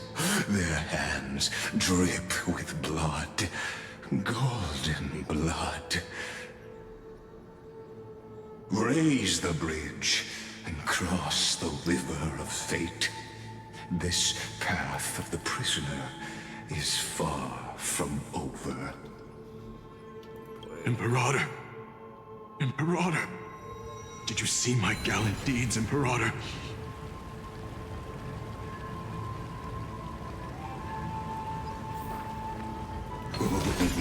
A sovereign and the sword at her side. There. Sorry, Lygus, fuck you. Imperator, why did you... You're here, Dux Gladiorum. You ordered me to seal the sea route and handle threats from the rear. So why didn't you wait for me to return? Why send the Vanguard ahead and let them die in vain? Die in vain? No, you're wrong. Their golden blood won't be spilled for nothing. The other dukes have paved the road for me to become the god of law. The trial of law? You never spoke of this to anyone. What is... The one who wishes to bear law must purge this world of its curse, and offer the blood of the accursed as sacrifice. I pondered long on what Talantin meant by blood of the accursed. Then, I found the answer. You, I, and every Chrysos heir summoned by the prophecy are the accursed ones. Just like that arrogant Theoros said, our golden blood is the agent of destruction, the antithesis of the world's fate. Dux Frigoris, Dux Brumalis, Dux Helcalethist. Their fate was sealed at that moment. Dying on a glorious campaign was the final gift I could give them. You speak as if they didn't die because of your cold-blooded schemes. Was their loyalty meaningless to you? Losses are a constant on the Flame Chase journey, among which even life itself holds little value. If a subject marches to war without that conviction, then yes, as you said, shallow loyalty means nothing. And what about my loyalty, Ceridra? You sent me away under the pretense of guarding the rear. Was there any shred of humanity left in you? Because you still have a duty no one else can bear. Only you can uphold Fagoos's divine authority. The choice is yours now. cast off the chains of loyalty and drive those blades through my heart. Or stand with me and sever the ocean's last breath. If you no longer share my vision or believe in the new law I seek to weave for Amphorius, then go on and end me. The Imperator of Amphorius may be ruthless and cruel, but never a liar. When I say life itself holds little value, know this. I am ready to sacrifice everything for the ambition to conquer the Sea of Stars. Now you've seen it. The brutal Imperator was willing to spill the blood of 500 heroes to complete the trial of law. As for my poor warden, her suffering had only just begun. What has to choose, or just still alive? I'm no storyteller. I have no duty nor interest in filling in the history you've missed. Then what were you just doing? I just want you to witness the monstrous choice the Imperator made before the Chrysos Heir turned their blades against me. You're showing me this? You think I'd flatter you because this? They're nowhere near as bad as you. You jest. I gave up on using words to solve conflicts 2,000 years ago. But I won't squander a chance, not even a sliver of one. If there's even a crack in the walls of your conviction, then my victory is already assured. Now that the past is settled, let's turn the page and bring time back to the present and dive deeper still until we reach the very bottom of the abyss.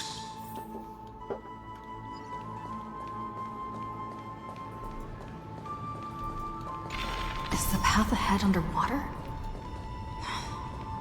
I need the Ornyx orb to bring back the... Shatter the vessel of time, and let this stagnant pool start to flow again. Just like the broken fate of Amphorius.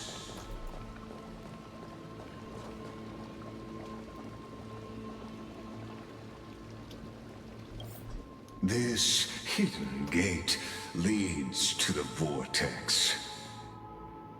Hurry now.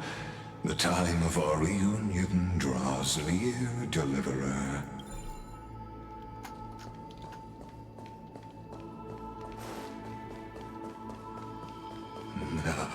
This cruel journey. The fleet that rode the waves was dragged down into the deep. The flame-chasing nymphs were reduced to ash. What a tragedy. And you, Deliverer, shall bear witness to this golden death.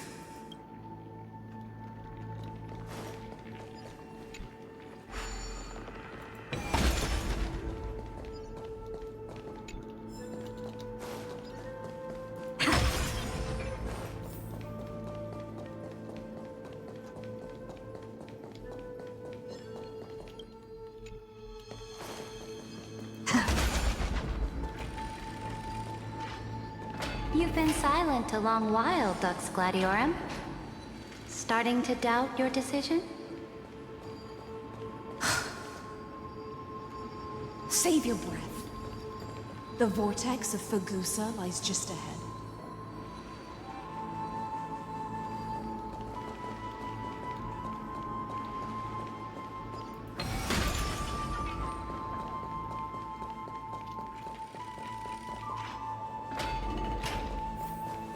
After the trial, There's nothing left between us.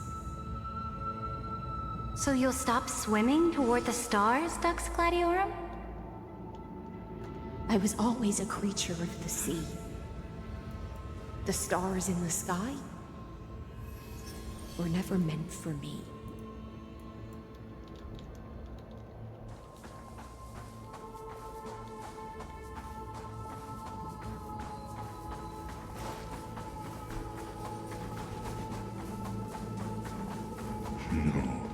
Look, a gravestone. It was here that the prisoner, who thinks herself the prison warden, made her choice.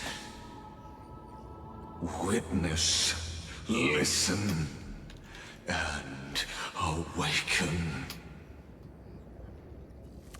Dux Gladiorum. I've lost count of how many times you've stood here over the past centuries. You talk too much for a prisoner like Kyrgyz. Two geniuses who defied law and all the Chrysos heirs who sacrificed themselves in this cycle worked together to chip away my strength. But they, you, can never affect my will. And as long as my will remains intact, I am free. Don't get ahead of yourself. I still have ways to chain your divine soul. Please, do surprise me. But I'd say your mission is nearly done here, isn't it? Oh, it was here you gorged out the core flame of ocean from Fagusa's body. It was here you and that Imperator both completed apotheosis, becoming pillars of Amphorius. And after that, you drove your blade into her heart, a loyal subject turned regicide, a demigod committing deicide. Or so the history books paint that tragedy. Oh, but if that's the truth, then why, after 1,000 years, are you still here, guarding the Imperator's grave? Still bound by loyalty?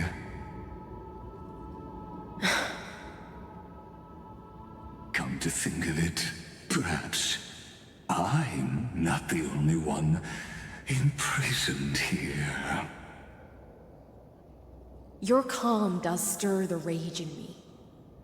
As if the one paying the price here isn't you, but us. The ones who lost everything. That's only because I've waited 13 million lifetimes for my vision to be realized. Countless millennia. Loneliness never once showed me its fatal side.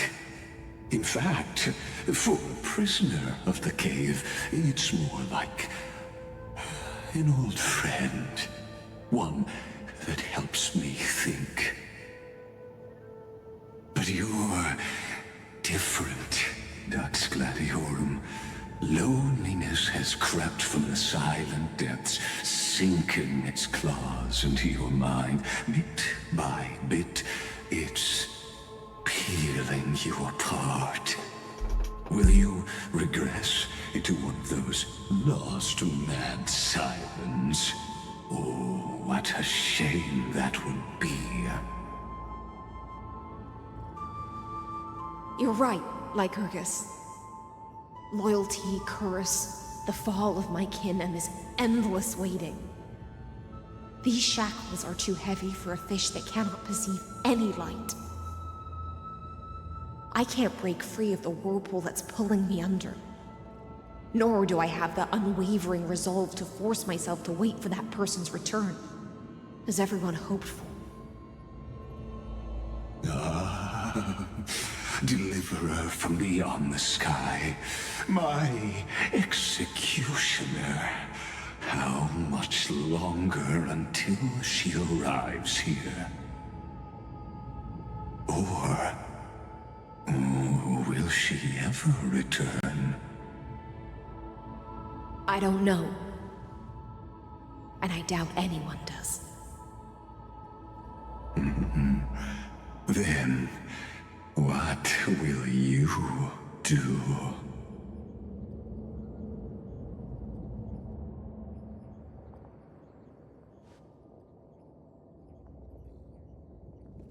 Saridra.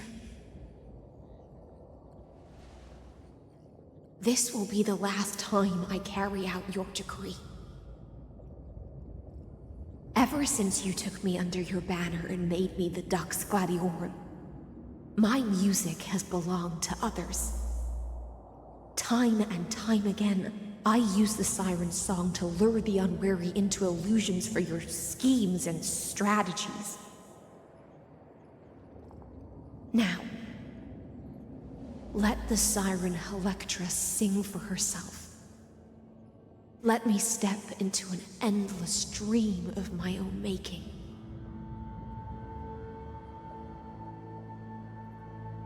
Oh, great ocean. I offer you the rest of my clarity and my freedom, in exchange for the strength to stand against the nihility and honor the sacrifices of the fallen heroes. Damn.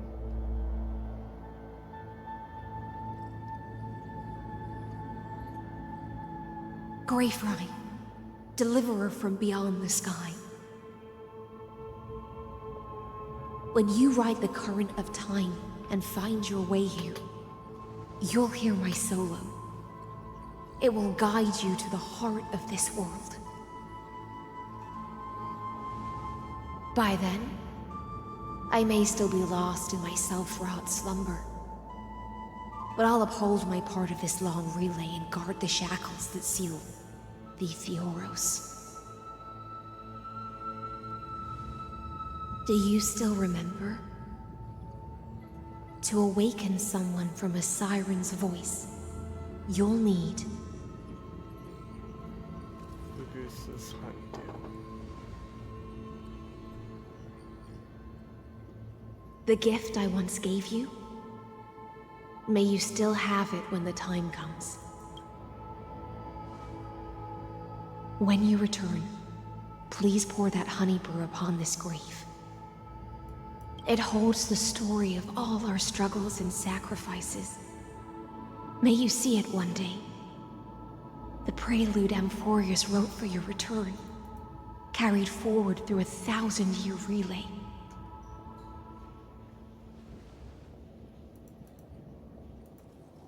When your morning ends, I'll likely wake from my dream as well.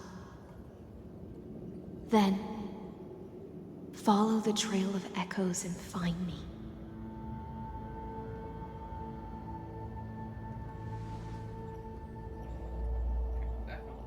Okay.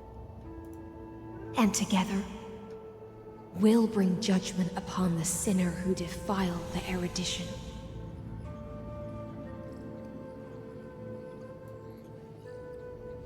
At long last, 33,550,336 cycles and 4,931 years later, Amphorius's final curtain is ready to fall. The shadows within the cave gave everything. Yet all they did was mimic life outside its walls. A futile effort steeped in sorrow. Enough! They were no shadows.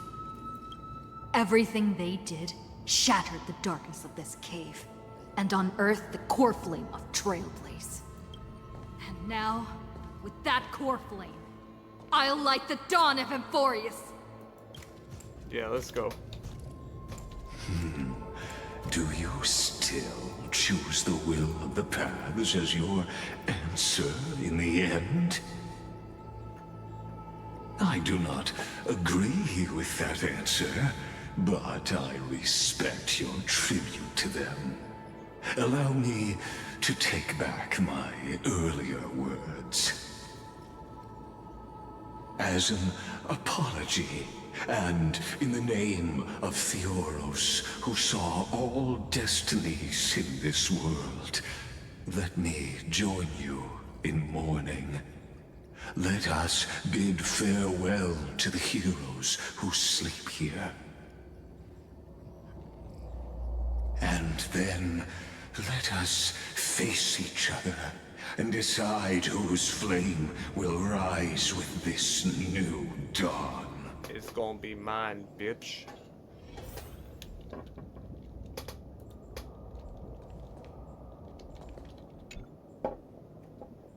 Christ's heirs who gave their lives chasing flame, their fate was not foretold by prophecy.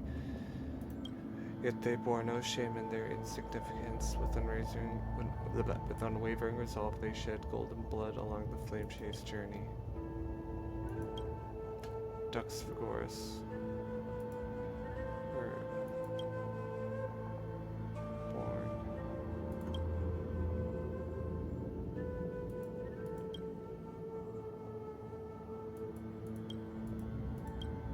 At the end of law, Saritra the Imperator, the demigod of law, deceased, like calendar 3960.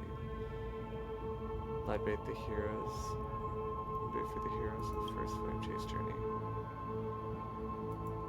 To Virginia, Apollonius, Seneca, Labienus, and Saritra. Through a brutal sacrifice, they lit the stars of law in this world, propelling Amphorius's fate forward. In the shimmering mirage of illusion, they entrusted their dreams to ride among the stars, to the hero yet to come.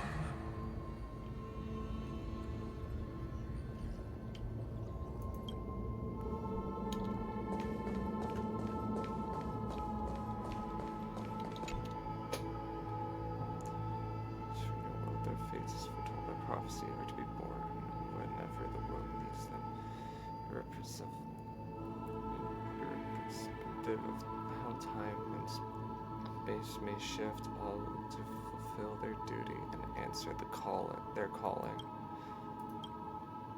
Terravox, the demigod of Earth, born approximately 2,000 years before the light calendar system, deceased light calendar 3961.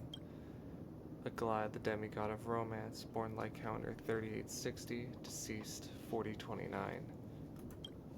Castorus, demigod of Death, born unknown, deceased 4123. Midamos, demigod of strife, born 4071, deceased 4284. Trebios, born 3720, the last piece of her, deceased in light calendar 4295. Cyphra, the demigod of trickery, born 3942.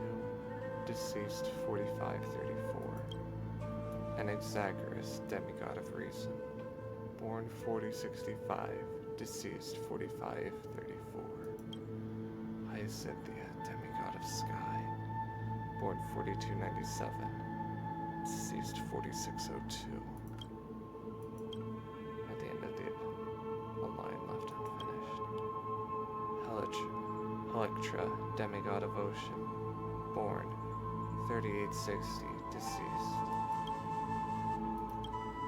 You tip your the chalice once more, and the honeydew bathing the stone like golden blood upon a demigod, forging its destiny through its purifying flow. To Aglaya, Trebios, Midimos, Castris, Anaxagoras, Cyphera, Hyacinthia.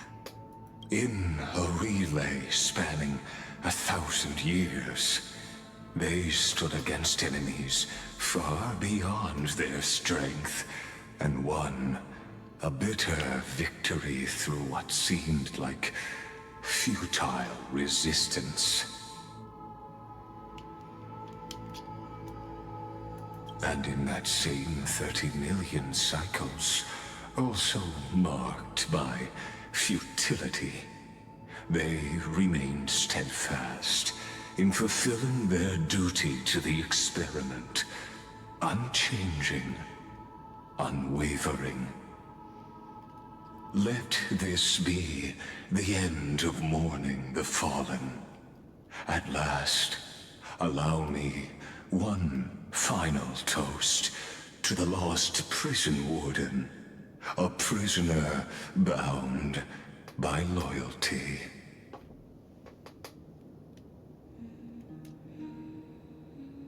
That voice.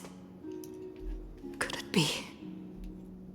Bathed in the honeydew of Fagusa, she will awaken from her 1,000-year dream and sing the final song of her mission.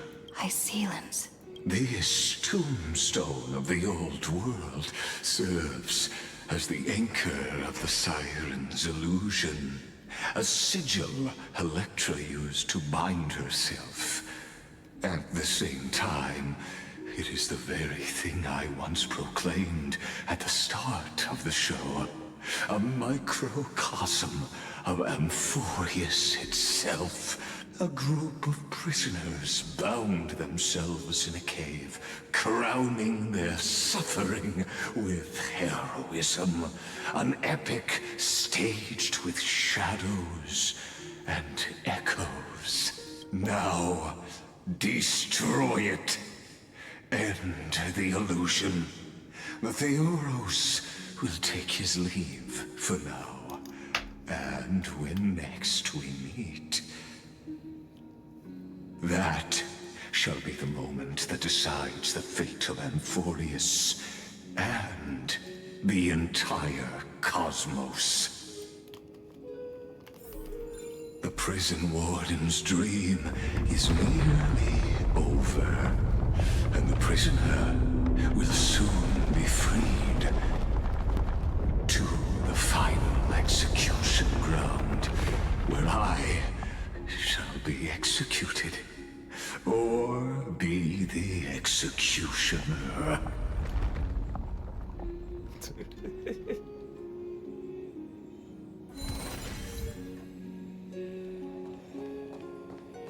This world and I shall halt here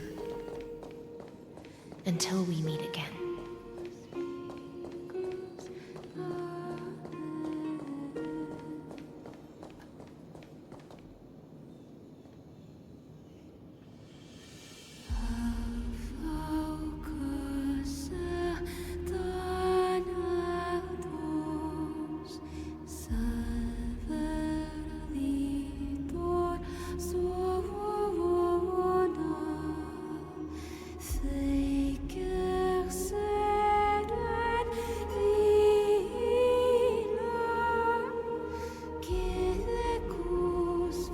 Last demigod. I'm here.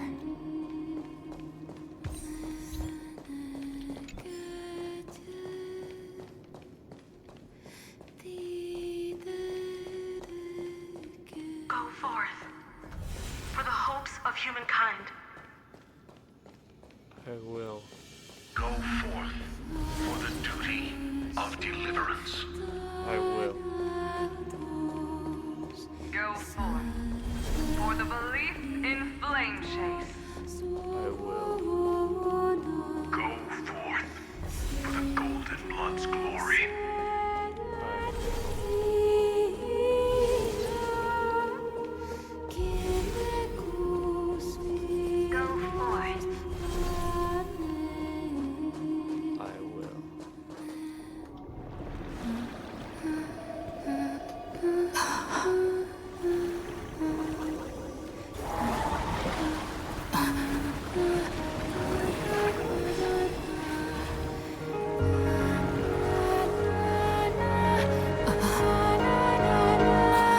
Seems like my feast is over. It's now your turn to perform.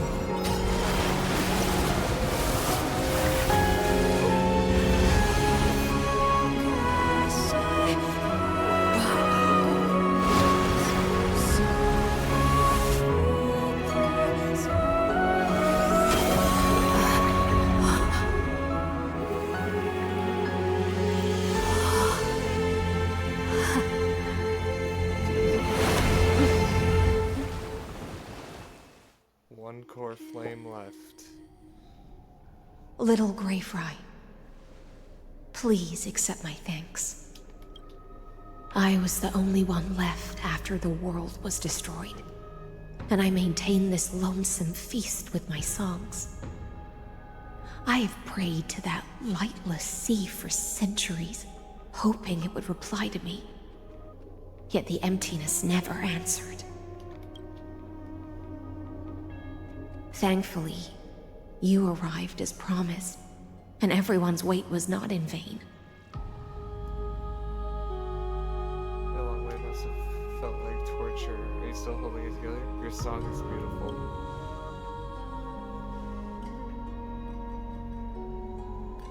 Thank you, final audience of mine. This is probably the last praise I'll ever hear in my life. Now, you and I will walk towards the end of this world. The heroes have waited for this moment for far too long.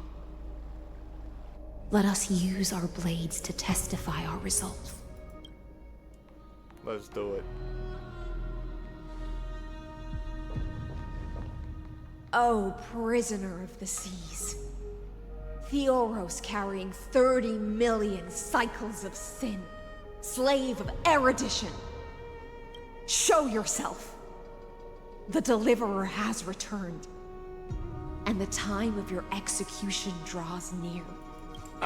I see an awakened human who has mistakenly taken fallacies as truths and has returned to the cave to try to bring her friends into the sunlight she once bathed in. Alas, prisoners will always be prisoners, blind to the very chains that bind them. As the only other existence with free will in this world, I express regret toward your choice. But I shall retain your right to express yourself. After all, every actor should have a final line before they bow out. It's time to end everything. The demigods defeated you, clown. For a narrator, you're awfully talkative. I eagerly look forward to it. The last dusk this world will ever see shall become the climax that decides the fate of the cosmos. Oh, what an appropriate end. The Amphorian demigods use every ounce of their strength to constrain me here. Yet, regrettably, my cognition resides in the exomyth. It is pointless to defeat my avatar, projected into the experiment. My body is the shadow cast on the wall by the fire, and my words are lingering echoes within the cave. How can a character in the play fight against the audience? Kaslana failed. The demigods' sacrifices were pointless. As for the two geniuses you placed such high hopes on, I ask of you, where are they now? Counter 3 nice 1960 after the Imperator was assassinated. Confusion and epiphany always go hand in hand. That's particularly true for geniuses. You must be very confused about why you could not gain a straightforward victory in a world constructed by an ordinary Intellitron. An ordinary Intellitron? Cut the pretense, Senior Society member. We've torn off your meticulous mask and figured out Amphorius' true form. It's part of the primordial prototype machine, the first scepter ever created. In other words, a detached part of Noos's divine corpus. That's why it has the potential to destroy erudition. As for who would be able to control the Ionic system to rewrite knowledge, only one person has ever managed such a feat. You better have an explanation for the Society. We want an actual answer, not another prolonged metaphor to cover up the truth. Why are you the one doing this? Answer me!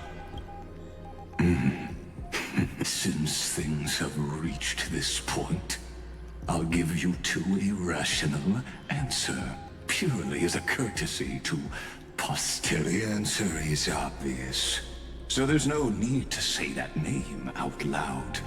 The cosmos made a mistake in calling me a genius. I do not possess more wisdom than those who came after me.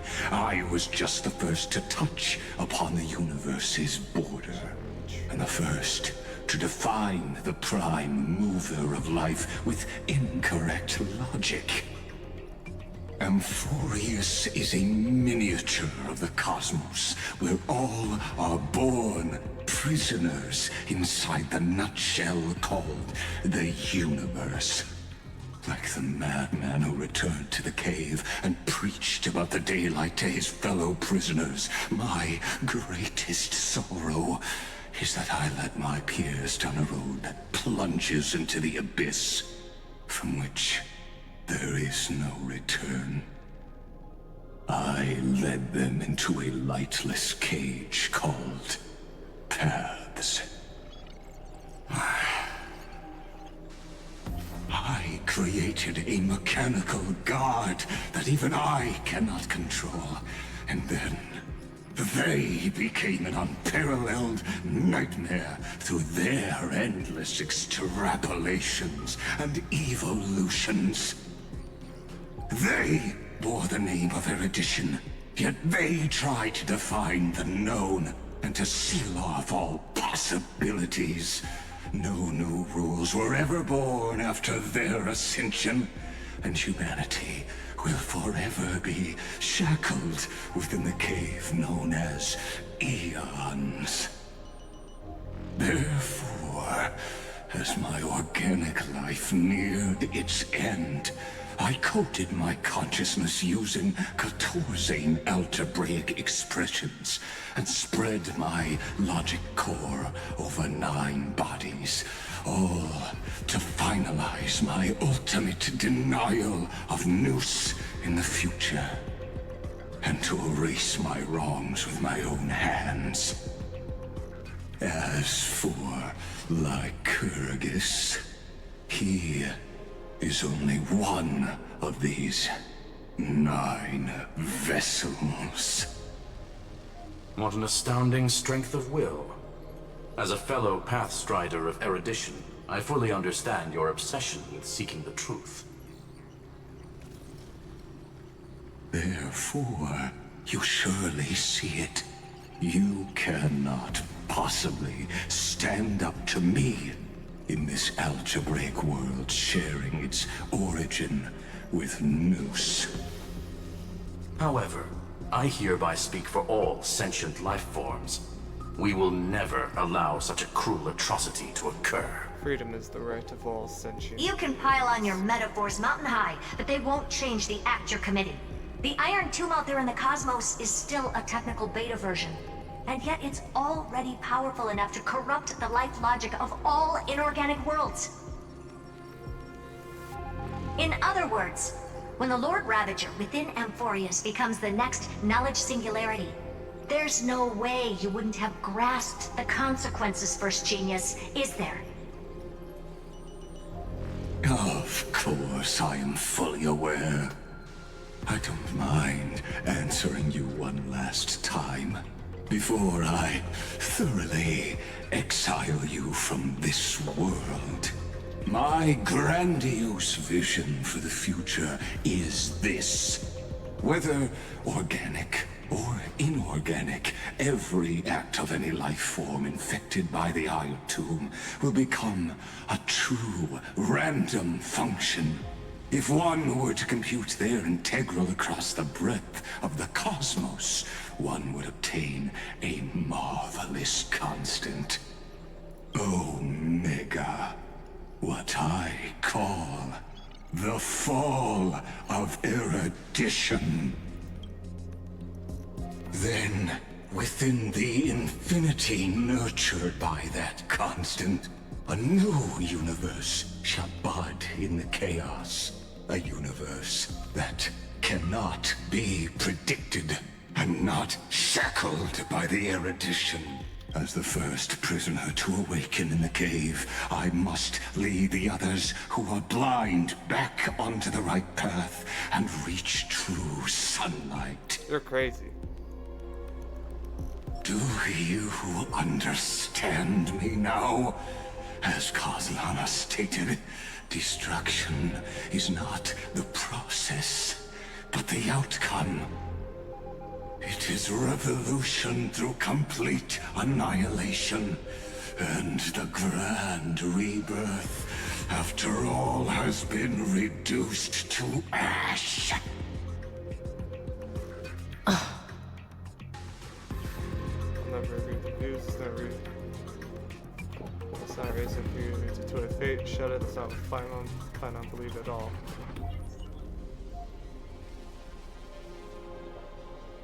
The Amphorians already answered long ago. Be it as tiny fish destined to be swallowed, or as a giant whale poised for a magnificent descent.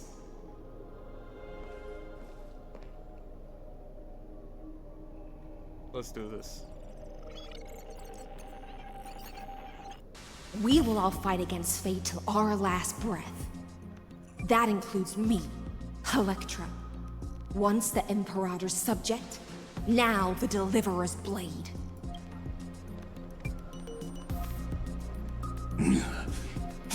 Oh, such noble chivalry. Admirable. I will also show my true self to you on this momentous occasion as a gesture of respect. And provide an insignificant academic suggestion. Thus speaks Genius Society number 1. Xandar 1 Kuwabara. The Entelechy of the universe's Alpha and Omega. Oh. There's no need to rage against the truth. The value of any formula resides only in its answer. As for the process of solving it, no matter how elegant, violent, solemn, or humorous, it is all utterly meaningless. Oh. As the Theoros, I will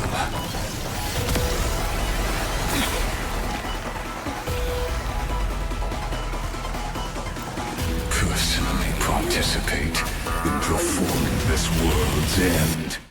Oh boy. Boss fight. Remember this. As Lucis Creator, I know more about the depth of knowledge than they ever will. Careful. This is Lycus's true form.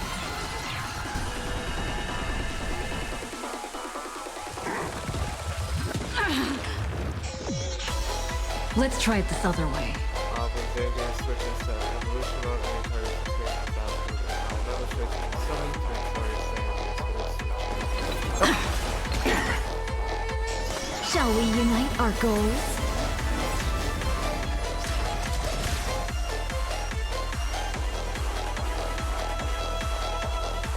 Executing attack! Like fireflies, I will fight for myself. Until everything burns to ashes! Life's like a good brew, my friends. Indulge yourself. Dreams of a past life are now all. Though life is as a speck of dust, it dances still in grace. I shall set the sea ablaze! You've arrived. Logic is not a weapon, but a pair of shackles. The anti-nazi state will activate ultimate mode, reducing ultimate experience, special cost, massive HP. Allow me to shatter them for You you. big firefly, she's already in her ultimate. Ah! Destruction needs no introduction. Let us skip those boring inferences. Is this the black tide? Indeed. But I prefer to call it a method of argument. For this, This is more than a battle. I shall set the sea ablaze! Boom. Break. Recalibrating. Come on, I choose you.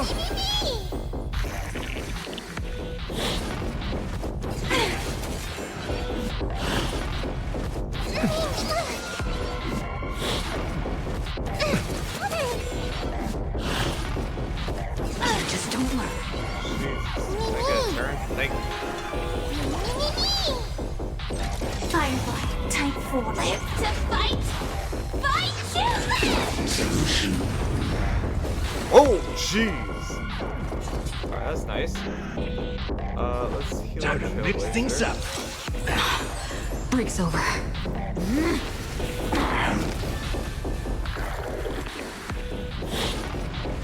Attack detected. There we go. Life's like a good brew, my friends. Indulge yourself. Refresh is besotted. Let's go ahead and do It ain't over yet. Solution. Don't panic. I'm still here. This is more than a battle. I shall set the sea ablaze! Trust me. Together, we can do anything.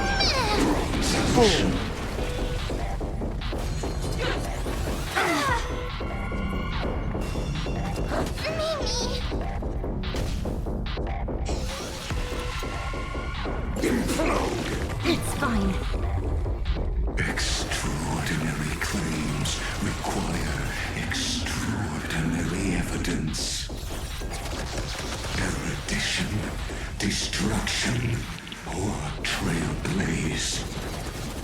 No, I will prove that the very idea of paths is a fallacy. I won't hold back anymore. There's no harm in sharing good fortunes. Joining the battle. Time, detonate. Like firefly, I will fight for myself. Until everything God, this burns thing's to good. ashes!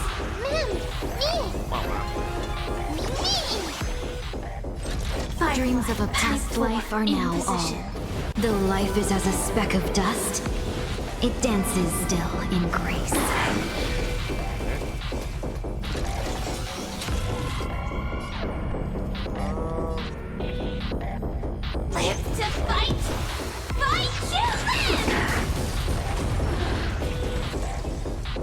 Is this how it feels to be in sync? Trust me, you can do it.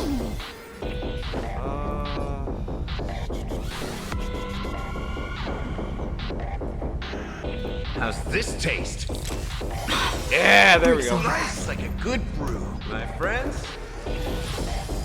Indulge yourself.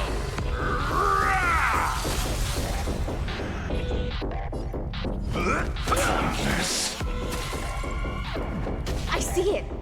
Target the connector between his thoracic and lumbar vertebrae. Destroy that spot! Nice like a good, my friends. Oh, gee, I almost killed. Indulge yourself.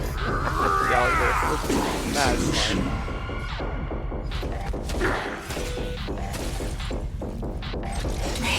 This is more than a battle. I shall set the sea ablaze!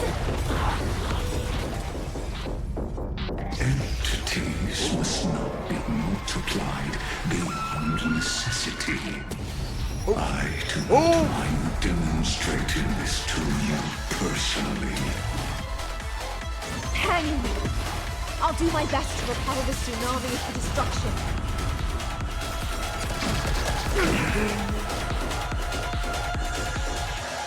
Have we met before?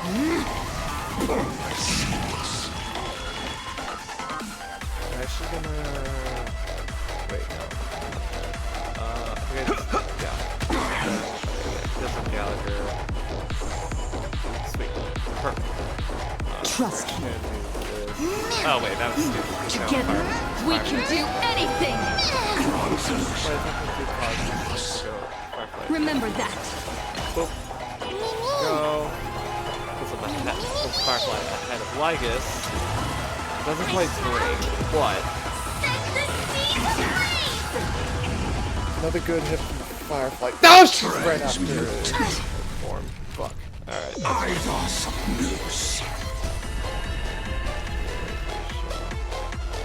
Heal.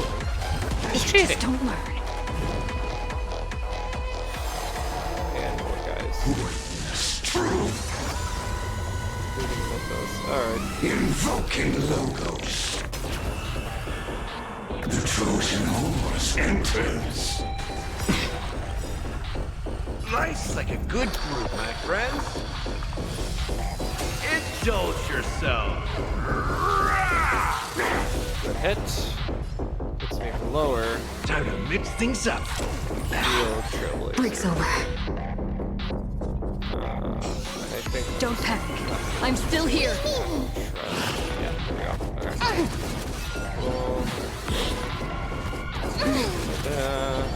I won't hold back anymore. The long dream has vanished. Fire weakness. Unfortunate.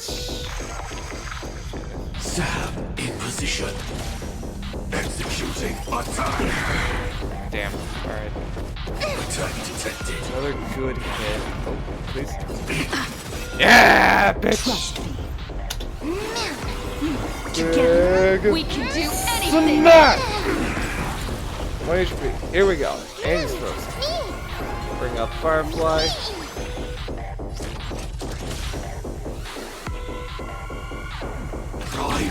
Detonate. Oh, I did it!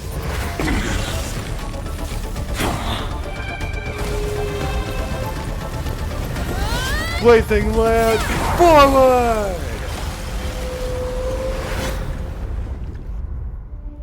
Gotcha, bitch.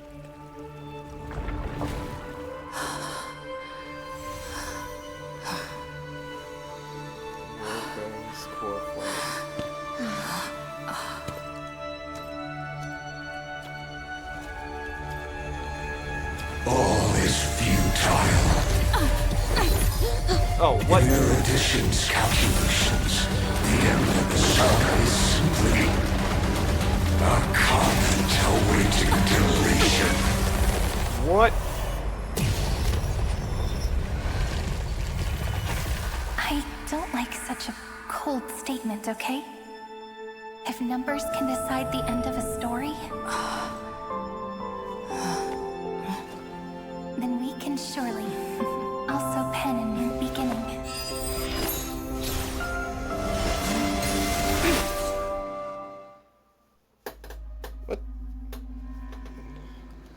Light calendar 3960 after the feast. Screwy, what do you think? If your hypothesis of Lygus' identity is true, then even if we remove the restrictions of the Ultimate Protocol, the chances of us defeating him in a head-on battle will still remain lower than the acceptable threshold. Therefore, victory will still hinge upon Miss Trailblazer and Miss Cyrene. Go on. Maybe we're thinking about the same thing.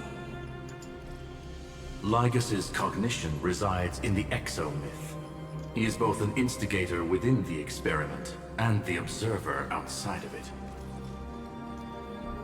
Logic. His inspiration circuit can simultaneously process the different time flows in and out of that world. That's where things get tricky. He simultaneously exists in two different timelines, where the internal clocks are wildly different.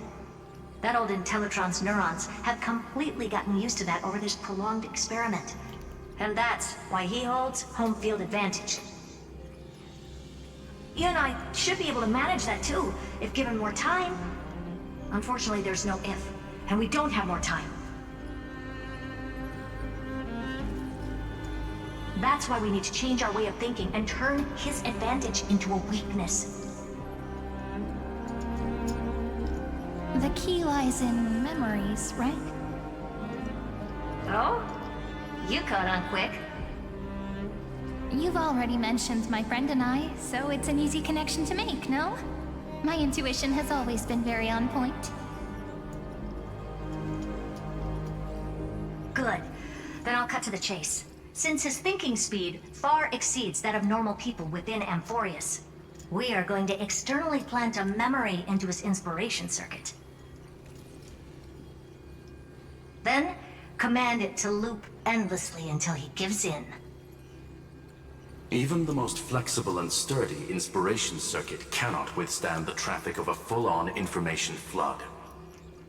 When the amount of information exceeds his cognition filter's capacities, he will have no choice but to focus on processing this memory.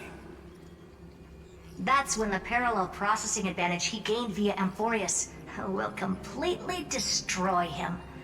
An image from a person's memory played in real time might only be a second for us. But for him in Amphorian time, it could be millions or even billions of calculations. He won't be able to do anything but watch as he's locked into this prison forged by memories. Then we can entrap him in the same kind of cycle as the heroes were in, and get him to experience loneliness and pain in that endless recurrence. It's my greatest honor to be on the same page as the geniuses. That little one is still in that old Intellitron's hands and won't be able to respond to us anytime soon. But I don't think she'd refuse.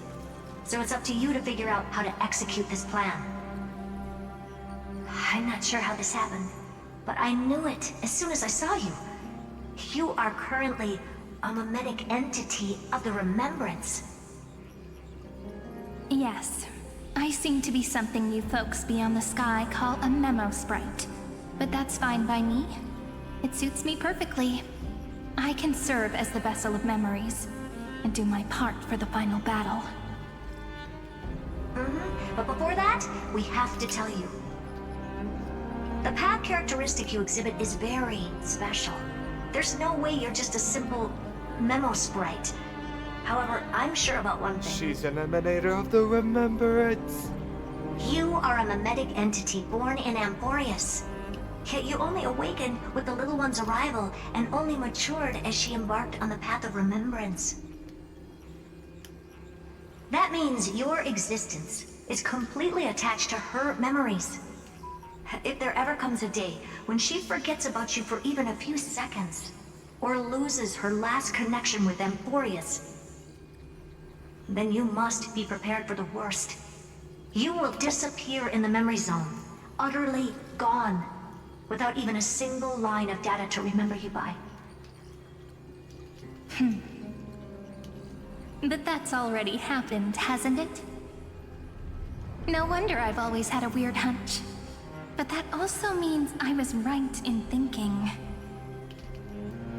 As long as my friend and I are together, we can do anything.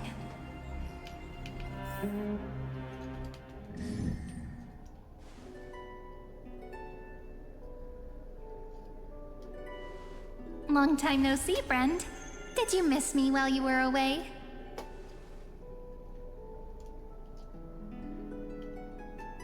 I sure did, Cyrene.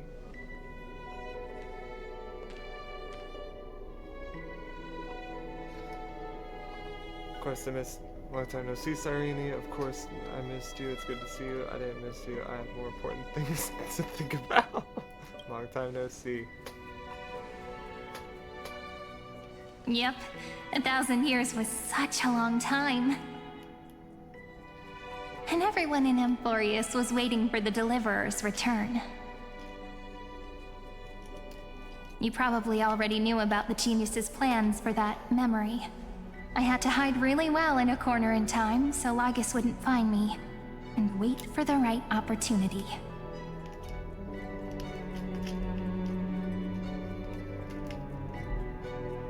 Which is now. The moment when his manifestation in this world is destroyed, and his twin timelines are intersecting.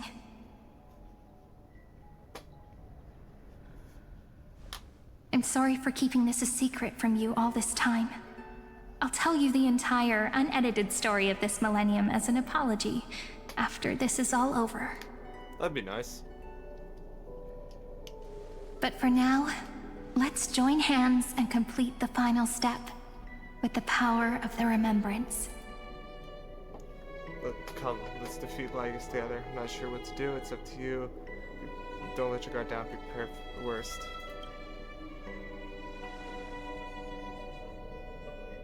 Not a problem. You can just relax. By the way, speaking of joining hands,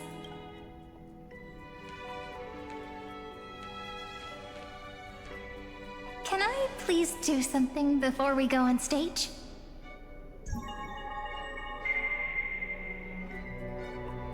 Remember the joke we made back at the Grove? Look! Aren't my hands pretty now? What a fascinating feeling. Like countless memories all swelling up at once. What about you? What did you feel when we touched each other?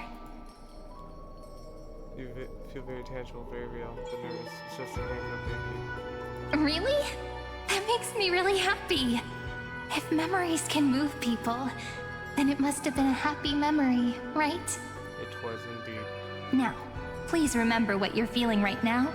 Write it down in your heart and keep it there. Memories you want to treasure will never fade away. Even if immersed in the long river of time, these memories will still leave traces of their existence.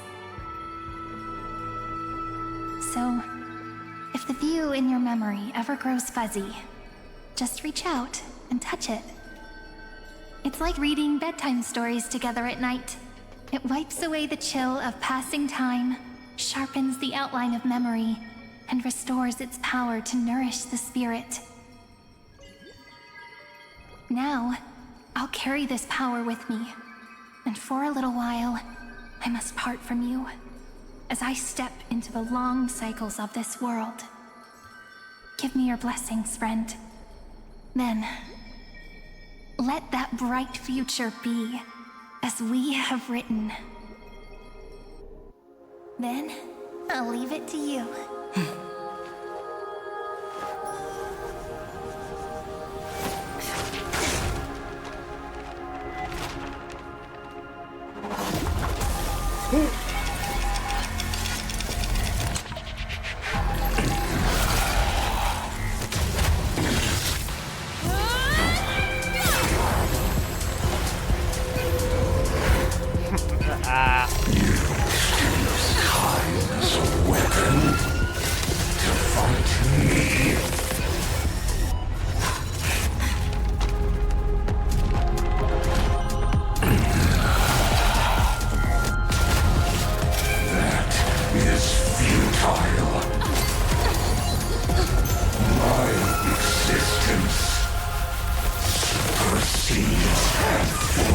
Precious cycles.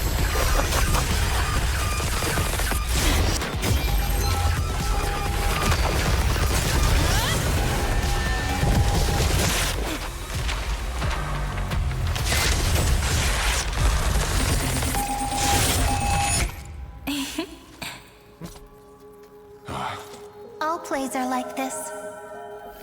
Once you're on the stage, it's hard to return to the audience. Welcome to our story. How does it feel?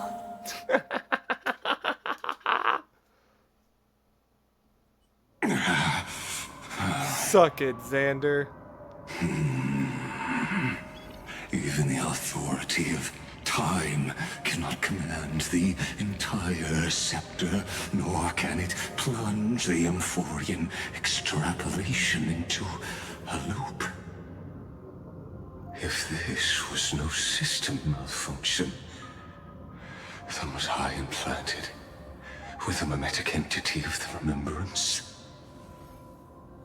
You guessed it right away.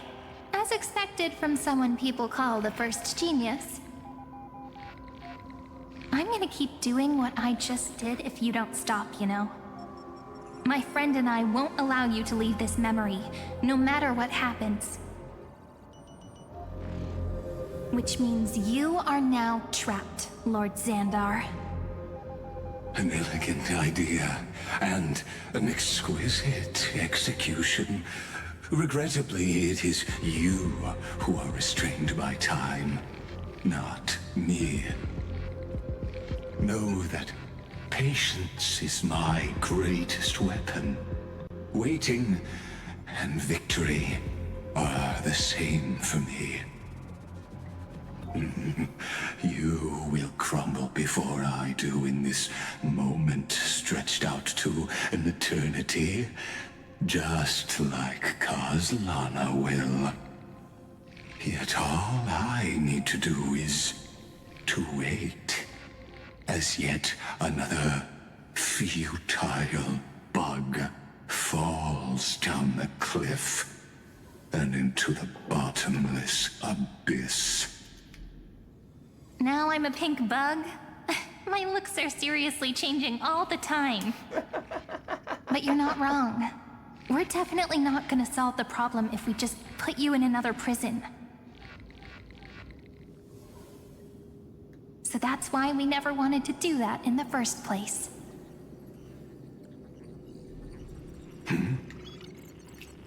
I shall answer your confusion purely out of my respect for those who came before me. Have you heard of the synesthesia dreamscape in the Asdana system? Interestingly, that place once had a prison too. Life forms living in that environment, abundant with memoria, have a chance to connect their perceptions with each other's. Even across great spatial divides, they're able to detect shifts in one another's states.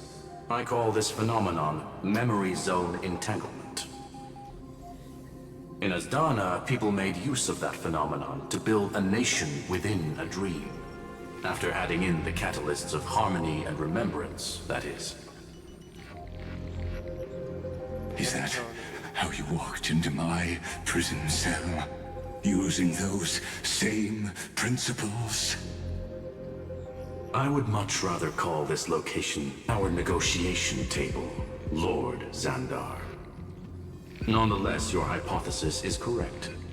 We happen to have an ally skilled in tuning, while the Trailblazer and Miss Cyrene both have an astonishing amount of resolve, which I'm sure you can testify to. I am also sure that with the support of such a resolute memo sprite, our conversation can last for a long, long time. I'm the best at listening to stories, you know? I'll leave the exciting clash of the erudition to you two geniuses. A brainstorm? I like it. And it's 2 against 1? Well, I like it even more. Let's talk, Xandar. Take a guess. How much do you reckon we can dig out of your brain before the next second? And how many ways can we find to deal with you? Besides, in your current predicament, There's no way you can take our trump card away. Go, little one. Go. Overturn the Era Nova. Lycurgus disappeared? It seems you had conducted a secret hunt in the depths that even I cannot reach. In that case, go. Swim onward and give this campaign a fitting end. I shall send you off with my song, Greyfry. May this song penetrate time and become the prelude to the new world.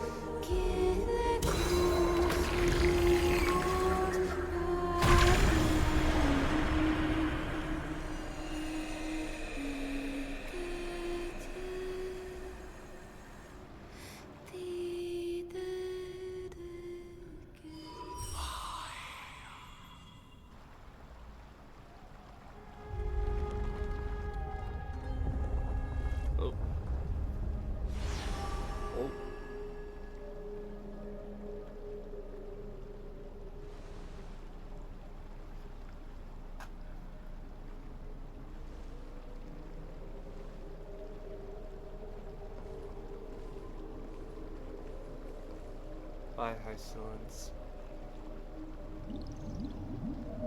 Dux Gladiorum, you have completed your duty. A new dawn is about to rise. Why not swim towards it?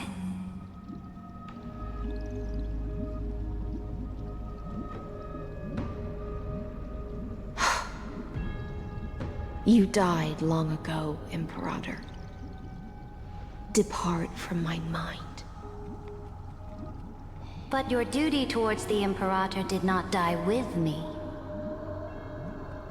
That duty will bind you no more. You will be able to hold for yourself one grandiose feast after another in the endless days to come.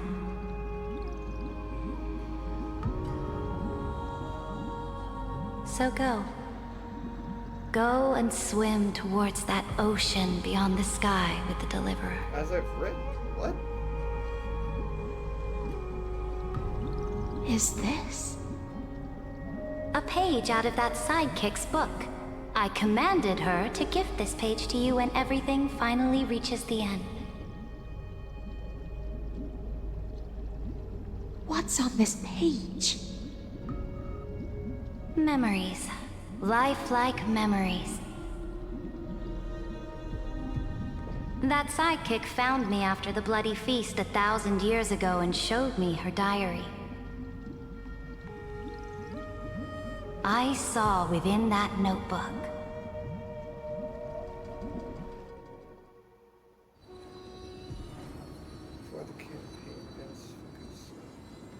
Is this that Deliverer's experience?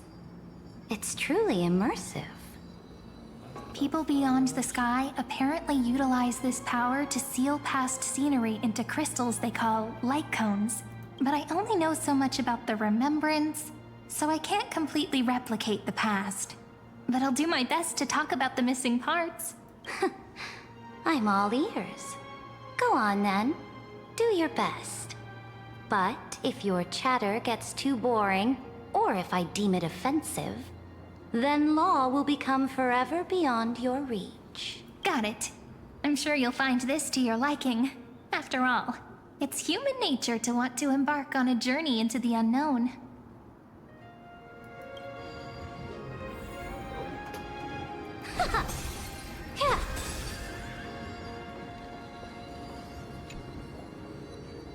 What brightly colored annals. The journey of the Deliverer's conquest. Let me partake in it. Is this a fortress in the sky? This is the first step of my friend's journey among the starry seas. This place is called the Herta Space Station. Just think of it as a supersized grove of Epiphany. Oh, so it's the territory of that witch. She and another Antikytherian lent me a helping hand back at the banquet. Look, over there. Looks like she's talking to Madame Herta in this memory. Let's go listen to what she thinks about this world, all constructed by eons and paths. Are you telling me that woman is Herta? She seems shorter than I remember. Nah, it's a puppet. Pretty nice space station, huh? But just wait. After a couple more stops on the Astral Express, you'll see sights that'll make this place look ordinary. Oh, the cosmos is so vast that the unknowns far outnumber the knowns. But none of them will end up being anything amazing. The farther you go, the more you'll understand what I mean. So do your best with the nameless. Break a leg!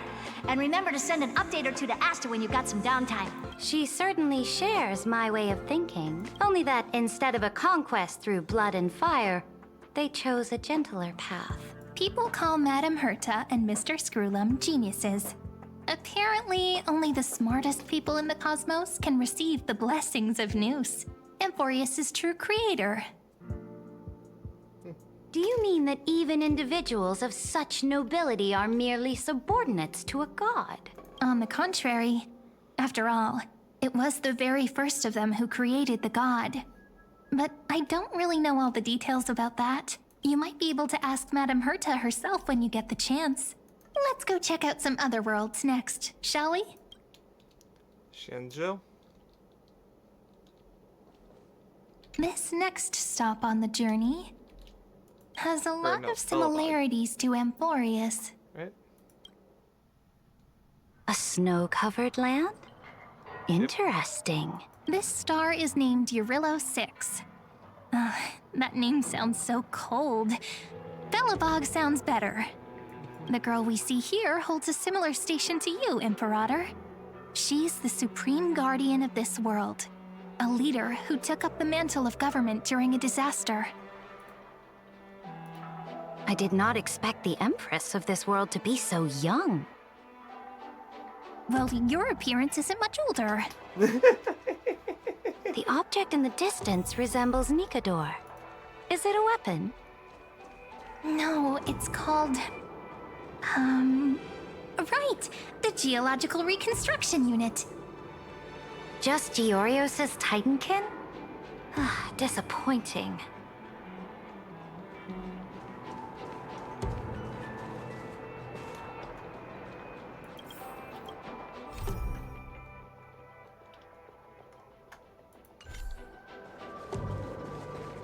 It's all thanks to you that we survived the crisis. The collaboration with the IPC is both an opportunity and a challenge. Nonetheless, it's an important step in our journey back into the universe. This world was sealed beneath its sky just like Amphorius was, and they only managed to reconnect with the stars when the Nameless arrived. That IPC she spoke of, is it a more powerful organization? Tax collectors. Yes. Do not The fuck with them. IPC conquered many worlds through trade, and opened up a vast territory that way. There are many such powerful alliances beyond Amphorius, and they all walk on roads different from the destruction. Coming back to the Supreme Guardian and her Belobog, didn't they find a peaceful way to enter the interstellar community?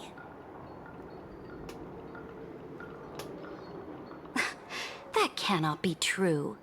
That IPC would never have grown so big on trade alone.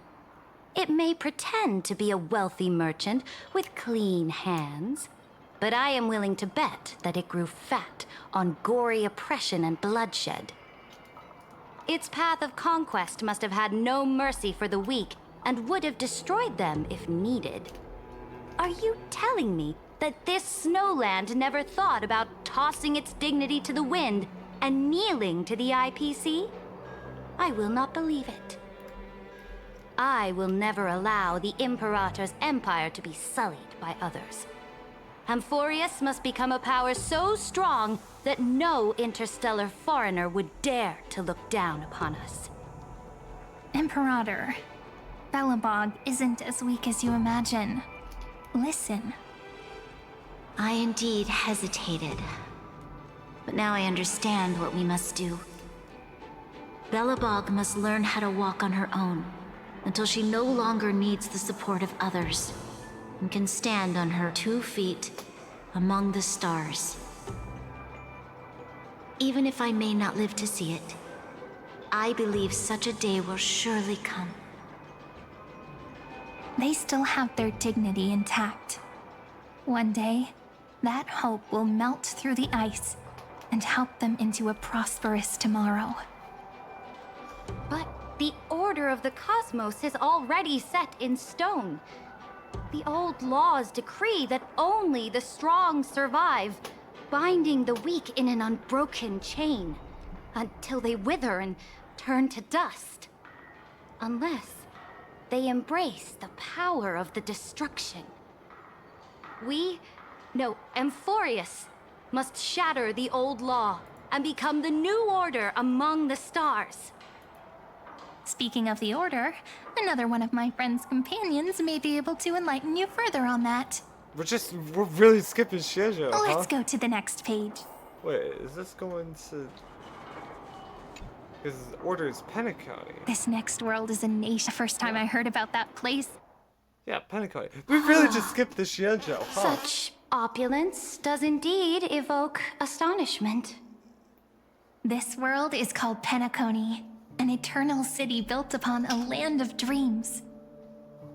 It's also my friend's previous stop, where they went through a risky but exciting adventure. Tell me about it then. That man standing afar has wings on his head. I am truly curious.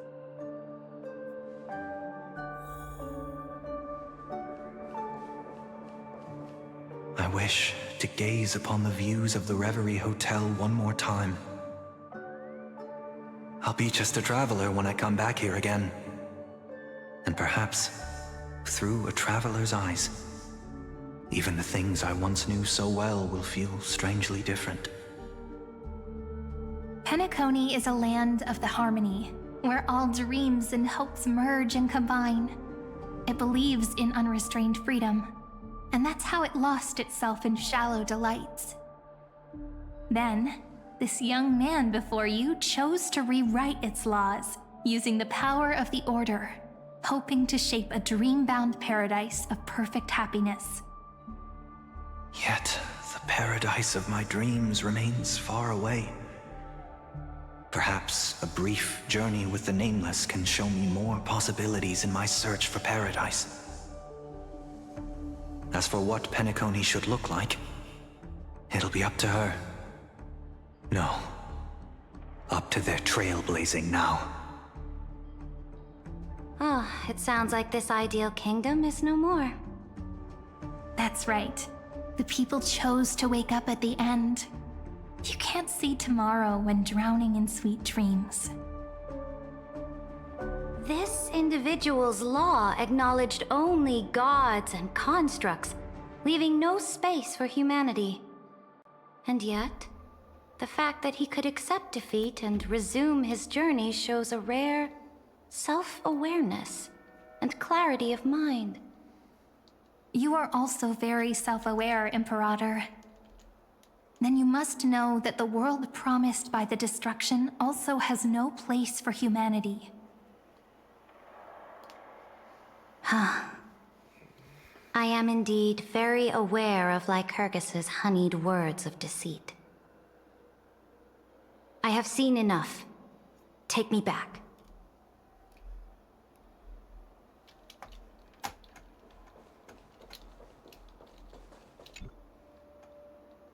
Then let's wrap up this trip down memory lane with one last scene. This absolute wonder. Isn't it pretty?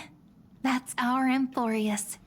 Our world flows and meanders in this endless band of light. Though we were born from the designs of the gods and are not yet truly alive, the Chrysos heirs of Amphorius still chose to stand against fate and carved a legend no different from that of humankind.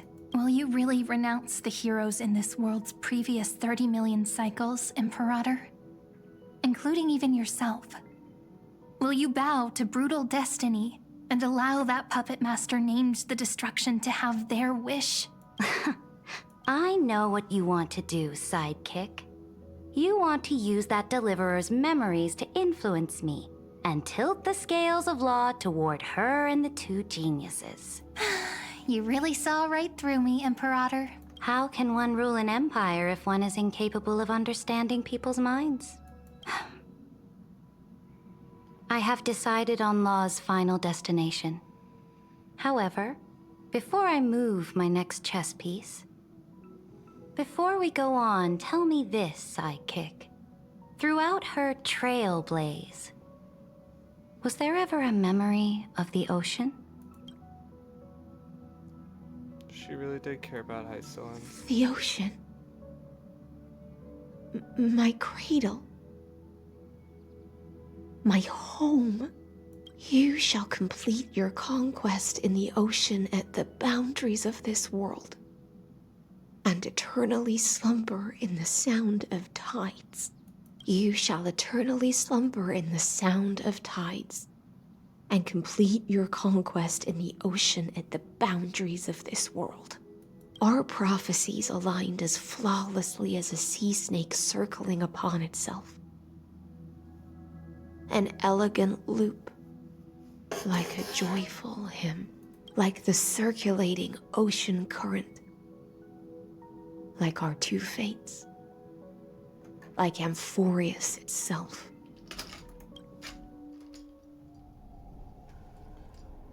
The end of the campaign against Fagusa.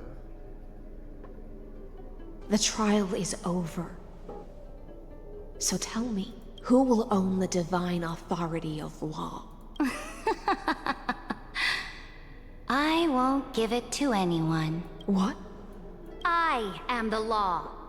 Why should I give my imperial crown to any other? Both the Deliverer and the Theoros came from beyond the sky. They have no right to interfere with the lands I conquered with my own two hands. The law of Amphorius shall be determined by Amphorius's master. What exactly did you see in the trial? Everything. I saw everything regarding the rules of this world's operation. I saw the laws of extrapolation that Theoros spoke of. I saw the ultimate protocol. As long as I offer a sacrifice of equal weight, I can rewrite the laws of this world according to my will. I can turn good into evil, ugliness into beauty, and weakness into strength. Fate gave me a very fair deal. One rule change for the life of one demigod. What are you planning to do? You can't guess? We can conquer the stars without relying on any power from beyond the sky. We just need to make some reasonable sacrifices. Oh boy. Your ambitions have already made so many people give up their lives for the law. And you're still not done? I am determined for Amphorius to stand on her own 2 feet among the stars. You are beyond reason. You think such a simple and hypocritical statement can justify your atrocities. There's no new without destroying the old. That's what you consider an atrocity? Ironic, for that is also the unchanging law of Amphorius's revolutions. Ever since the Flame Chase prophecy resounded in the distance, fate has decreed for the Chrysos heirs to ignite our blood and illuminate this dark age. People would still be puppets of the old dynasty if it weren't for my conquests. But your world doesn't seem to be any different from your predecessors. Bloodshed, tyranny, oppression. You're making the same mistakes they did. Go and see everything for yourself. Go to any library I've built. Go listen to the rumors on every street corner. Go and witness how the Imperator crushed the old laws and forged new ones. Go and see what my conquests brought to this world. I cleansed the Chrysos War's filth, and mended all the conflicts left by the Era Bellica. I restored Akima's might, and allowed mortals and Chrysos heirs to face each other as equals in the Council. I punished all sins, and rewarded all achievements. I smashed Talantin's shackles, united humankind to save themselves, and started the Flame Chase era. That's what the Imperator has done in her glorious life. So now, hearken to my final words. History will eventually forget Saridra, but it will never forget the Imperator's people or the Flame Chase era she began. Final words?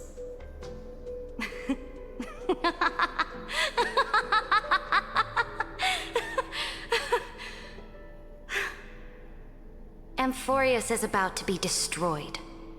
There's no time left for pointless debates.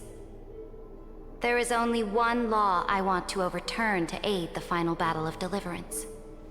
So I will only offer the life of one demigod. In the name of the Imperator, I command you one last time, Electra. Wow. Either sacrifice yourself for conquest, or pierce this tyrant's chest with your sword. Thus, the Imperator concluded her final speech. At the end of her life, at the last moment before she stepped onto the altar, she gave her most loyal subject the choice to decide fate, just as she promised her compatriots before her very first campaign. My blood flows in you now. Heroic compatriots, follow me, and we'll seize fate's reins! Wow. The Imperator fell. Some say that the Dux Gladiorum turned traitor and killed her liege. Some say that she imprisoned the tyrant in a shallow pond of water, then left. Which meant the Imperator had to kill herself to rewrite the law. There are countless stories about her death. All we can be sure of is when the Knight left the Vortex, the Imperator was still mumbling about their past conquests together. The beginning and the end of her existence. Imperator, wait! How could someone of your status come to the front lines? Let me be the flag bearer! The troops defending the pass to the west of the Grove, have they surrendered? They ran as quickly as they could when they heard your name. The Golden Cocoon Pass is now in the First Legion's hands. Good. What about the Delosian militia? The Third Legion set fire to the mountains and flattened everything west of the basin. They just need a few more days. That is enough. We cannot afford to miss an opportunity for victory. Lastly, how many Laedonian cannons are left? They are no more. The Second and Fourth Legions have destroyed them all. Very good.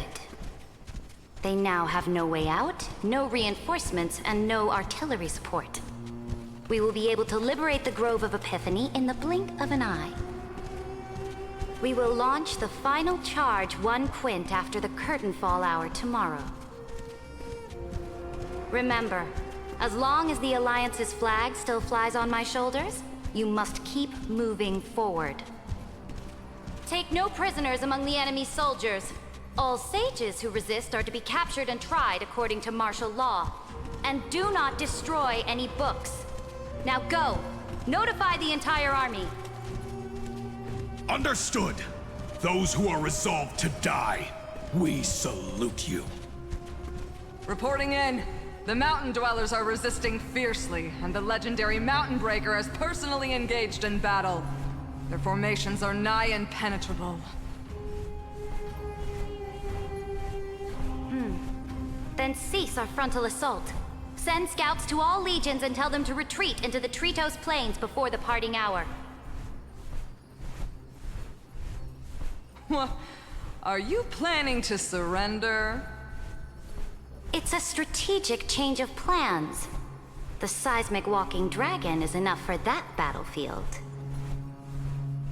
Walking dragon? You mean that stupid beast, Terravox? What can they even do? Stupid? No. They are the wisest of all of Giorio's creations. Only they can perceive the currents of time. Let them deal with their earthly brethren. We will advance and take the lead in defeating what remains of our enemy. I will deliver the most fiery retribution for the humiliation they dealt us, and crown myself with a god-slaying wreath. Understood. I'll see to it. Those who are resolved to die, we salute you. The Temple of the Three Fates sent a letter, Imperator.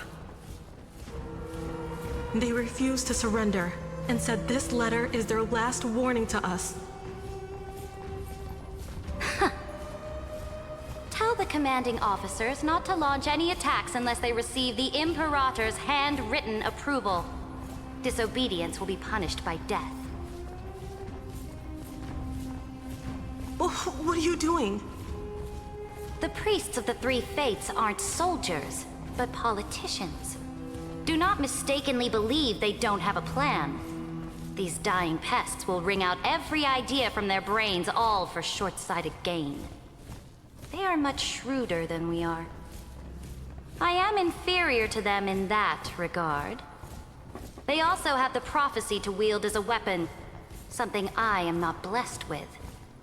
Launching an unplanned attack will only disadvantage us, as all of Emphorius will judge our actions. Which means, I will be heading to the battlefield myself, just as I have always done. This time, however, I will go alone. I will conduct secret negotiations to ensure fate is on our side. Understood. The legions will make their preparations. Those who are resolved to die, we salute you. Why are we not allowed to march out with the army, Imperator? This will be a long voyage with no return. Those of you who bear the prophecy cannot come with me. Why are you personally leading this battle if it's doomed to fail? The Flame Chase journey cannot be without a leader. That is correct. The Empire will be without a head when the Imperator falls. But remember, as long as you seize the right opportunities, even a chaotic game will remain winnable. My departure will create a long staircase for you. You will understand what I mean when news of my death reaches your ears. Saridra, is our journey about to be over? Destroy the old laws and forge new ones. My conquest has reached its limits within the borders of Amphorius. Since the prophecy already decreed that the Imperator would never conquer the stars as she wished, I will bow out here and try no more. More Chrysosairs bearing divine authority will be born, and many more heroes will arise. Will they demand peace or war? Will they resist tyranny or become the next Imperator? I do not care. The children of the future will decide for themselves. Do not mourn for me. Anyone can kill the Imperator. But the only one who can truly destroy her is Saridra. At the end, I faithfully recorded the most important battles in the Imperator's life. Her conquest was about to be completed at this point in the story. However, for some reason, a memory suddenly entered my mind just as I was about to put down my pen. It was a journey on a fantastical train. I had the honor of having a heart-to-heart conversation with the Imperator under the stars, and I asked her this question at the end of that discussion.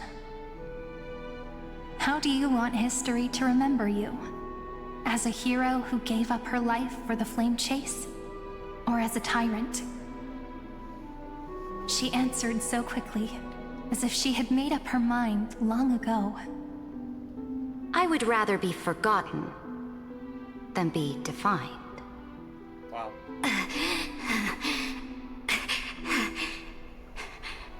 Because the law can be neither eternal nor unchallenged. And only humanity can pen laws into history's pages. Now, I have shattered the greatest law of Amphorius. The game is nearing its end. Dux Gladiorum. Even though you killed the Imperator in the previous 30 million cycles, this time, you finally found your own law. Then, High Sealants, Electra.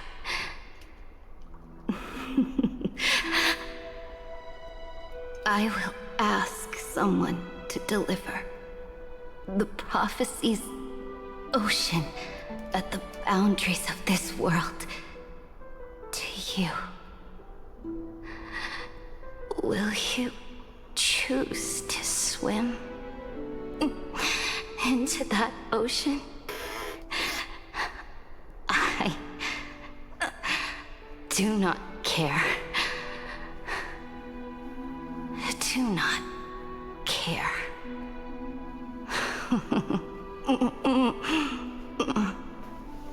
The Imperator muttered about her conquests, and news of her death spread in the city. Freedom! Liberty! The tyrant is dead! Go! Shout this news in the streets! My people, my fellow elders, do not panic. Stand your ground. That usurper has paid for her ambition with her life. People once cheered for my ascension. And now they cheer for my fall. No matter. I am fond of applause.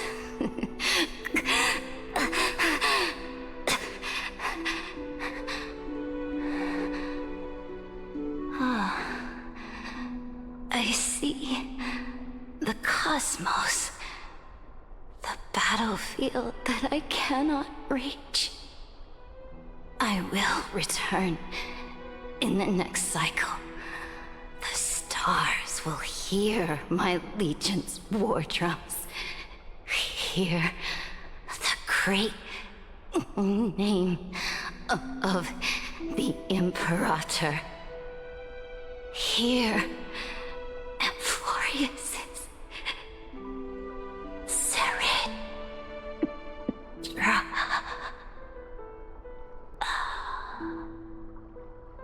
To this day, we do not know which rule the Imperator overwrote at the cost of her life. Perhaps the truth will only be revealed at the moment of checkmate, just like every chess game she ever played. We only know her death inflamed Akama. On one side of the city, those who defended liberty toppled her statues to the ground. On the other side, her supporters put themselves between the masses and her monuments, declaring loudly that the Sovereign is still among the people. It is said that golden blood congealed into the same letters everywhere they fought.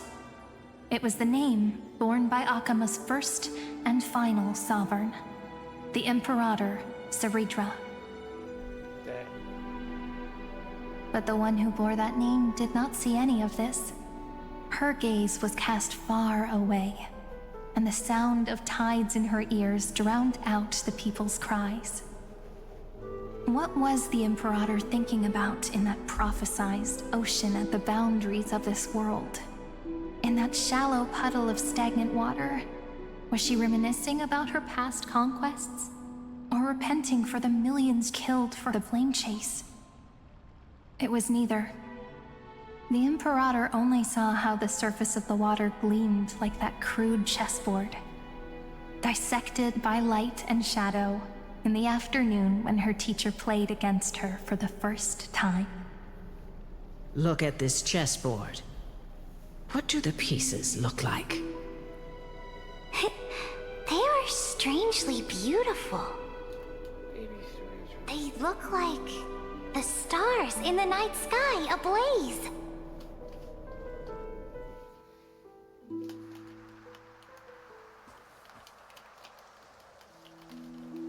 From that page emerged an ocean so vast, so pure, not a single trace of corruption. Is this Saridra? Electra, my subject. Ever since you walked out of the tainted ocean and pledged yourself to me, I have seen the abyss in your eyes and the emptiness in your heart. That was why I promised you a new ocean, where the Imperator's ambitions would serve as the currents, and loyalty would be its light. Electra, my subject. You have done your duty as my blade. The prophecy has now made its final decree on the road I intend to walk. My conquest is doomed to never reach the stars. But the Imperator never makes empty promises. So take this memory, this ocean, beyond the sky, as witnessed by the Deliverer. This is the final gift that the Imperator can leave for her subject.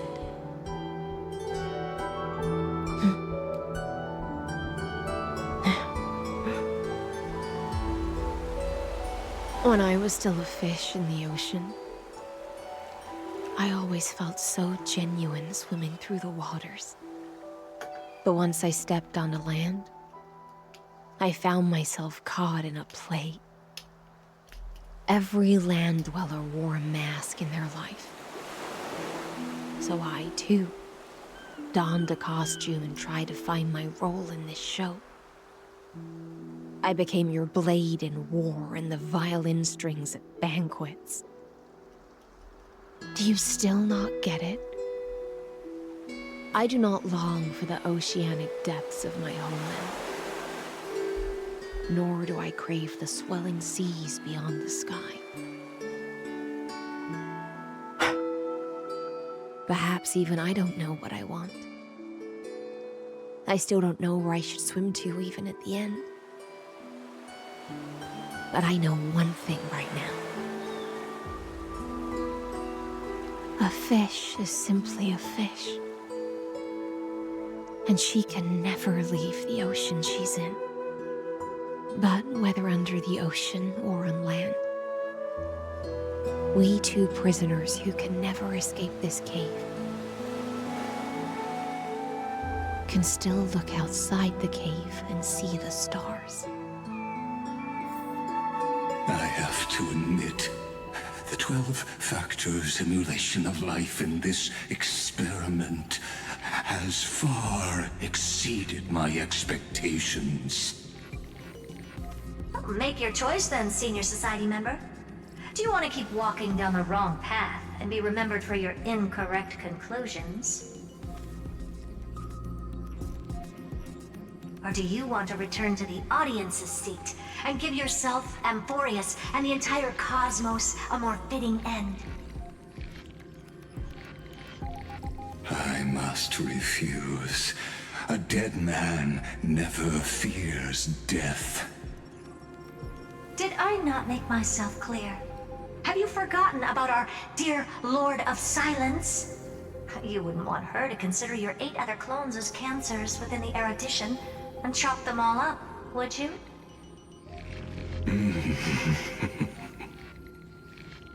Your logical deductions are vastly different from mine. Therefore, allow me to provide one more academic recommendation. Listen, my peers. Why don't you look beyond this world? Just as the Chrysos heirs did. Re-evaluate your calculations and take into account all enemies in the upcoming war among the Eons. Amphorius is not a place where 3 paths entangle, but where 3 paths fight to the death. You used Memoria to resist me, but did you not consider the possibility that the Remembrance and their children might have taken this opportunity to join the fray as well?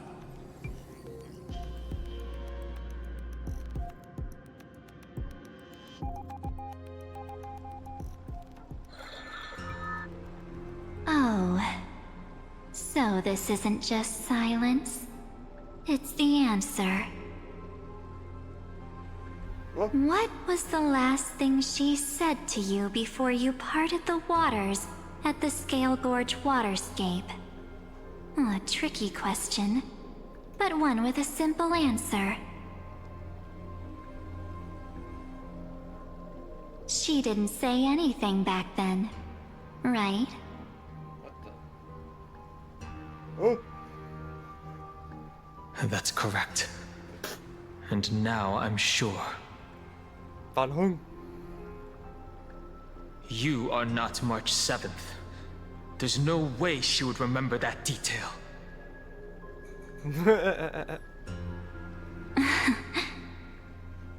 I'll only warn you once. Leave her body. Now. How impulsive. That's not like you at all. Why don't you calm down and think about another possibility? I didn't take over March 7th's body. Rather, it's March 7th who regained my memories.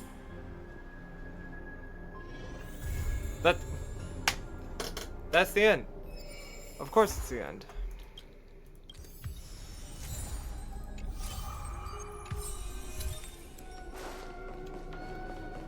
That's wonderful.